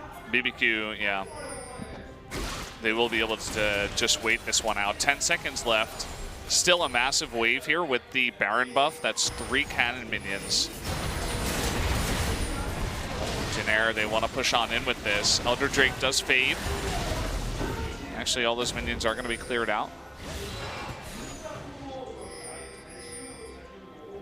Now you can see that Jin Air, they're being a little bit sloppy with the rotations. They drop the ball on mid, top lane, not tapped. So they don't have all 3 lanes pulsating, which means if they lose a team fight, Part has that teleport available. He can go top lane with an elixir that would give him true damage to turrets, and he can shred through it really quickly. They finally have mid lane in here. Slowed down a little bit, but lots of damage coming out onto that turret. Teddy taking massive amounts of damage, though. Yeah, that's one combo from Tempt that did that. He's going to heal up off Wolves. Yeah, he's basically back at full HP. Finally, top lane. Looks like it's going to be I can't tell. I really wish observers paid attention to such important parts of the map, because that top lane wave is so big. But Ixu forced to blow his flash. He almost goes down. Whoa. Extremely close, and it looks like BBQ really wants to engage here, but the Charm and Chain of Corruption will keep Part back. So they get the mid turret, and now it looks like they want to back off and deal with top lane. Only 40 seconds left on the Baron. Kuzan, oh, he's sticking around. There's no vision in this jungle. Ooh, this is really cheesy. Kuzan, okay, decides against it. He might have just needed exactly that amount of gold. Yeah, we're actually checking it right now, 1330 plus Fiendish Codex. I think that's okay. Nope, that wasn't anything. Yeah. You can see even the observer was on that, LS. Yep. Got to give it to him. He was on top of that. He yeah. was trying to check what could this possibly be for. Now Kuzan's going to pick up the blue buff. He decides he's not into golems. Yeah. He's not trying to charm a golem here. So far, it seems like he's really into Nautilus, because that's the only person that I've seen him charm this entire game. If you're on Tinder later and you're a golem, don't try to hit up Kuzan. Don't even match. Don't even swipe right now. Just let it go. And now BBQ trying to make a wall of defense here. The next objective, it looks like it will be Elder Drake. And lots of posturing. We have hit the 50-minute mark. Okay, so this makes a lot more sense, actually. Yes. We're kind of in our comfort zone now for Jin Air games. Now the game starts. Yeah. So Jin Air only plays the game once they've hit 6 items. Yeah. So that's basically where we're at for all these members. Totoro actually just picked up a Banshee's Veil. A little bit surprising. And very interesting to see that he actually didn't go anything damage related. I feel like this definitely could have been a game where he certainly could have gotten away with that. QSS picked up by Bless too. Very important if he gets charmed or, you know, chained down by Teddy, that he can get out of that right away. Especially because he's pretty decently heavy on the damage. Wants to make sure that he can't get one comboed. Kuzan continuing to loom just on the edge of a team fight. Definitely just wants to look for any assassination. Now he's in mid lane. Oh boy. And Ghost is getting to a point now where he can chunk down Ixu over the course of about 2 seconds, second and a half. It's a scary Kog'Maw. That arrow didn't really do too much to Ghost. He's going to be able to heal that all the way back up just off this wave. They want to poke on in onto this bottom turret so badly. Meanwhile, Kuzan's doing his thing where he... Okay, this is actually pretty important. Tempt went top to clear out that wave. Jin Air, though, not able to really convert anything off of that, though. They saw him up there. Okay, we got Baron coming up here in about 30 seconds. Teddy gets red. Baron is coming up in 30. You ready for another dance, Brendan? I'm ready. I'm so excited. I got my dancing shoes on. Got my cowboy hat on. Ready to go. Let's do a little square dance. Jin Air actually, they back up into the fog of war. They got the red. They probably made BBQ think that, okay, they just recalled in preparation for the Baron. But Jin Air actually stayed around to potentially try to cheese a turret. Now they're headed over to the Baron. And this is interesting that they didn't opt to recall and pick up any elixirs. And now you can actually see that some of the members on BBQ have elixirs, so... Yeah. Oh boy, they're looking for it onto Totoro, but he's got Banshee's Veil, like you said before, and he's Malzahar. Oh, they're going to catch Part, though. They're going to take down his GA immediately. All these 6-item members of Jin Air just taking them down so fast. Part will get away, though, but again, down to half health and without a GA. So here they are. They're going to start this Baron. Bless on the right side. Looking for the leap in, and then Smite, can he get it this time? He is not going to be able to. Will flash out, though, and live. Can BBQ engage in here, though? That's what they're looking for. MT's extremely low, and look at Ixu in the front, also getting really low. Part just doesn't seem to go down. Big redemption onto the side of BBQ. They're swiping a bunch of these guys out of the pit. And at Ixu, he really needs to live here. Okay, it looks like he will be able to. So Baron given over to Jin Air. And Ixu's trying to run to mid lane to tap that wave with the Baron to kill the minions. Really close call for Jin Air. And now top wave, they have to tap that wave. Take another quick look at the replay. Bless didn't realize there was a blasting plant north of him. Could have used that to go into the pit and then save his flash, but he doesn't. And then, interestingly enough, watch right here as Jin Air, they funnel themselves into the Baron pit and then choose to take the fight rather than just everyone disengage. I mean, if they're willing to use the flashes to live at the very end, they should have just been using to will it to disengage, because they should have known that with the Baron, they could have been in a position to capture the Elder Drake. Yeah, and as you were saying, so important right now is this top wave, but oh man, Ixu, he gets knocked up there by Totoro. That's going to be one Nexus turret falling. Is Jin Air actually going to go down here in 55 minutes? Kuzan and MT desperately trying to do as much as possible. Snowflower is going to respawn. It looks like BBQ is going to take the safe way out and decide to back off. They did not want to go in there, as both, it looked like Teddy and Snowflower were respawning. Well, we are at 55 minutes right now. Elder Dragon on the map. 50 minutes, that's when Jin Air goes Super Saiyan. 60 minutes, that's Super Saiyan level 2. So they're going to look to just try to burst down this Elder Drake. They should get it. Yeah, With there's Teddy no and MT way that BBQ can get there. So 4 members for the Elder Dragon. See, now they're Super Saiyan, Brendan. It's happened. It's We've done happened. Kuzan's gonna get that blue buff. Everyone now in the game basically at 6 items. Ghost has sold his boots. So that is a super strong Kog'Maw. Don't get near that guy. And we're getting to the point in the game now, you know, Super Saiyan Jin Air, they have Baron and Elder Drake, but one fight should be able to decide this game if it goes in one team's favor. If it's like 4v4, it depends on who gets taken out. So next fight in this game are really going to turn the tides and really tell where this game is going. The next fight is so decisive, but Jin Air don't seem like they're really interested in trying to use that Elder Dragon at all. They clear out top lane, they shove it back, and it's important that they make sure that they constantly shove it back, because they only have 1 Nexus turret now, so there's no way to prevent the super minions from just getting onto the Nexus. Really interesting that Bless hasn't sold his jungler item yet.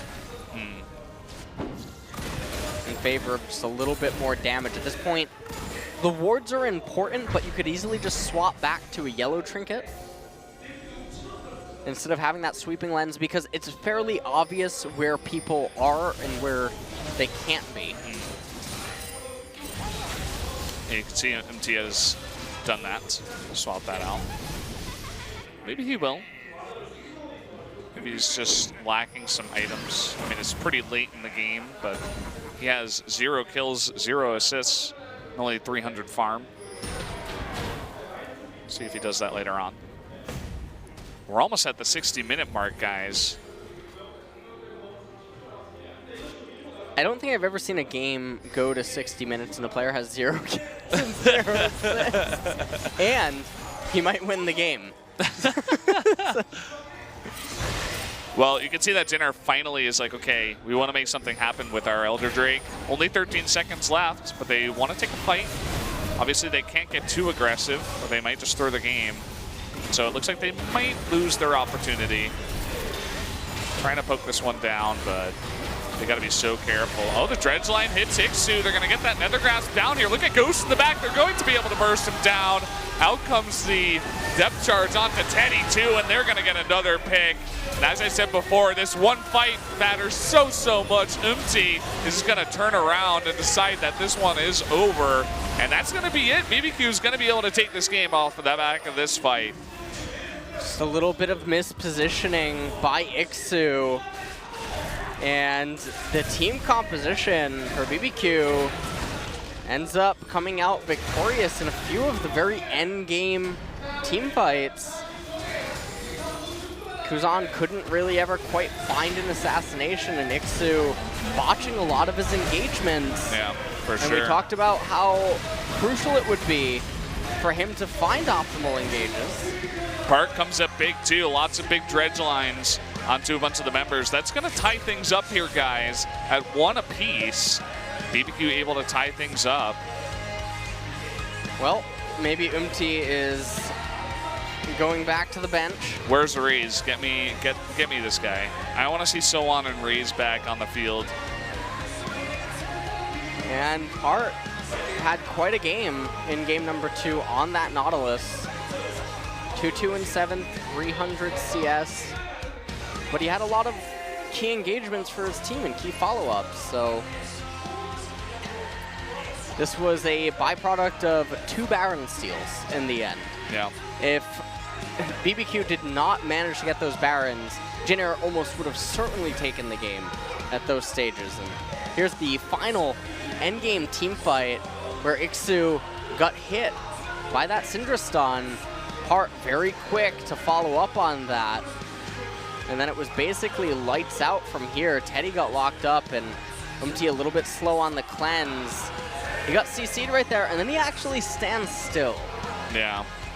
So, well, once you get caught there, you're not getting away. 2 of your members of your team go down, but that's like definitely a bit of tilt, perhaps. He definitely had to be frustrated at that point. So, as you mentioned, I think we got to see Raze and so on come back into the field. Well, we're going to go to the analyst desk, and then we'll be back for game number 3. And it looks like MT was maybe packing up. Yep, he is. So yeah, it looks like we're getting some subs again. Yep, we'll see them, guys. So we'll see you in just a couple minutes for that analyst desk.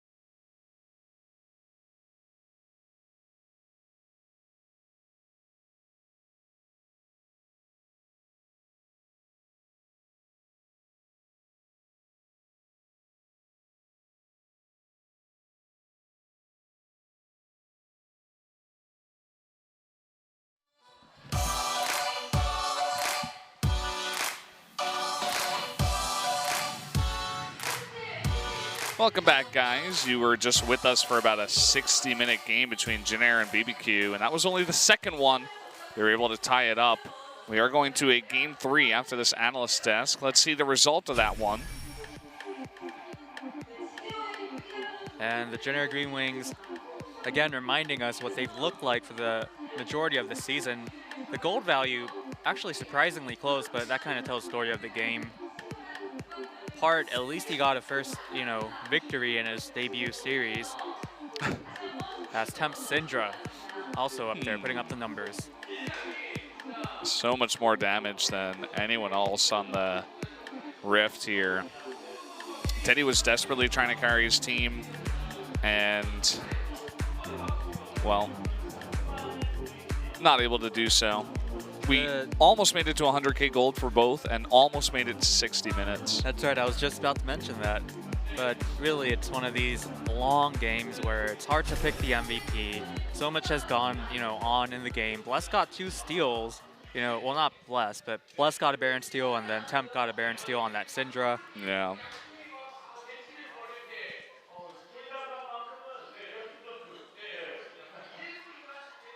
But our analyst talking about how back and forth it was. Eventually you get to a point where teams are always posturing, and then somebody makes a move, everybody starts shooting, on all cylinders, but then nothing happens.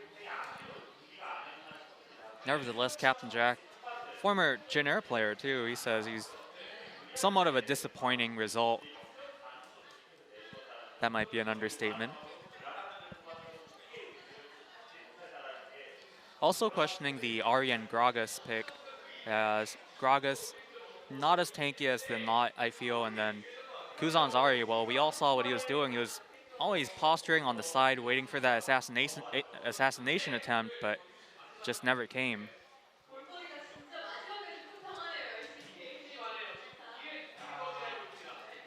And remember, we have a Freak of Freaks and MVP waiting for their tiebreaker match after this. Not before we get through these highlights.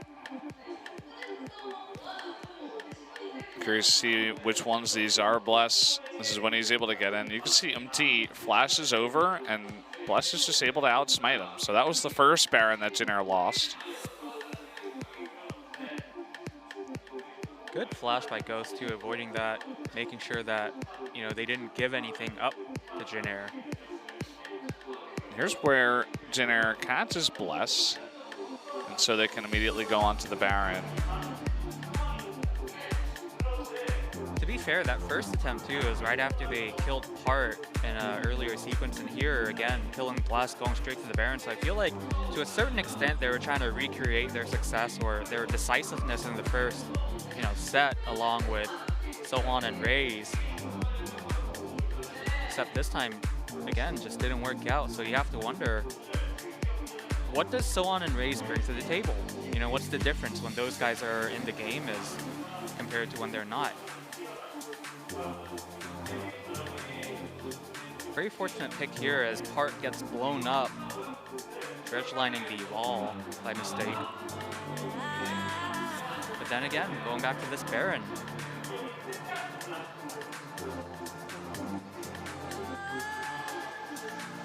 Take another look, you can see that Temps is just trying to push them out, and it's given over to Jin Air this time.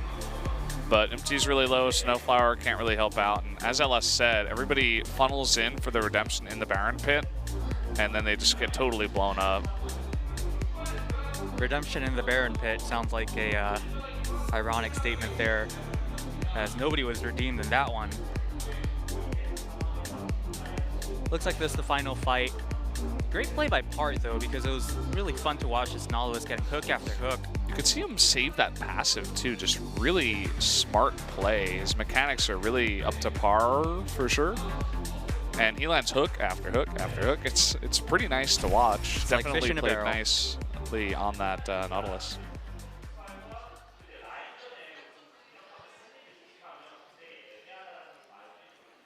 So we are awaiting the MVP announcement. I wouldn't be surprised if they just give it to Part. It was a long game. He did start it off, the last team fight, and closed it, arguably. For me, I'd say Tempt. I mean, he stole it against Smite, the Baron, true. and he also did the most damage in the game. He was continuously just chunking down everybody. That'd be my choice. Somewhat of a shame to see the last of the BBQ Olivers, at least for this spring, because Tempt has been very impressive, I feel. So let's see who the MVP is going to be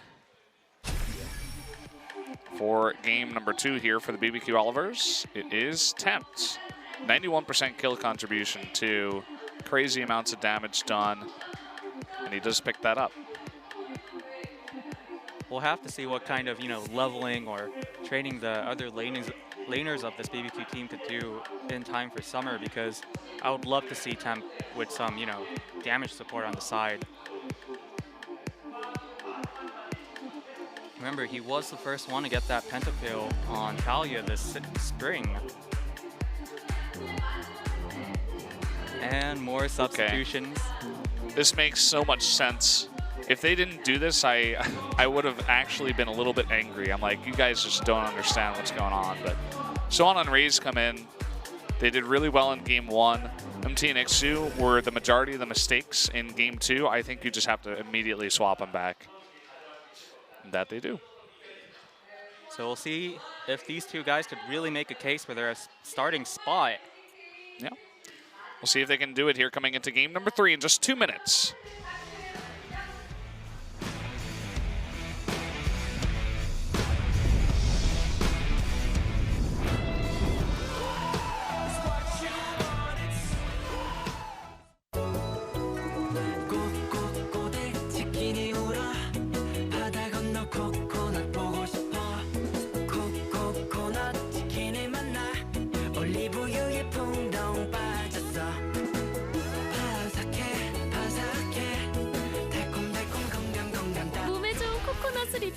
올리브유에 딱! BBQ 코코넛 치킨. 치킨의 기준 1588-9282 BBQ. 매일매일 발라야만 했다. 더 간편한 건 없을까? 한 번에 바르는 라미실 원스. 1회 사용으로 치료 작용이 13일 동안 쭉. 1회 적용 무점 치료제 라미실 원스. 카카오 게임. 눈부시게 빛나는 새로운 세상. 어둠을 밝히는 빛으로 MMORPG를 깨우다. 눈부신 MMORPG의 시작. 여명. 한 번 듣고 두 번 듣고 자꾸만 듣고 싶네. 국내 갈비천왕. 그 누구나 맛을 보면 자꾸만 듣고 싶네. 5분이 살린 정통 갈비 맛. 국내 갈비천왕. 자꾸만 듣고 싶네. 누구도 흉내낼 수 없는 진짜 무쌍의 시작. 액션을 넘어 무쌍하라.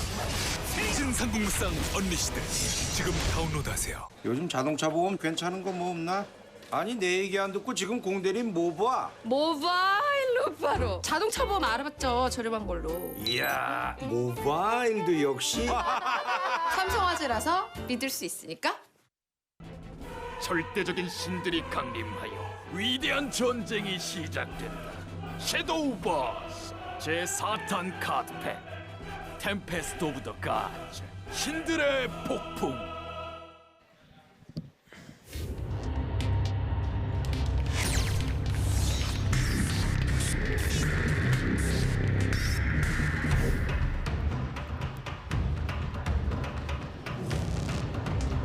You guys are back here at the Nexon Arena for more LCK. We're going to be jumping into Game 3 of BBQ versus the Jin Air GreenWings, and Tempt picking up the MVP for that one. Makes a lot of sense. He has a Baron, Steal, and the most damage by far on that Syndra. Yeah, and I mean, he kept them in it with that Baron Steal. He completely destroyed Kuzan in the last game, at least, during the laning phase. Yeah. And he just managed to make that Syndra work. So we'll see if he can have a similar performance here in game number 3 in terms of the lane dynamic. Ghost right there on your screen. Not doing so bad on that Cogmaw. Yeah, definitely. And it looks like we're going to be jumping into pick and ban here for game number 3. This time Jin Air will be on blue side. And of course, Soan and Raze will be subbed in for Ixu and Umti. Makes a lot of sense, Ellis. Yep. They're going back to their main guns. Also interesting that, again, I mean, this duo dynamic is coming out on blue side, so perhaps the other duo was specifically for red side, and it doesn't necessarily have anything to do with the loss. Then again, game 1 was certainly very clean compared to game number 2. So the bans now, Cassiopeia met by a Camille, then a Shen comes out, and now BBQ hovering and banning the Ashe. They don't want to see Nautilus in this game. They don't have any intention of first picking it, perhaps. So they do take that away. BBQ should probably just ban Graves here. She's a fan of Ixu, but didn't work out. It's okay. Jay's sticking away here. You don't want to play against him up in the top lane this time around. Well, that's very interesting. That means that Jin Air probably just takes the Graves on blue side. And will they, or will they just not take it and go for something else and say, hey, Bless, you can have it? Oh, man. And they take the Varus here, which, I mean, Teddy, he looked okay on the Varus. I mean, he was doing decently well. It wasn't like a super standout performance where he was totally owning the enemy team, but as you said, I think that Graves pick is a little bit more important. So far, they're hovering the Lucian for Ghost.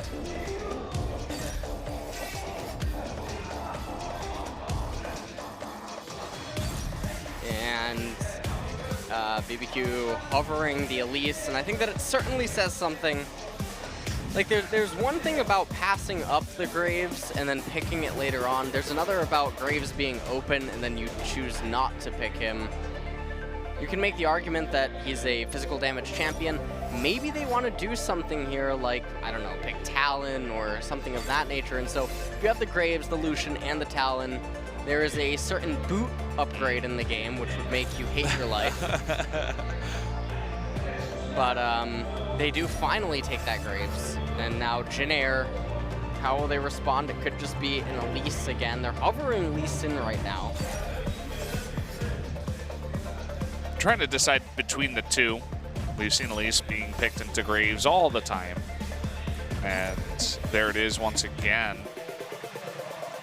Will it be the Zyra with the Varus in the bot lane? Looks like it's Snowflower going to be playing Zyra this time around.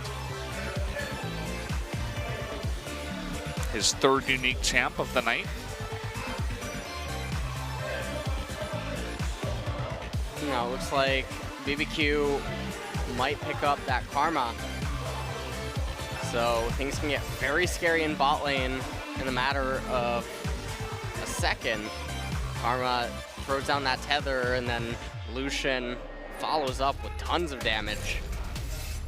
Now moving into the ban phase, Vladimir targeted yet again at Kuzan.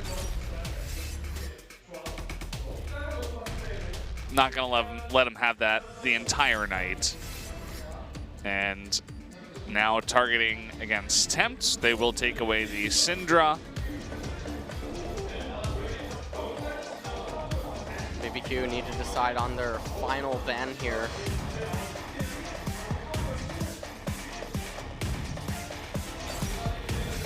And hovering Kennen.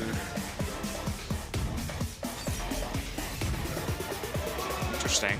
Shen is not up. He was banned by Jin Air, as was Nautilus. So that's a couple of picks that the Kennen would have been good against.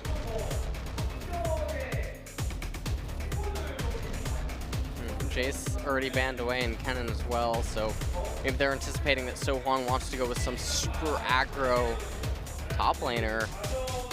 Like he did in game number 1, he had his way with part. And the timer... The timer goes out, they choose not to ban. So this might be a mistake. Yeah. But it looks like they actually choose not to ban. Does look like they're choosing not to ban. The timer resets, they're not banning. We're getting word from the producer that they missed the ban. Awkward. Yeah, awkward indeed. And I mean, BBQ end up picking up the Rumble, and that's a champion that they could have just banned away. Jin Air, so a little bit interesting. Now Jin Air hovering the Talia for Kuzan. Already a lot of magic damage on the side of Jin Air with Elise and Zyra being picked up. So Renekton perhaps. Renekton versus Rumble in top. See if they go ahead and lock that in. And it is locked in, so now BBQ, they need a counter pick. Someone was watching an earlier series. As LeBlanc now being hovered. And it's swapped. Zed. Zed or Bed. And BBQ says Zed. So we will be having some Zed here in game 3.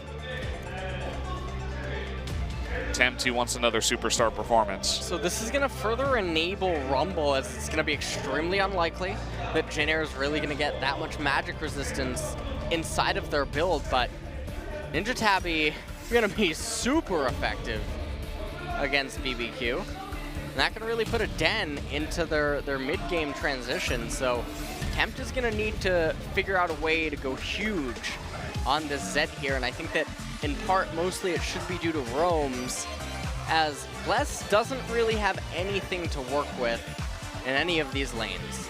None of his laners really have CC except for bottom lane, but he is a red side Graves. Yeah. So when he goes into bottom lane via the blasting plant, or if he slides through down into river to try to make that happen, it's a little bit more difficult. Well, as you've said before, the Graves pretty good at just farming on up, so maybe we'll see that out of Bless. That's kind of his play style. Taking a look at the compositions here one last time. Renekton, Elise, Talia, Varus, and Zyra to round out the Jin Air GreenWings composition. And here we go, BBQ, Rumble, Graves, Zed, Lucian, and Karma. So both these teams here could definitely bring the heat. Let's see who brings it hotter. Jumping into game number 3 right now, Jin Air GreenWings versus the BBQ Olivers.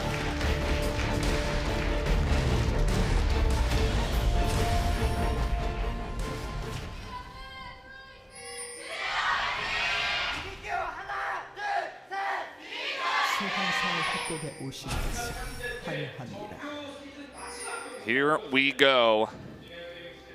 And this is definitely going to be the last match of the regular season before we get into wild card and wild card tiebreaker. Listen, Brendan, the Chrono Break tool is not available in all regions. We're going to have a 60-minute game here. A bug is going to occur at a crucial moment, and we're going to get a remake. So don't say that this is the final game just yet.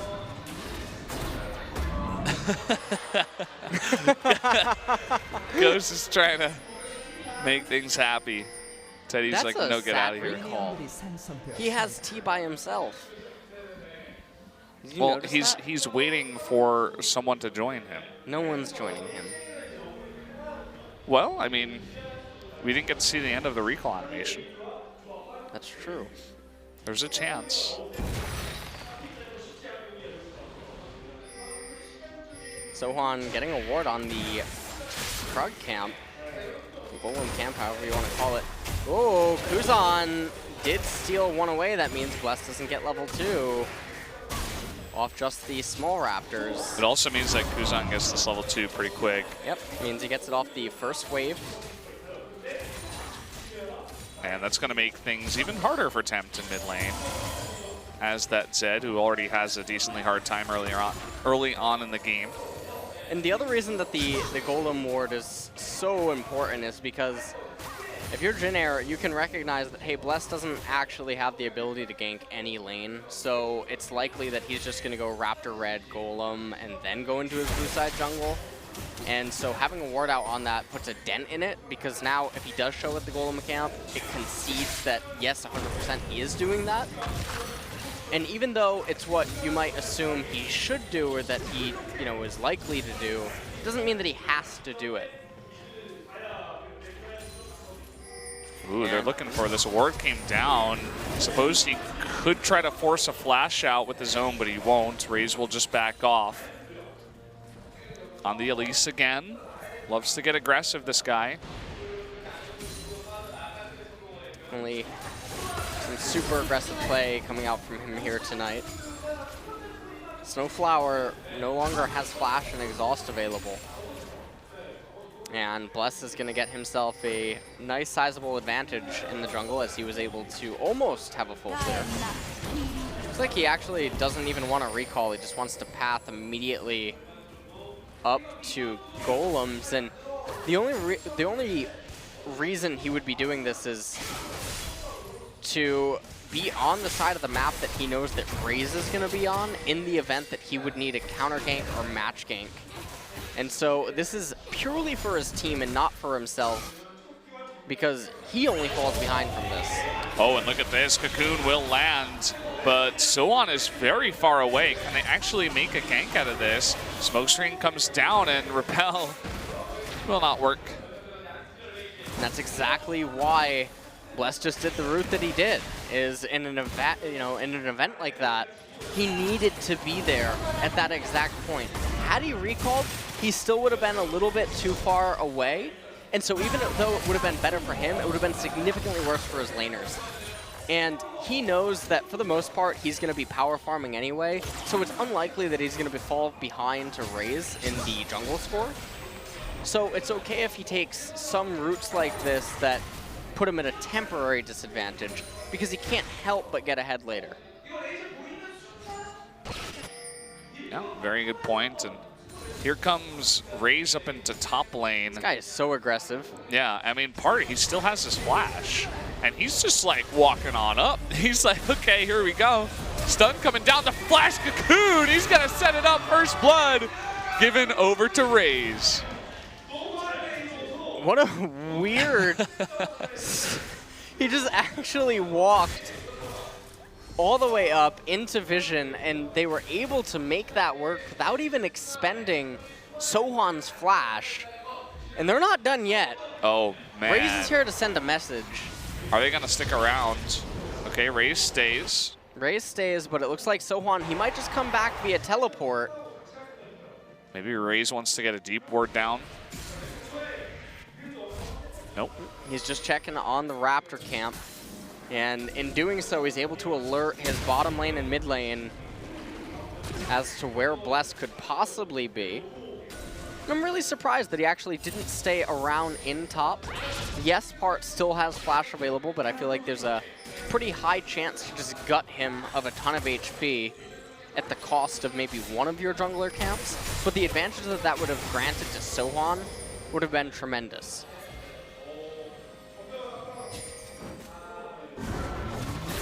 Well, we're taking a look down here at bot lane. Looks like Teddy low on mana, but very even in the CS score. Seems like both Teddy and Snowflower have been able to avoid. As I say that, though, so much damage coming out. The tether is not going to be enough, actually, to finish him off. So it will force him to back. So he was staying alive until then. And that certainly lines up very well for Bless to come in here now. He's going to want to get that Ocean Drake. Oh, yeah. He's going to need some assistance from his bottom lane. And meanwhile, Raze headed back up to top lane. Ocean Drake's so weird. It's so obnoxious to kill. And I mean, they're getting it at a point where it's still pretty valuable. 6.5 minutes, almost 7 minutes, so it is going to play a part in the laning phase, but Ocean Drake's like that bad candy bar you go trick-or-treating as a kid. Yeah, like what? I don't know, like Mound? You ever get a Mound bar? Oh, yeah.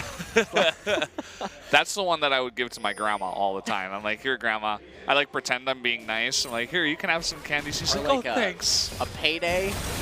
Payday's good. What? Yeah, Payday's all right. Mound, though, no. I get- totally alright. agree with you on Mound. That's Yeah, like, I Mound think that's is- pretty universally bad. Sorry Mound, guy that's watching the stream. So, I mean, there's very few scenarios where you're happy to get that. But, speaking of like a good, you know, candy bar, you have Mountain Drake coming up next. So that's something that everyone wants. Yeah, I mean, something pretty universally good. Maybe like a Snickers. Twix is all right. I'm a big fan of the Twix. They have cappuccino flavor now in Korea. I don't know if that's oh, a I never worldwide got to thing. try that. It's I good. started the diet again before I saw it. It's good. If you get off it again. I definitely tried go the ahead and white try. Twix. That Oh, was I never bad. had that. It was don't. You thought Mound was bad? White Twix was bad. All right, I'll avoid that. As Steady here tries to avoid this gank, he's going to be locked up, and this is just not going well for BBQ. It was about as bad as that gank. Yeah, man. That did not quite pan out as well as they would have wanted, and it looks like Jin Air, they're going to be able to get the first blood turret of the game. Yeah, and again, I mean, it comes back to the Raze Sohan sub. It worked so well in game one. It got the Jace super far ahead. We have a similar CS gap up in top lane this time around. They get first blood turret. Both of them, they split it again.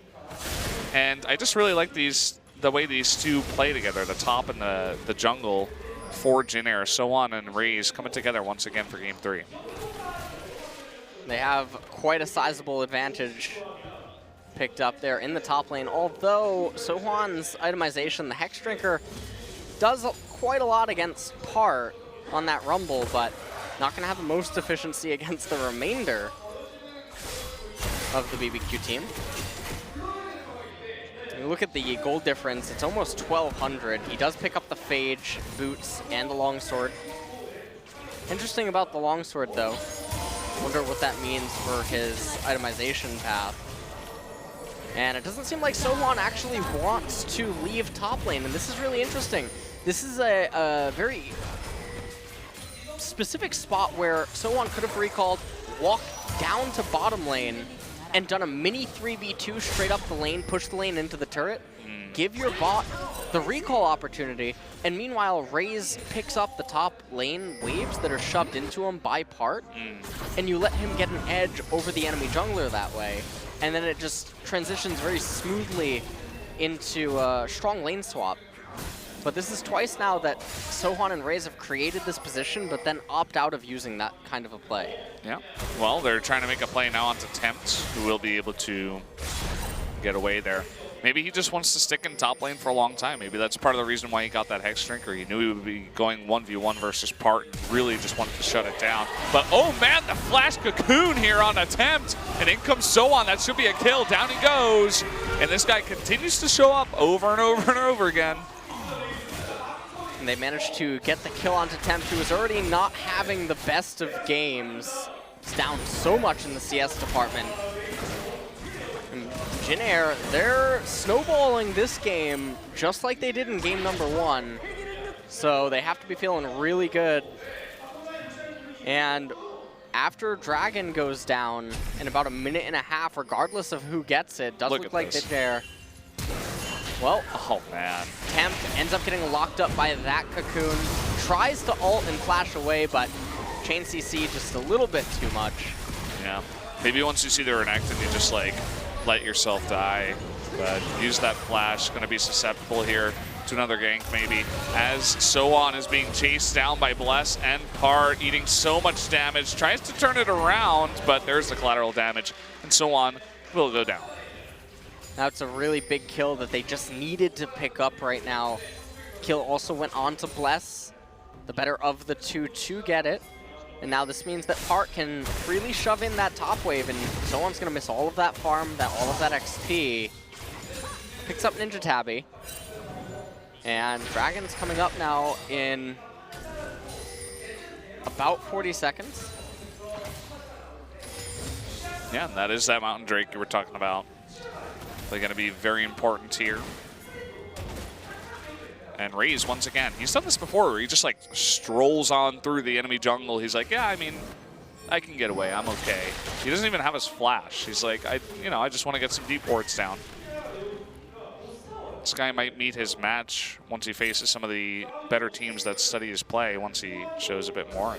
Maybe catch him in the act. Looking for the cocoon on Bless. Bless will be able to dash away from that one.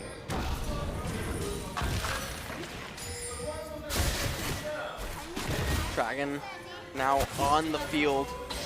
Both top laners have teleport. Tempt taking so much of a beating. He's forced to recall. That almost means a free Baron or a free Dragon. Not Baron. Not yet, no. Not yet. Going on in here, So One looking for a trade.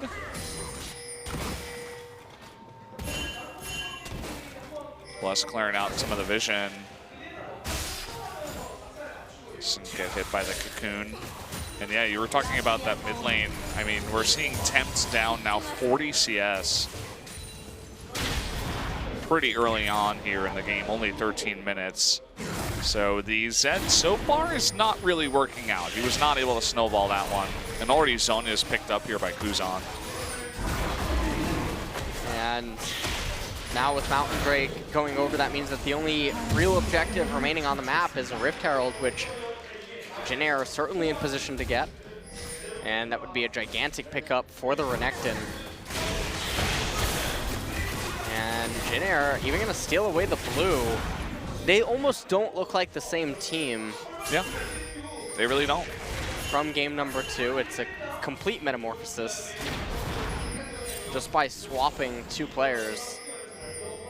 It's funny what happens when you get a mechanically sound, aggressive jungler on your team. I mean, this guy was setting up kills in top lane, came mid, set up a kill onto Tempt.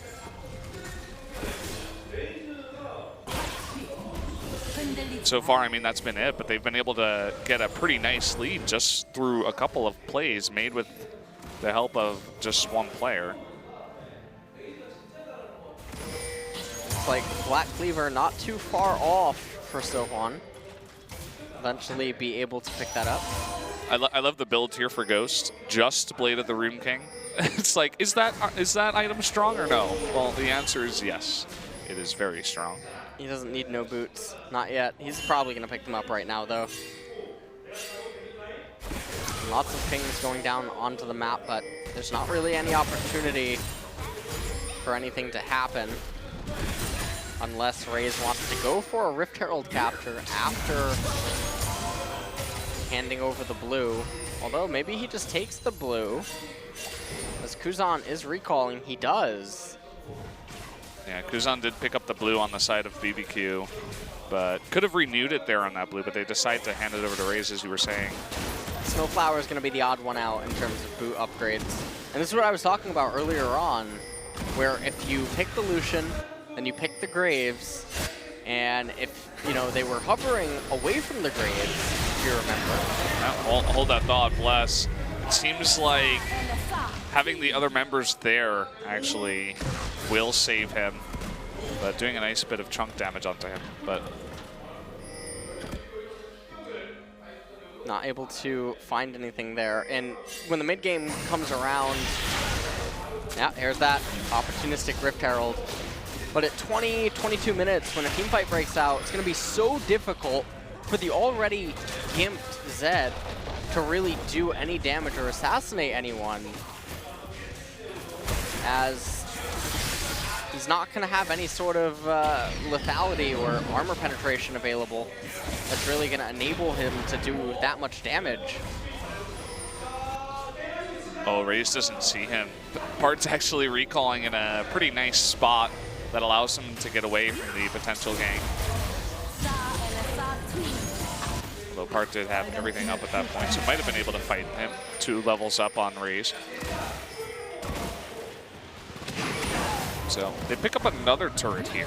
Jin Air really beginning to snowball their lead. Jin Air Corruption comes out. There's the teleport coming in first. They might even be able to pick off Ghost. Not quite.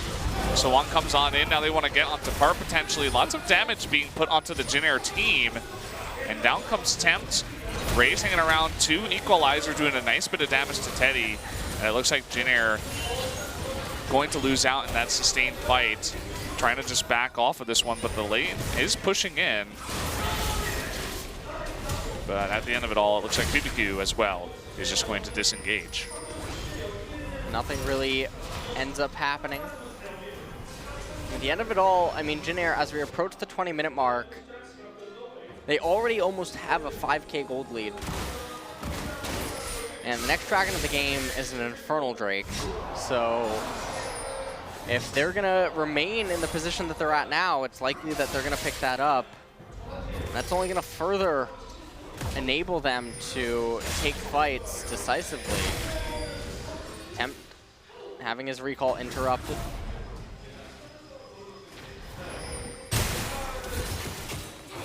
Yeah, it's still a very underfed Zed. It's fighting against the current with all the items that Jin Air is picking up. That is 4 Ninja Tabby that you see on the side of Jin Air. And it looks like they will be able to push another turret here. So that's all 3 of the outer turrets picked up for Jin Air as they get to about 5,000 gold ahead now. 1 minute until Infernal, and then shortly after that will be Baron, which Jin Air, they have that Mountain Drake in the event that they would want to go for a quick burst onto it.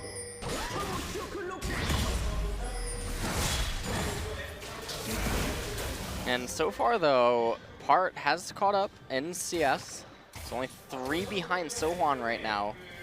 So all that early lead and, you know, advantage that he secured himself, he didn't really transition it super well.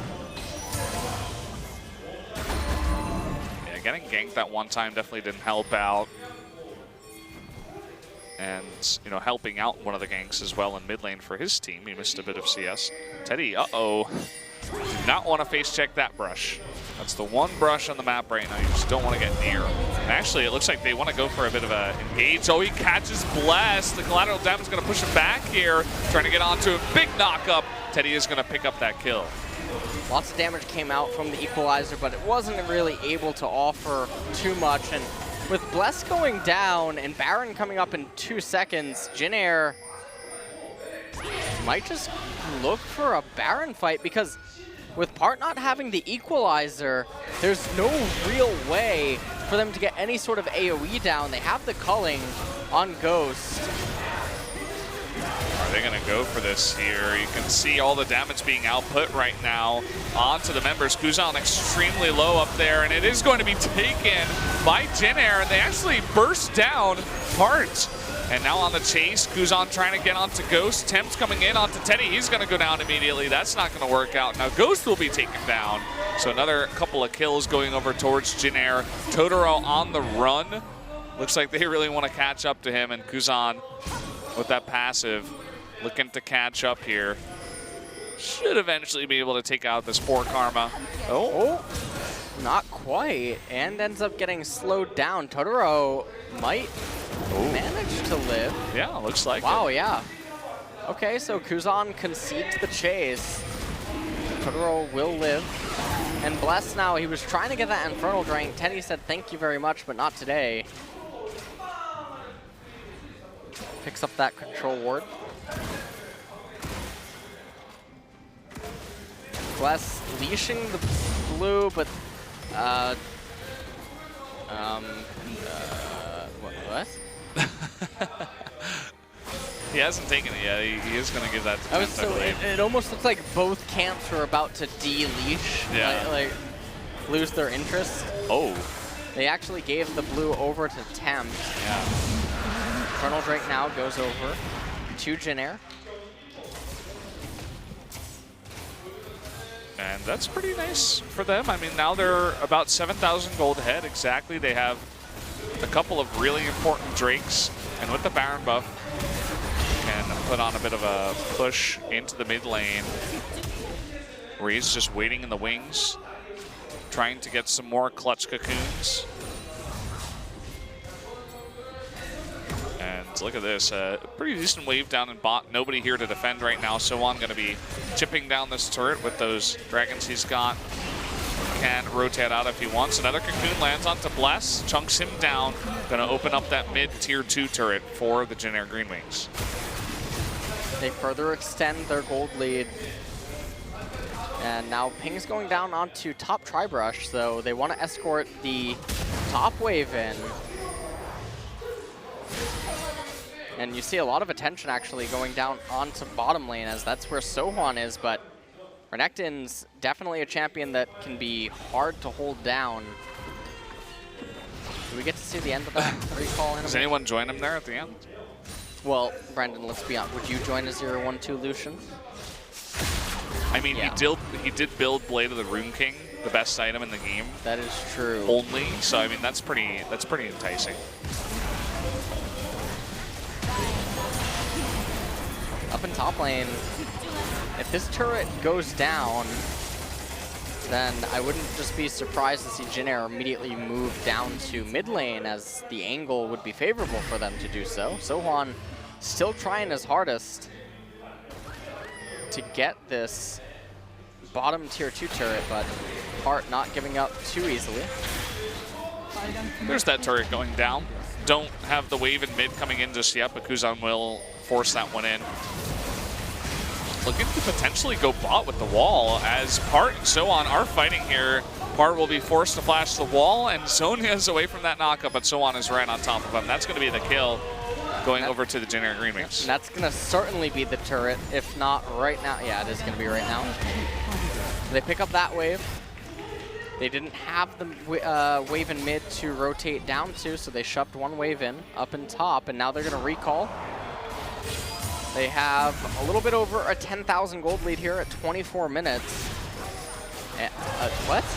All right, so a few minutes ago this happened. Ghost using the culling, but not really able to get the best angle because Jin Air can just sit behind the Baron. Then right there, Part ends up going down very quickly. Temp was looking for assassinations, and he ended up finding himself a double kill, but couldn't quite get much more beyond that. Kuzan, right at the very end, able to lock down Ghost and kill him. And then Totoro escaped shortly thereafter. So 25 minutes, next dragon of the game, yet another Infernal Drake. Just responding to the aggression of the subs of Jin Air. I think we had a Cloud Drake start for game 2. Teddy now in bot lane with the help of his team, looking to find some picks here. Begin sieging some of these turrets. They have a pretty massive lead at this point, 12,000 gold ahead.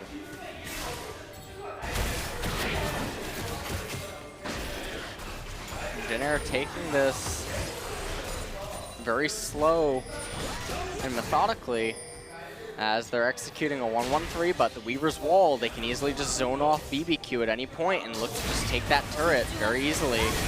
Wow, wow, that damage on Totoro. Yeah, Kuzan's pretty fed at this point.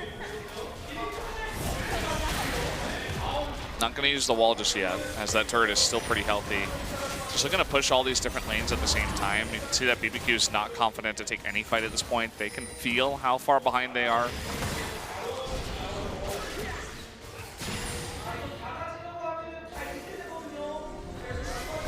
There is the wall finally coming on in. Only going to zone Tempt out here. Culling is going to be able to kill a bunch of those minions. Do the Jin Air GreenWings stay here, trying to get that burst on the Tempt. And one last hit on the turret. There it is. Down goes the turret. And back go the Jin Air GreenWings. They take the turret, they back up a little bit. And Sohan continuing to try to do what he can up in top lane, but Jin Air looks content to just take this blue, recall, wait for the Baron, wait for the Dragon. And they can just ride that straight into victory.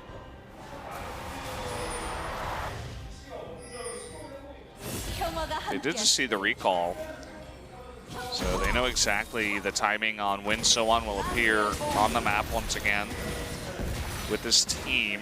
Some pings going down onto that bottom wave. It looks like perhaps So-On wants to head down that way. He does have his teleport, as does Part.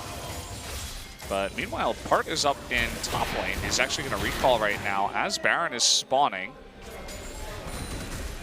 So if Jin Air had perfect vision, perhaps they would just start the Baron. But either way, they are going to clear out a bunch of the vision first. Play this one safe. They don't want to do anything that would put them in an uncomfortable spot. Wouldn't even be surprised to see them just go and capture the Infernal Drake before anything else. Actually, as I say that, a ping goes down onto it. And they do have a few items that they might want to complete before a final endgame fight. You can see that Raze almost had the Dead Man's Plate completed. Varus not getting the most benefit from that dragon. He only actually got 10 AD. So a bit of a longsword, I guess. Yeah. But definitely Kuzan and So-On got a little bit more benefit from it than him. Definitely did. Here's So-On down in bot lane. Part just seems kind of scared of him right now. Just trying to poke at him. And I'd be scared of a Renekton that's ahead of you and also has double Infernal Drake at this point. And here he comes. What is BBQ going to do to stop this? Immediately, the Baron is started at the same time. The Weaver's Wall comes through. And look at that, the trade. I mean, Part is just not going to win that trade. It's not going to happen. And coming in is Bless, and he's not able to get that smite, and he will pay for it with his life. So Jin Air picking up the Baron. So-On down in bot should pick up this inhibitor. And they're looking in fantastic shape in this game 3. Ooh, the inhibitor actually didn't go down. And Equalizer coming out. And it's only for one person, so definitely not the best choice to use that Equalizer for. You definitely wanted that for the team fight. Yeah, and for stopping this massive push in mid. I mean, Nulling will only do so much. There's a nice bit of damage. But finally, oh man, they find another pick onto Ghost. Raze is just getting pick after pick, uses his flash. Teddy does follow up, So-On gets that bottom inhibitor. That's 2 inhibitors now taken out for Jin Air, and a big wave up at top. Very systematic is Jin Air GreenWings' movements, as they look to just get the final inhibitor, and if they back off, that would be very impressive. And it does look like that's actually going to be the case. They enable the 7 versus 5 with the 3 inhibitors going down, and now use the Baron Enhanced Recall. They're going to pick up all their final items. Dead Man's Plate coming in. So more Cloth Armor, Null Magic Mantle, Giant Spell, Void Staff. Yep. Yeah, that's pretty nice here against a lot of the MR.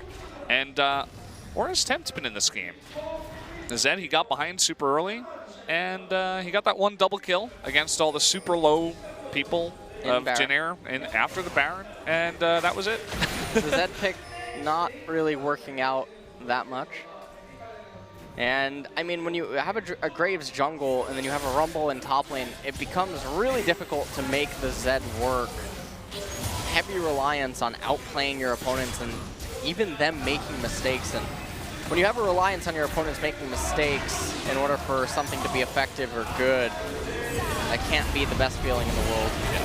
Usually it doesn't work out. Part is going to be caught here. Nice Zodan's usage, but nobody on Jin Air takes any damage. Perfect Weaver's Wall. Bless going to be chunked on down as Jin Air takes out member after member. They want to pad their KDA stats before the end of this one. Going to pick up a couple more kills. Seti does have the GA, who's preparing that for this moment. Either way, guys, Jin Air able to pick up game number 3 in pretty fast fashion once again. Super decisive game number 3, just like game number 1. Raze having yet another great performance. And Jin Air can feel good winning the final series of the spring LCK 2017 split. Yeah, they definitely look scary going into relegations, which is something Bino was talking about. I mean, we'll see who they decide to bring in as the lineup for the relegations. Part seeming to have a bit of trouble there in game number 3, although they did get ganked very early on by Raze.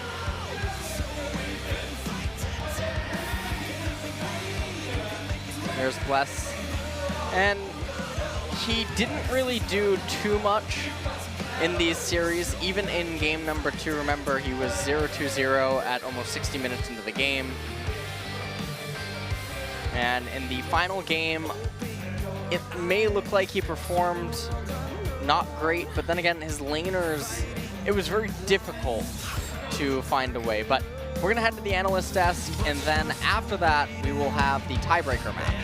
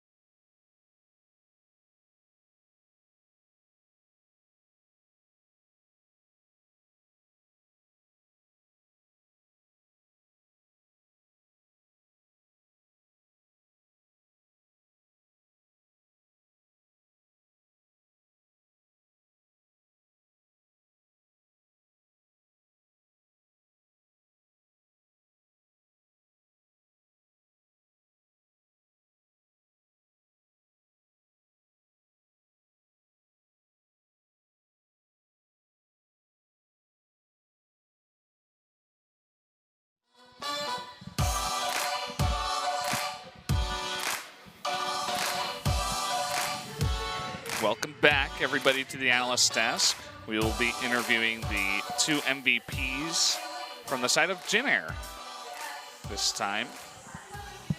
But let's take a look at the results first. I think we are. Just as a refresher, could you remind me who won the first MVP from Sohan. Yeah, Sohan, right? On the Jace in the top lane. If Raze manages to win this one, I feel like we're going to have one of the most interesting conversations ever, because I can't wait to hear from those two. Really bringing the life into this Jin Air team, and this third set almost looked identical to the first one too. As soon as they kill Bless, they just go straight to the Baron. With that said, it was pretty risky, but works out for them in the end. So there it is, Jin Air GreenWings win with a gold lead of 65K. And again, all the Drakes, all the Barons, all the towers.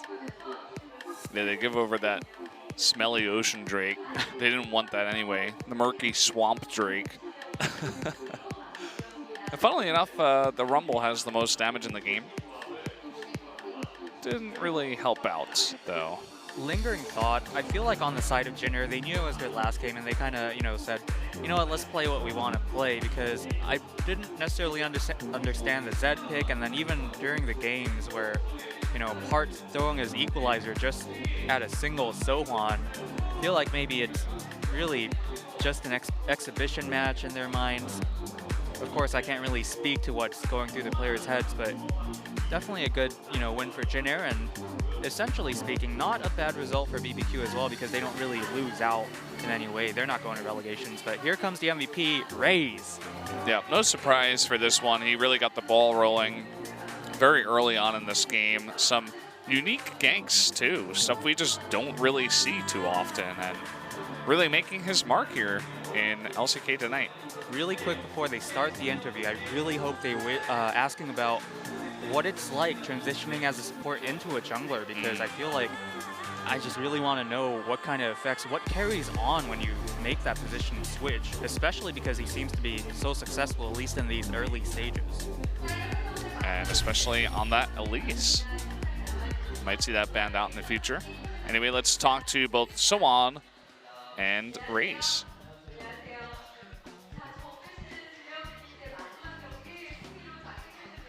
So you celebrate the final game of the regular season with the victory. How do you feel? And Soan really quick just says, I'm happy he won.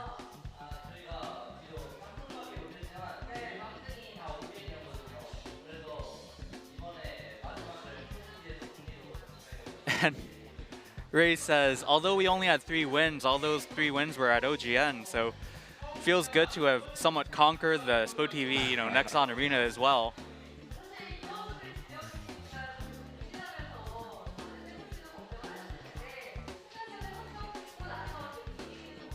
So what was the team atmosphere like after, knowing that you're going to relegations? And Soan says it's actually pretty upbeat. Now that we are going down to relegations, it was more like, you know what, let's see how far we could go.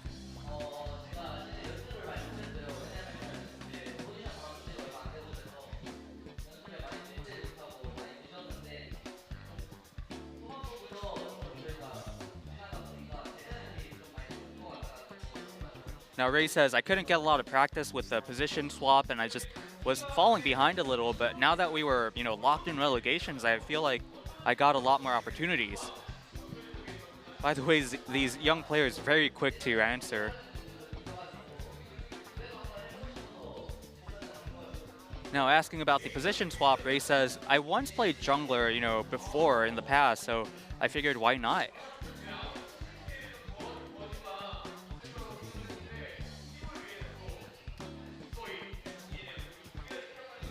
Of course, that takes a lot of selflessness as well, just switching positions entirely for your team.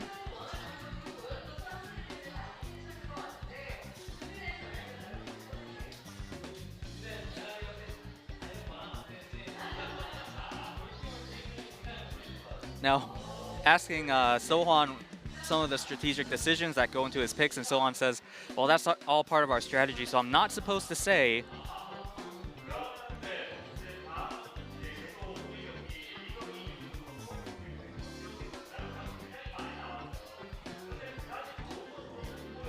Now, Captain Jack asking about Gragas because he doesn't feel convinced. And Soan says he feels like Gragas is a champion that you really need to be on point with him. You really need to have that Gragas expertise if you want to actually be effective in the game.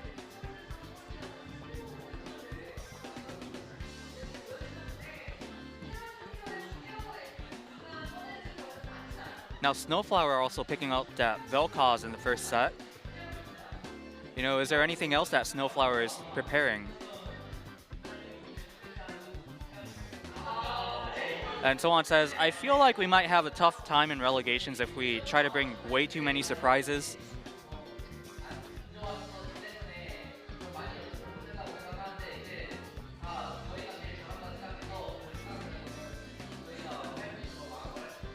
Now Ray's saying, I feel like so far because we've been unsuccessful in the league, we haven't been able to practice a lot of innovative stuff, but now that we are confident in our skills, we're confident in our performance, we might, bring something new or might practice something new for the relegation match.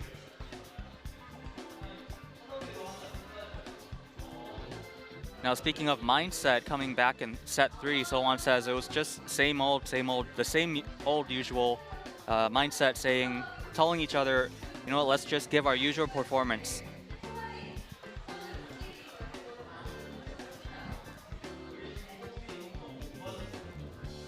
Now speaking on their teamwork, Soan says our synergy between, him and Raze has been increased magnificently.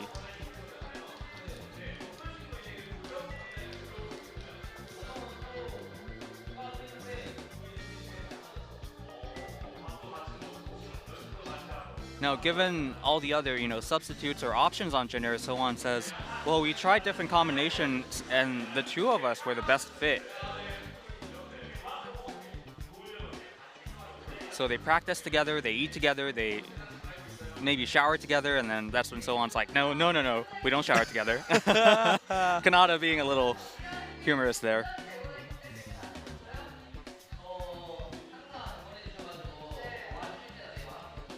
Now, Ray's parents showed up the stadium today, and Ray says they're always cheering for me. They always try to show up whenever they can. And as you saw in the first set, I believe, they're holding up a sign for their son. Super cool.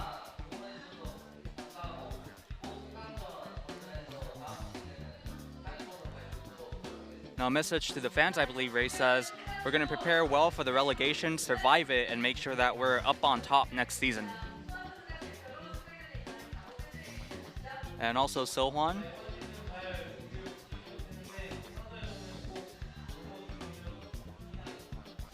So Sohwan says, I wasn't able to be, very impressive this season, but I'm going to make sure I impress in the relegations and win it. Yeah, very quick interview with the two young'uns of Jin Air. Yeah, so I believe we will be back with the tiebreaker here in about a half hour between Afrika and MVP. So stay tuned, guys. We'll be back with that tiebreaker. In the heart of the darkness.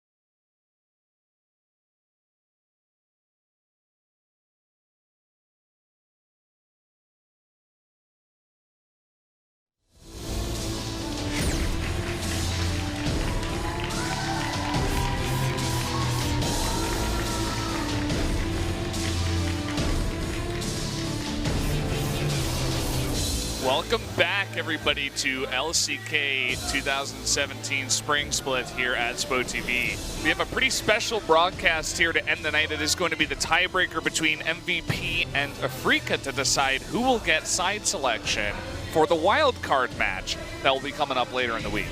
And side selection may seem like something that's not too important to some people, but with the way that the meta currently is, it is actually quite big.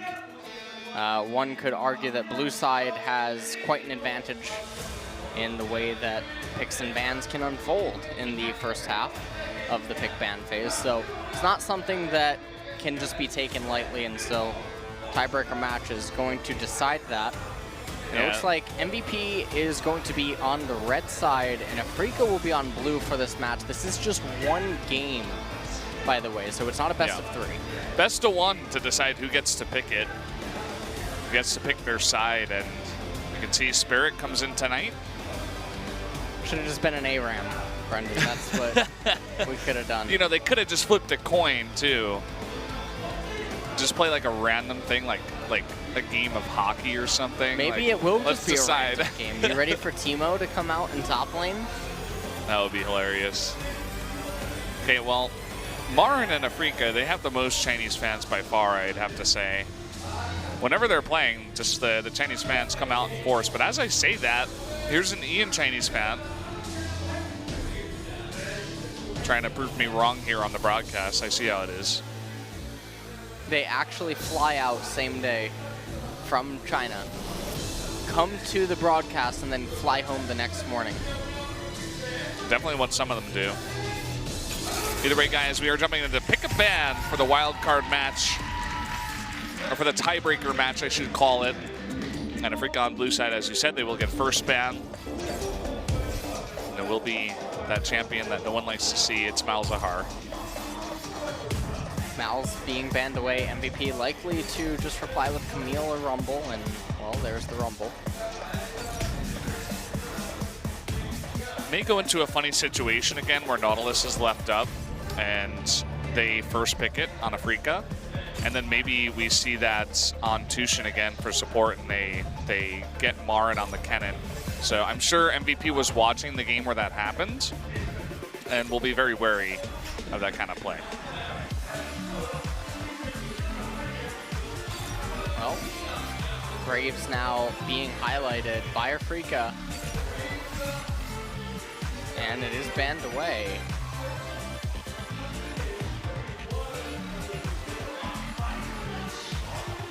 MVP now final ban, and Camille being highlighted. Yeah, so once again, the Nautilus is left up, and I would expect that to be picked here. Another pick we've been seeing a lot, though, is the Ashe. And as I'm saying that, it does come out. So an option here for Afrika. Let's see what they decide to choose. It will be the Nautilus.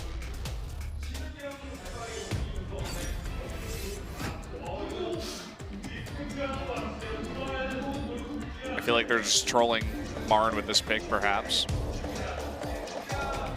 As I believe it has been Marin that's been bringing that out every once in a while.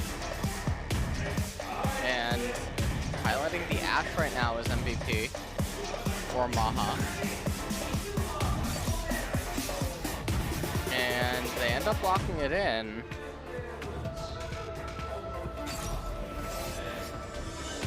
And Rengar now being hovered. Yeah, with the Graves banned out here, seems like a pretty decent pick to pick up here for Beyond. Definitely a pretty fantastic Rengar. Beyond the Smite. So is that like Beyond the Summit, but like Beyond the Smite? Or are they just calling Beyond a Smite? Are they just saying Beyond is just a Smite?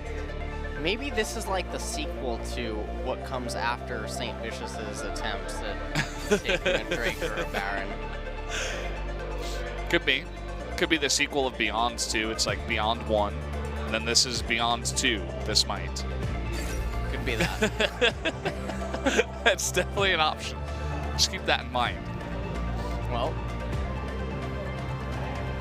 Lee Sin and Varus locked in for Afrika. MVP are going to have to decide how they want to finalize this part of the draft. They could just go Karma or Lulu here.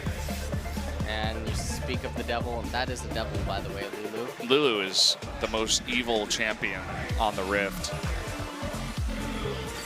And they do actually lock it in, and now this lets them actually target supports if they want. With Zyra and Malzahar already being banned away, yes, you can entertain the possibility that the Nautilus is flexible, but you can very easily ban out Karma here.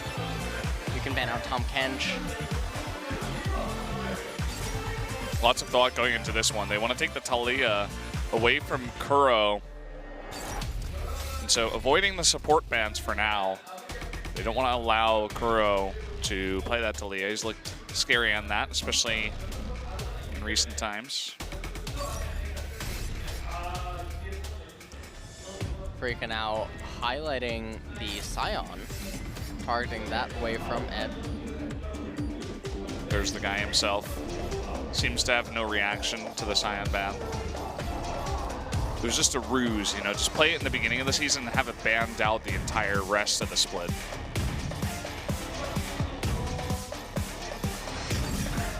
And now MVP highlighting the Kennen. So they are definitely giving credit to Afrika to be able to flex that Nautilus. Marin with a good poker face. He's not giving us any information about that. I love AFs. What are AFs? What? I'm just kidding. Don't slip up like I did earlier.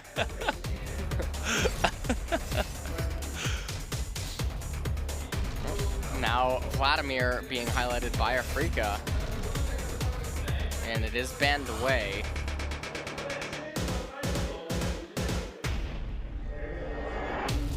So now MVP have to pick either a mid or a top laner here.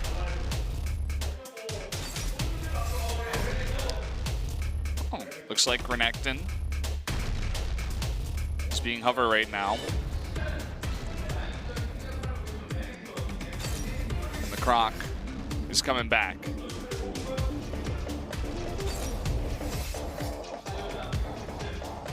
So Renekton locked in, and now Afrika hovering the Karma. And then they need a mid laner to go with their team comp. And it looks like Syndra being hovered for Kuro. Oriana would have been interesting with Lee Sin and Nautilus getting on in there.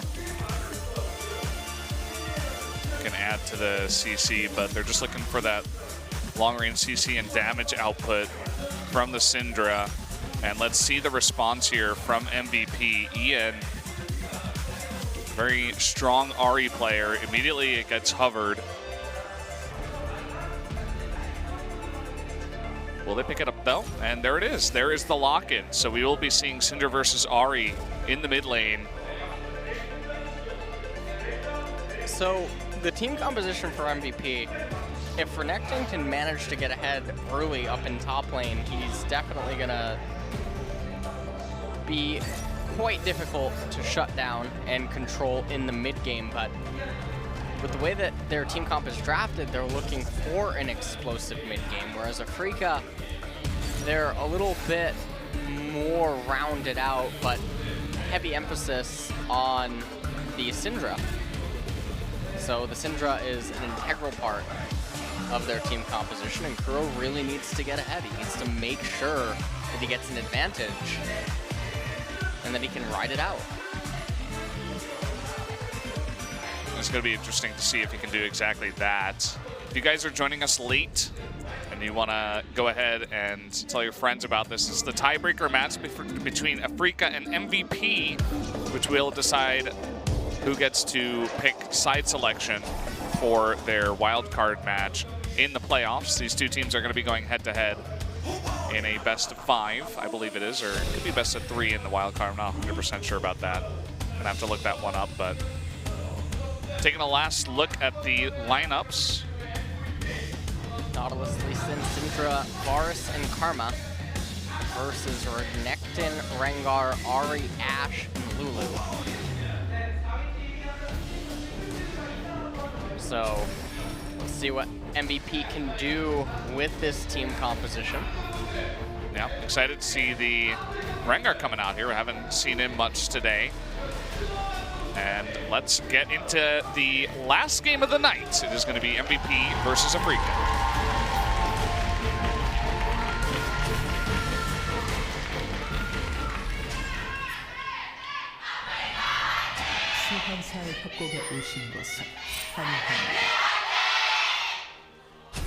Whoa. That was pretty big. And now everyone, okay. Everybody's just, everybody's lost their minds after that 60-minute game we had earlier today.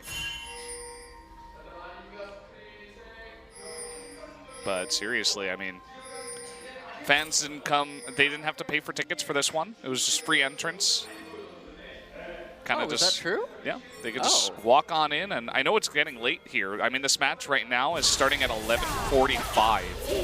Yeah, no, there's no subways available anymore. Yeah, everything's going to be gone, especially Sunday night. Tushin needing a lot of damage here. He is going to recall. Can't wait. Can't wait for my 1-hour taxi, Brendan. I'm so excited. Hey, at least this game, you know, BBQ versus Jin Air, there was some exciting stuff that did happen during that, but this is the 4th place team versus the 5th place team. This is going to be some pretty high-level League of Legends. I think either of these teams could go abroad and do really, really well. So, 2 of them going head-to-head. Should be a pretty exciting best of 1 that we have here for the tiebreaker. So far, the junglers starting out same camp, but Beyond a little bit quicker on his clear. And again, for MVP, the big emphasis is on top lane, but for Afrika, it's on Syndra, so we'll have to watch how everything unfolds early on. Taking a look at mid lane here. Both these guys hitting level 2 same time. Ian will be able to heal up with that passive. Ooh, look at Beyond coming on in. And Spirit is going to check this. He sees this going down. See how he reacts. Like what he's doing, he just cleared one of the small camps. Now Beyond actually. Ooh. Martin was making his way down, and he's taking a ton of damage here. That red buff ticking, but not going to be enough to take him out. But they do grab his flash. They get his flash, and that's going to provide a lot of strength for Ed up in the top lane. Didn't quite look at the minion wave up in top, but it could potentially be pushing into Ed. I didn't quite see, but if that's so, then Marin's lane is in a really, really, really bad spot.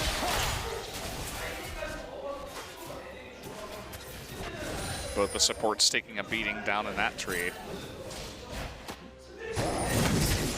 Beyond finally getting to his blue buff, but you'll notice that he is 2 levels down on Spirit. He's about to get level 3 though as soon as he clears this camp, and Spirit did just hit level 4, but it is still quite big.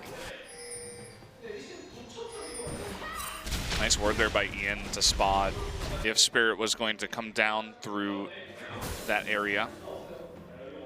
Ed comes in, he uses that plant, gets some vision. It basically tells his bottom lane exactly where Spirit is right now.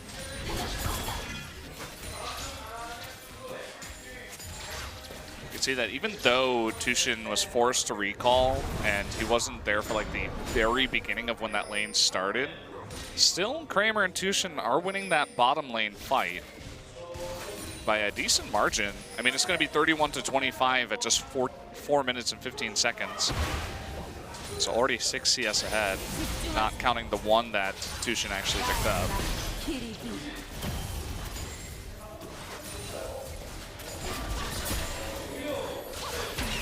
Bot lane, definitely a lot of aggression out of these 2 bots.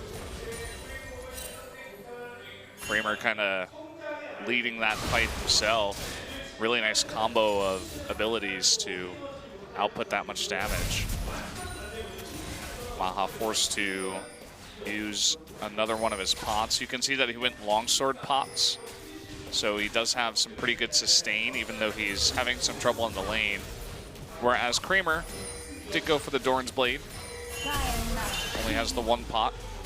So might explain why he's trading a little bit better.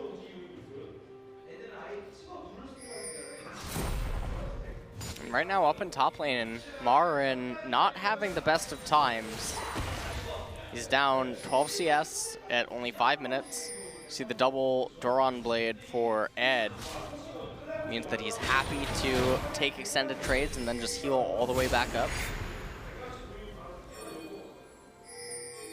Beyond level 4.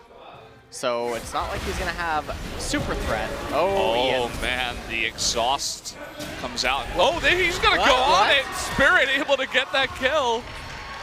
Ian just not respecting the amount of time that he has to wait for that Q, and he goes down. Well, the real question there is he threw out the charm despite Spirit still having the latch onto him. Watch this again. So right here he pokes out Kuro. Then Kuro lands the stun. Spirit latches onto him. The exhaust comes out, but then he throws a charm on a target that has cleanse. And maybe the thought is that Beyond can then follow up and lock him down if he doesn't have the cleanse, but then Kuro still has flash, so that doesn't really make much sense either. So he threw the charm needlessly and ended up getting punished for it, because if Spirit does pull the trigger on trying to kill him and he gets charmed underneath turret, Spirit's gonna die. Yeah. Definitely a pretty straight up mechanical error there by Ian. And he does give over the first blood to Lee Sin. I think it would have been a little bit scarier if it was the Syndra, but either way, she does get that first blood assist. And here comes Beyond, actually using Thrill of the Hunt to just, you know, scare him, I suppose. Looking for a follow-up onto that kill. It wasn't quite enough as Spirit gets away.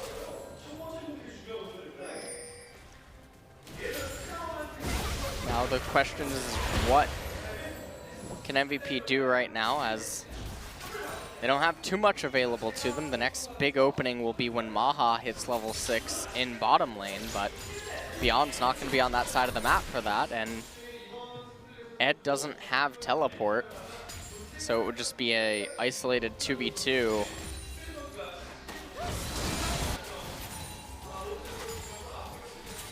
Now we're taking a look at the gold here. You can see that Lee Sin with that first blood, obviously pretty far ahead. Level 6 hit. They're going to trade some ultimates.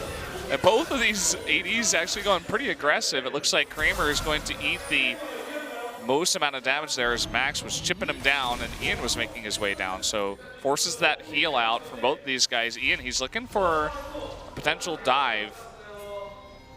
Will he go for it? Okay, the hawk shot comes out. He needs to delay these recalls. There it is. He's going to jump on in. Exhaust is used, but there's just way too much here. The wild growth is going to be used. Oh, Max. Tushin. Yeah, really able to turn that one around. The flash forward here from Maha, and oh, he's still alive. Will he get the kill? He gets a double kill, and the charm does eventually land. But Ian actually getting blocked there by the creeps, and Kuro does follow up. Tushin showing up big here in the tiebreaker match. I didn't quite see what he just mouthed, but he must be feeling great right about now. I want to see this replay, man. That was a super turn of events. And yeah, we're just waiting for the replay. Anytime now. We don't need to see Ocean. Oh man, that's the mound bar. Yeah, the mound bar taken. Here. That's terrible. The dirty swamp Drake. Oh. Tragic. Well, does pick it up. Yeah. Oh, look what spawned next, Brendan. What was that? I missed it. That was a Cloud Drink. Oh boy. Yep. That is definitely here we go. a Mr. Goodbar. So Ian coming in here just barely missed the kill onto Kramer, and that forced Max to come in. Max ends up going down. Ian can't make up his mind, can't hit that skill shot either. And then Maha ends up getting locked down by that tether, and it enabled Tushin to get the double kill before Kuro came in and finally killed Ian. Oh, we had a kill in live too, and we might have another one. Ed forced to blow his ultimate. If he can land another dredge line. Oh, he got that auto attack. Can he land it? Looking for it. Okay, it looks like Ed is going to get far enough under turret that he can't get away. I'm sure we'll get a replay of how Ian died, but it looks like both Kuro and Spirit came together. And they're looking to blow this game open. First blood turret will be split here between Spirit and Kuro after picking up another kill onto Ian, who is currently 1-3-1 now. And they've accelerated Kuro on the Syndra, which we talked about is one of the things that they needed to look to do. And he's going to be an absolute Leviathan coming into the mid game. He's 2-0-1. He has 92 farm at 10.5 minutes. And he has his first blood turret. So taking a look at this replay, Ian comes into the lane, gets stunned, he gets hit by Q, and then Spirit comes in from behind to knock him into range to get hit by Kuro pressing that R button. Poor Ian, not having a fun game so far. That's for sure. And kind of just walking right in front of the orb, the sphere that was there. And Kuro's like, okay, I'll take this free stun into combo damage if you'd like. And now he's making his way towards top. There was no ward to see him going up here. And you can see that Spirit's making his way up. Ed, he seems to know he will flash that. Will the stun land here? Oh. Yes, it will. And here comes the flash on in. Oh, hello. And they even use like Unleashed Power there and the flash from Marin. Not sure if that was all really necessary, but they wanted to make sure that they could pick up that kill. And they did, and that's going to take away everything that they had going for them up in top lane as now Marin catches up in the CS department. He's going to get some turret damage down as well, and they might even be able to get Ed's teleport here. If he teleports right back up to top lane, you can see Spirit waiting for Ed to pull the trigger. Ooh. Oh, and he does. He's about to get the bad news. Spirit actually shows himself. Coming on in. He does have that kick available. There's the Q. Or rather the kick. And actually Ed is pretty confident to try to turn this around. Dodges that Q. Dives on into Marin. Picks up a kill. And perhaps Marin and Spirit getting a little bit overconfident up there. There's a little bit of a mismanagement of juggling that turret aggro, but also the way that they use their spells and in which order. And so Ed manages to turn it back on top of him and pick himself up a kill. And it came at a very important time. You see Marin doesn't have teleport available. There's no dragon, so it's not like he has any incentive to head to the bottom half of the map. And it requires Spirit now to come up to top lane to pick up that farm. And in doing so, Beyond and Ian are on the side of the map where Freaka doesn't really know about. Gonna lock down Beyond, but he gets away. Looks like MVP bot lane will pick up the second turret of the game in response down there. So evening up that gold just a bit. They're only about 1.4K. Yeah, about 1.4K behind. Not the complete end of the world. All of that gold is mostly inside of Kuro Syndra. Ed says, no, that's my blue. Spirit didn't quite have a smite yet. It was really close. Really angry crocodile. So now They're looking for it. They need that charm, and they land it in. Might not even have needed that charm, but they pick up the kill regardless. And with no dragon available, looks like they wanted to potentially push mid, but not enough minions. Max made his way up top. Max made his way up top to hold down the turret. Bottom lane rotated it because, I mean, Cloud Drake's coming up next, so, you know, it's not like you need to commit a lot to that because it's not the end of the world even if you lose it. So they're taking initiative on the lane swap. They want to get that top tier 1 turret, and they're content to lose bottom tier 1 because they don't really care about the position on that side of the map right now. Marin gonna try to put an end to this push up in top by Max and Maha. Bit of an invade onto the blue. Spirit actually Sonic Waves Agatha over here. And Is that Agatha or is that Yeah, Bertha? no, we discussed this before. That's Agatha. Okay. I remembered because last time I made a similar mistake. Ah, right. Blue It's okay. side has Bertha. Yeah. And red is Agatha. Ah. Yeah. All right. Should have been Rita, but it's too late to change her name now. Kuro's being dived on here. Wild Growth will knock up both of them and unleash power on Tamaha. That's going to be enough to pick up a kill, and Kuro gets away with his life. This game is very back and forth in terms of kills. And that's probably going to enable Afrika to actually just pick up the Cloud Drake really quickly with Tushin and Spirit. Let's take another look at this. So the arrow ends up missing onto Kuro, and then Ian and Max, they had the same thing in mind, but what they didn't know is Kuro had an R-key.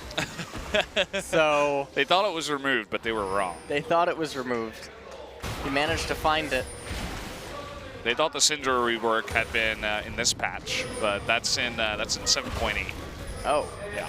So Well, it's coming soon. It's really just unfortunate.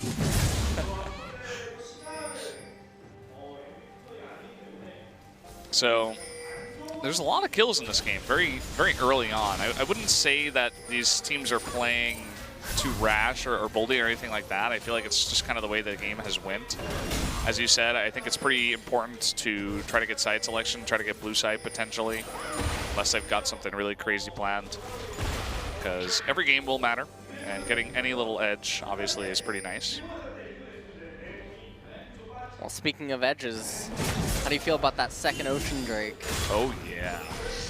That's going to give them the big edge in this God, game. that just made me think of the Kool-Aid Man when he would bust through the wall and say, "Oh yeah." Yeah, what's wrong with that? Seems like you're not very happy with that. A lot of things is wrong with that. But so far in this game, Afrika now have managed to get themselves almost a 3K gold lead, but they're not RNGing quite as well as some previous series. Imagine if they had 2 Infernal Drakes or 2 Mountain Drakes. It'd certainly be in a lot more comfortable of a spot.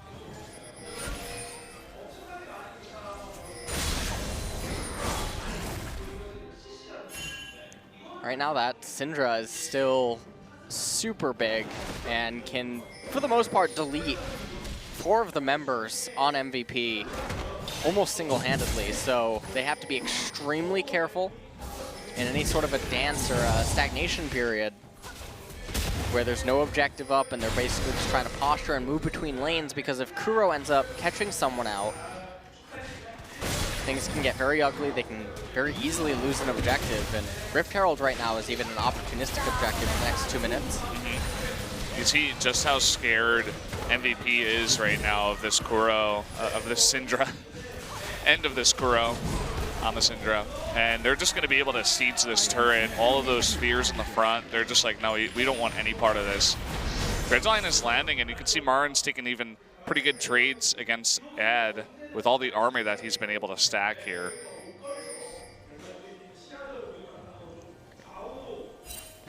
Red buff coming up. Beyond's going to try to eat that up really quickly. You see the ping is going down onto Rift Herald. So, talking about an opportunistic objective, if they can put this on Marin at 19 minutes, that would be fantastic, as that means that it should likely live for the entire duration of the game. Here's Thrill the Hunt. MVP wants to challenge this. And even the teleport coming on in. They want to get in, but actually Kramer will pick that up, and Beyond's going to be paying for this one with his life. Let's see if any stuns land. They get Ed with the stun. Sonic Wave coming on in. It doesn't look like they want to continue with the engage. So they managed to pick up that Rift Herald for themselves. Beyond tried, but ended up coming up short. It's a nice pickup for their team. They have almost a 5K gold lead now as we approach 20 minutes. Take another quick look at this. Beyond didn't have Smite available, so he went in, and then all that goes through my head is like when a dog charges someone in a movie and then you hit them and it yelps. Like, that's exactly what just happened. And then the rest of the MVP team forced to back off after that. So it was a nice attempt. They don't lose too much as they go for it, but they could have picked themselves up a nice little victory. Beyond's death didn't mean the loss of an objective or something catastrophic happening in terms of lane manipulation, so. Which is part of the reason why he did go for it. Yep. He knew what kind of risk he was getting himself into. It wasn't that big of one. Blue buff will be taken away from Ian, who hasn't been having the easiest game on the Ahri. Pretty much non-stop pressure onto that guy. Still looking for if he can create some plays with his charm a little bit later on. Going to be heavily reliant on Ian and Maha, but if Afrika begin itemizing QSSs across the board, then a lot of the engagement tools that MVP rely on to create fights for themselves are going to be that much harder. Yeah, definitely would have to agree. It would have been interesting to see Tom Kench in this game as well.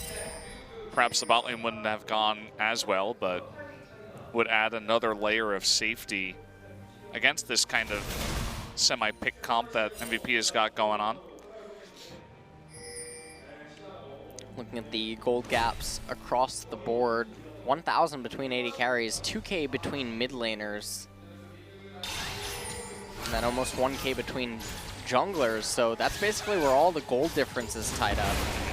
Tushin 500 more than his opposing support. About 900 ahead is Marin over Ad, but I mean, they've got 3 extra turrets, so that's where a lot of that gold is coming from. Spirit making his way down. Oh, he's gonna land that. Able to get the charm down as Ian. Actually preemptively using that exhaust, saying, okay, I want no part of this fight. I don't know what's coming my way. And gets the hell out of there. And they're rewarded with an Ocean Drake. They're rewarded with a mountain bar. What else is there that's really bad for candy bars? We need more names for like second Ocean Drake, third Ocean Drake. Like, how much worse can it get? Hit me with it. I really used to hate the little corn snacks that weren't wrapped. That you know what I mean? Like on Halloween. Yeah, that was good. I forgot what those are called. I don't know what they are either. Beyond is going to get blown up here. Wild Growth used on him, but he's not going to survive. And on the run now, Ian and Maha just not able to output enough damage.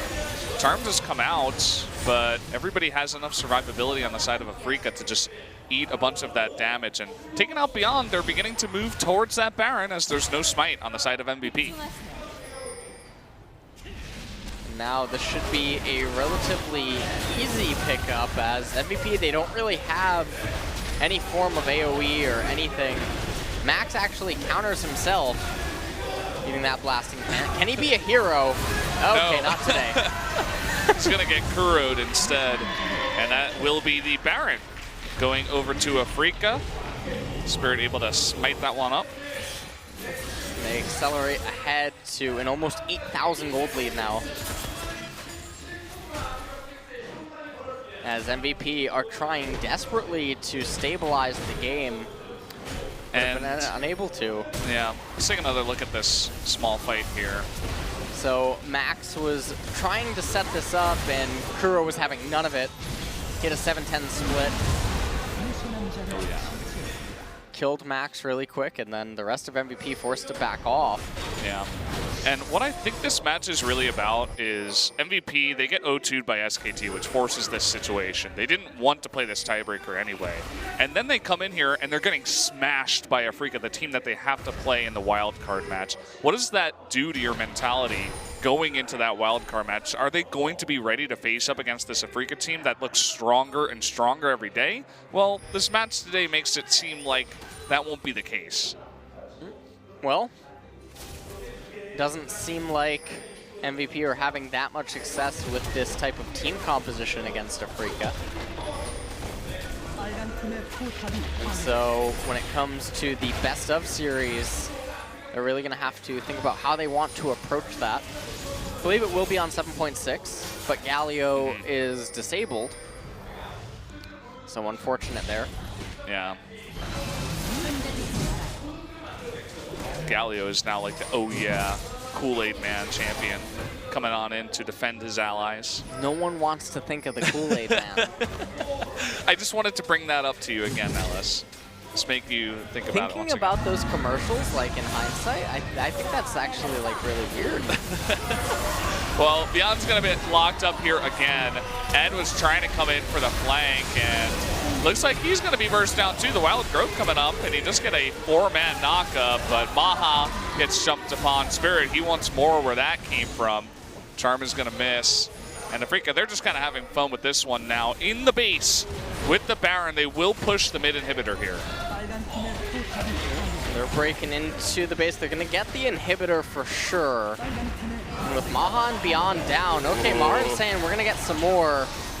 Polymorph coming out, and he eats so many turret shots, but he is Nautilus. I mean, it's only 25 minutes into the game. They're really pushing this one.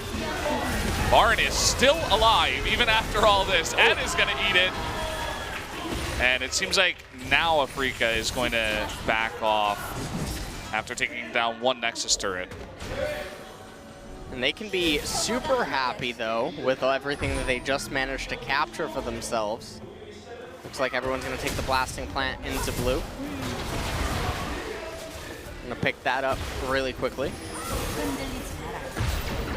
Just a little bit of counter jungling before we recall, and they're going to pick up some items now. Taking a look at the replay. So Ian was trying to go in there and lock up Kramer, came up shy, came up short, and then immediately Beyond was just bursted down. Ed came in for a flank, but that was a very anticlimactic flank. He was forced to run away immediately, and then Maha was just deleted from the field. Spirit couldn't quite get onto Ian, but that was fine as they ended up getting the tier 3 turret inhibitor and one Nexus turret. Now heading back into live, let's go back to the real important things. The Kool-Aid Man commercials. Like, think about that. I haven't seen one in a really long time, but an oversized guy in like a glass jar busts through your wall in a kid's party. And he wants you to drink. What are you trying to say? He's just saying, you know, you Kool-Aid, it tastes good. Have a sip. That's all he's trying to say, Ellis. Don't think too much about it. Just accept the Kool-Aid Man into your life.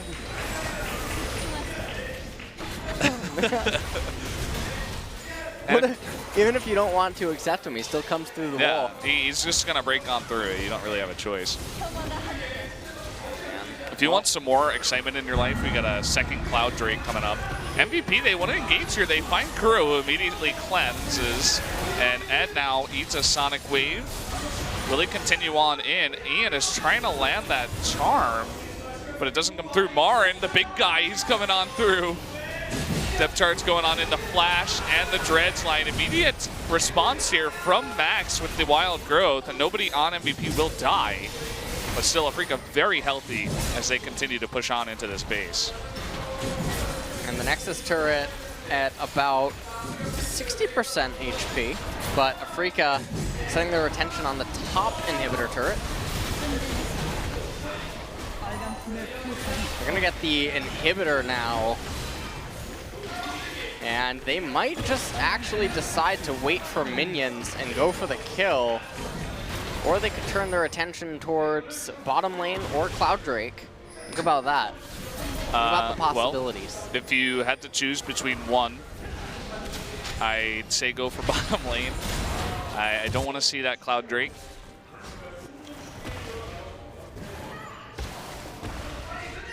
And here comes the push. Coming on in, Marin just doing Nautilus things. He's so far ahead and so tanky that I think even if he got charmed and then stunned and then locked up by Lulu Polymorph into Arrow, I think he still wouldn't die, honestly. And that's why he's just going to go deep. Going to send him down to the deep end. The Arrow goes wide. I think he's just trolling at this point. It was like all the way down to the bottom. He actually dies to the Unleashed Power. That's how far ahead Kuro is. And it looks like Afrika is going to be the team that has a bit of a choice here going into the wild card. MVP trying to have a bit of fun going on in, trying to make a last stand. The Guardian Angel coming on in. Kramer will be jumped upon, but does survive, and that is going to be the tiebreaker going over to Afrika. And the Nexus will fall. And that is going to be all for the tiebreaker match. And MVP, again, it doesn't mean anything other than the loss of color selection. So they can still, you know, prepare for the matches. But might need to re-question whether or not they want to run team compositions like this going forward. Yeah. A lot of things kind of looked lackluster in that game. I think Ed was okay, but got ganked early on, and then Ian and mid on the Ahri just seemed kind of non-existent. That does happen on some assassin-type champions if they cannot get ahead, but didn't really do much. Bottom lane kind of went even. I think Afrika slightly won by about 20 CS. Spirit having a nice performance on the Lee Sin, but Kuro Syndra really showing up quite big today. He definitely found his R key. He made a bunch of orbs and he pressed R. Yeah. It worked out well for him today. Showing some really high-level mechanics. So. Well, MVP actually looked a little bit distraught though after the loss, even though it doesn't really have an impact on like standings or seed or something. So a little bit unusual there, but hopefully they can pick up their emotions and push on the remainder of games that they have in front of them. Yeah, they're gonna have a little bit of time to just take a step back and try to forget that this game happened, because as I was saying during the game, as much as side selection is nice, really it's just the mental blow that MVP might take. If it was an even game and it went down to the wire, then I feel like they'd be okay, but that was just them getting pummeled there. The Kool-Aid man definitely charged into their house, man. Oh no. Oh yeah.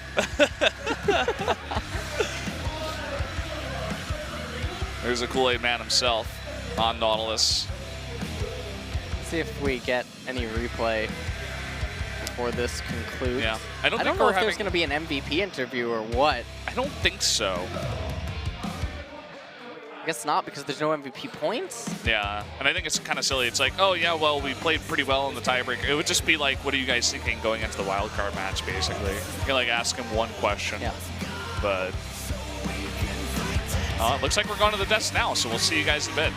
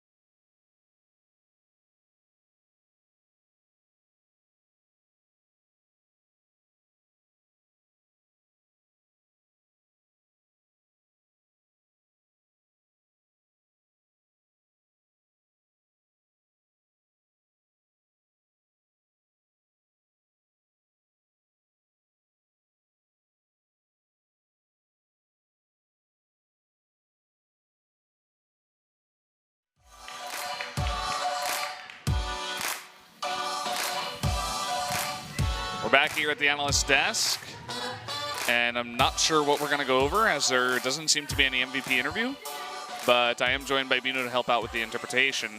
Probably just going to get a final couple of words from the analysts and maybe take a look at the standings. But like you said, we'll probably get a good look at the standings. We'll probably get a good look at the postseason schedule, which I'm sure will help us all moving into the next couple of days. And like you said, during the cast, Afrika Freaks and MVP, although this is just a tiebreaker, it's kind of like a big slap in the face for whoever loses, because these two teams are going to play each other again in the 4th and 5th place, wild card match, and just in a couple of days. It's kind of like a layered best of 4 in a really weird way, but Afrika Freaks definitely, going into that one feeling good. Yeah, Afrika looking really good too. The composition for MVP just did not work. They got totally destroyed. You were talking about slap in the face. This is definitely a big one. As I was saying before, if it was a close game, I think the emotions would be a little bit different for the team that lost. Of course, Kuro also putting up the big numbers, and for me, the big moment was when MVP tried that bottom lane dive with her, you know, with Maha, Max, and then even Ian, and Tucson somehow manages to take 2 people down with him, and Kuro comes in to finish up the 3rd kill. But let's just start going over the highlights one by one. Very questionable moment from Ian there, giving up the first blood rather quickly, but I feel like overall, it was a very action-packed game, and I feel like that's what you could really expect from playoff League of Legends that's coming up in a couple of days. You know, MVP's not just gonna lie down and let him take it. Tushin, crazy play down in bot, sets up 3 kills in total.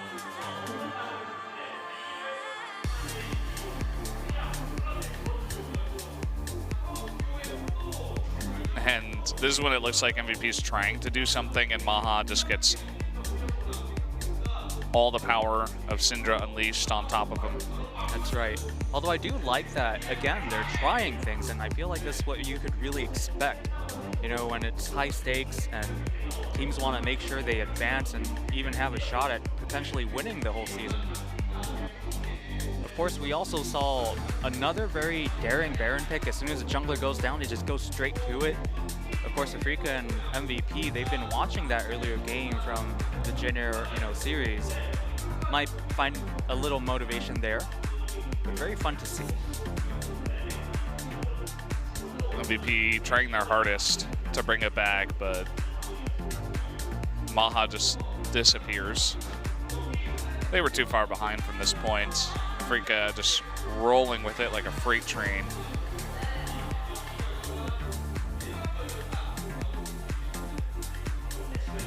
Now, I don't want to make any big statements here, but from what I've heard, it sounds like the Afrika, head coach and the coaching staff were invited to an interview, but they might have declined. That's what I did hear upstairs, but it is the tiebreaker, so I could kind of get it. It's a best of 1. Yeah, might be wanting to get out of here really quick. Yeah, I mean, it makes sense. They had to come in here pretty late. I mean, right now it is 12:20 in Korea. But just for our final few points, let's talk about, reviewing this match and then looking forward to the playoffs. So, again, Captain Jack kind of repeating what we said. Next match just in 5 days, and it's these exact 2 teams are going to be facing each other.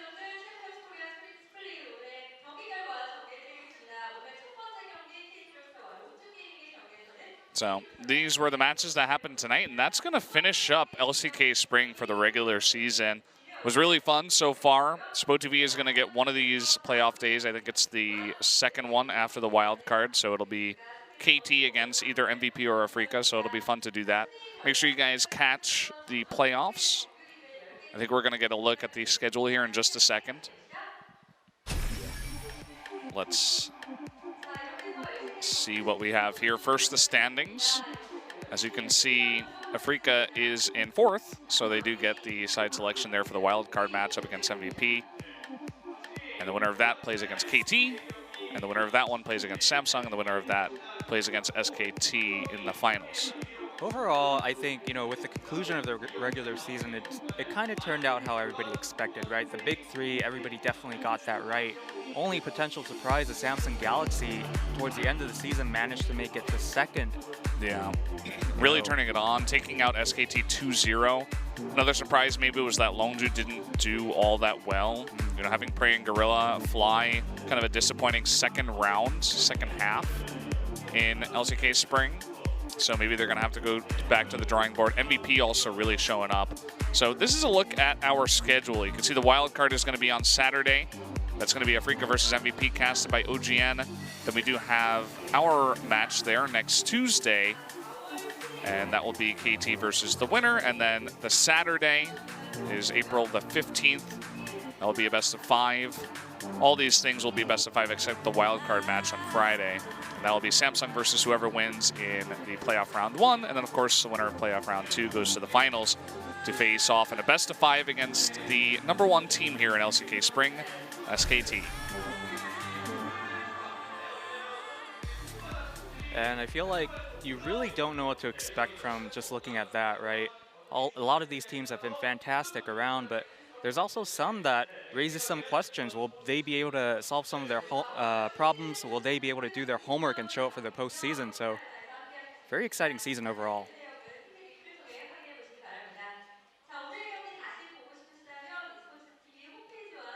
So it looks like that should be it for the cast tonight. It was fantastic to cast this entire season of LCK. And make sure you guys catch all the playoffs. It's going to be starting once again on Friday. That'll be casted by OGN. We'll be back here for SPOTV on next Tuesday. So definitely join us there and watch the rest of the playoffs. But we're going to be signing off for now. Thanks once again for watching, and we'll see you guys next time. Hold fast, we must be brave in the heart of the darkness.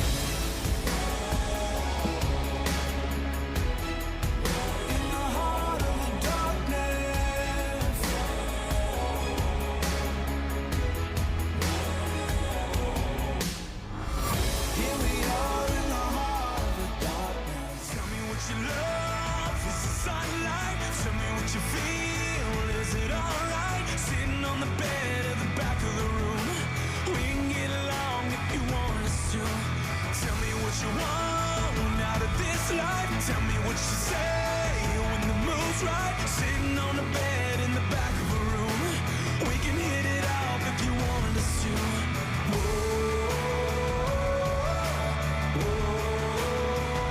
I learned to cover you.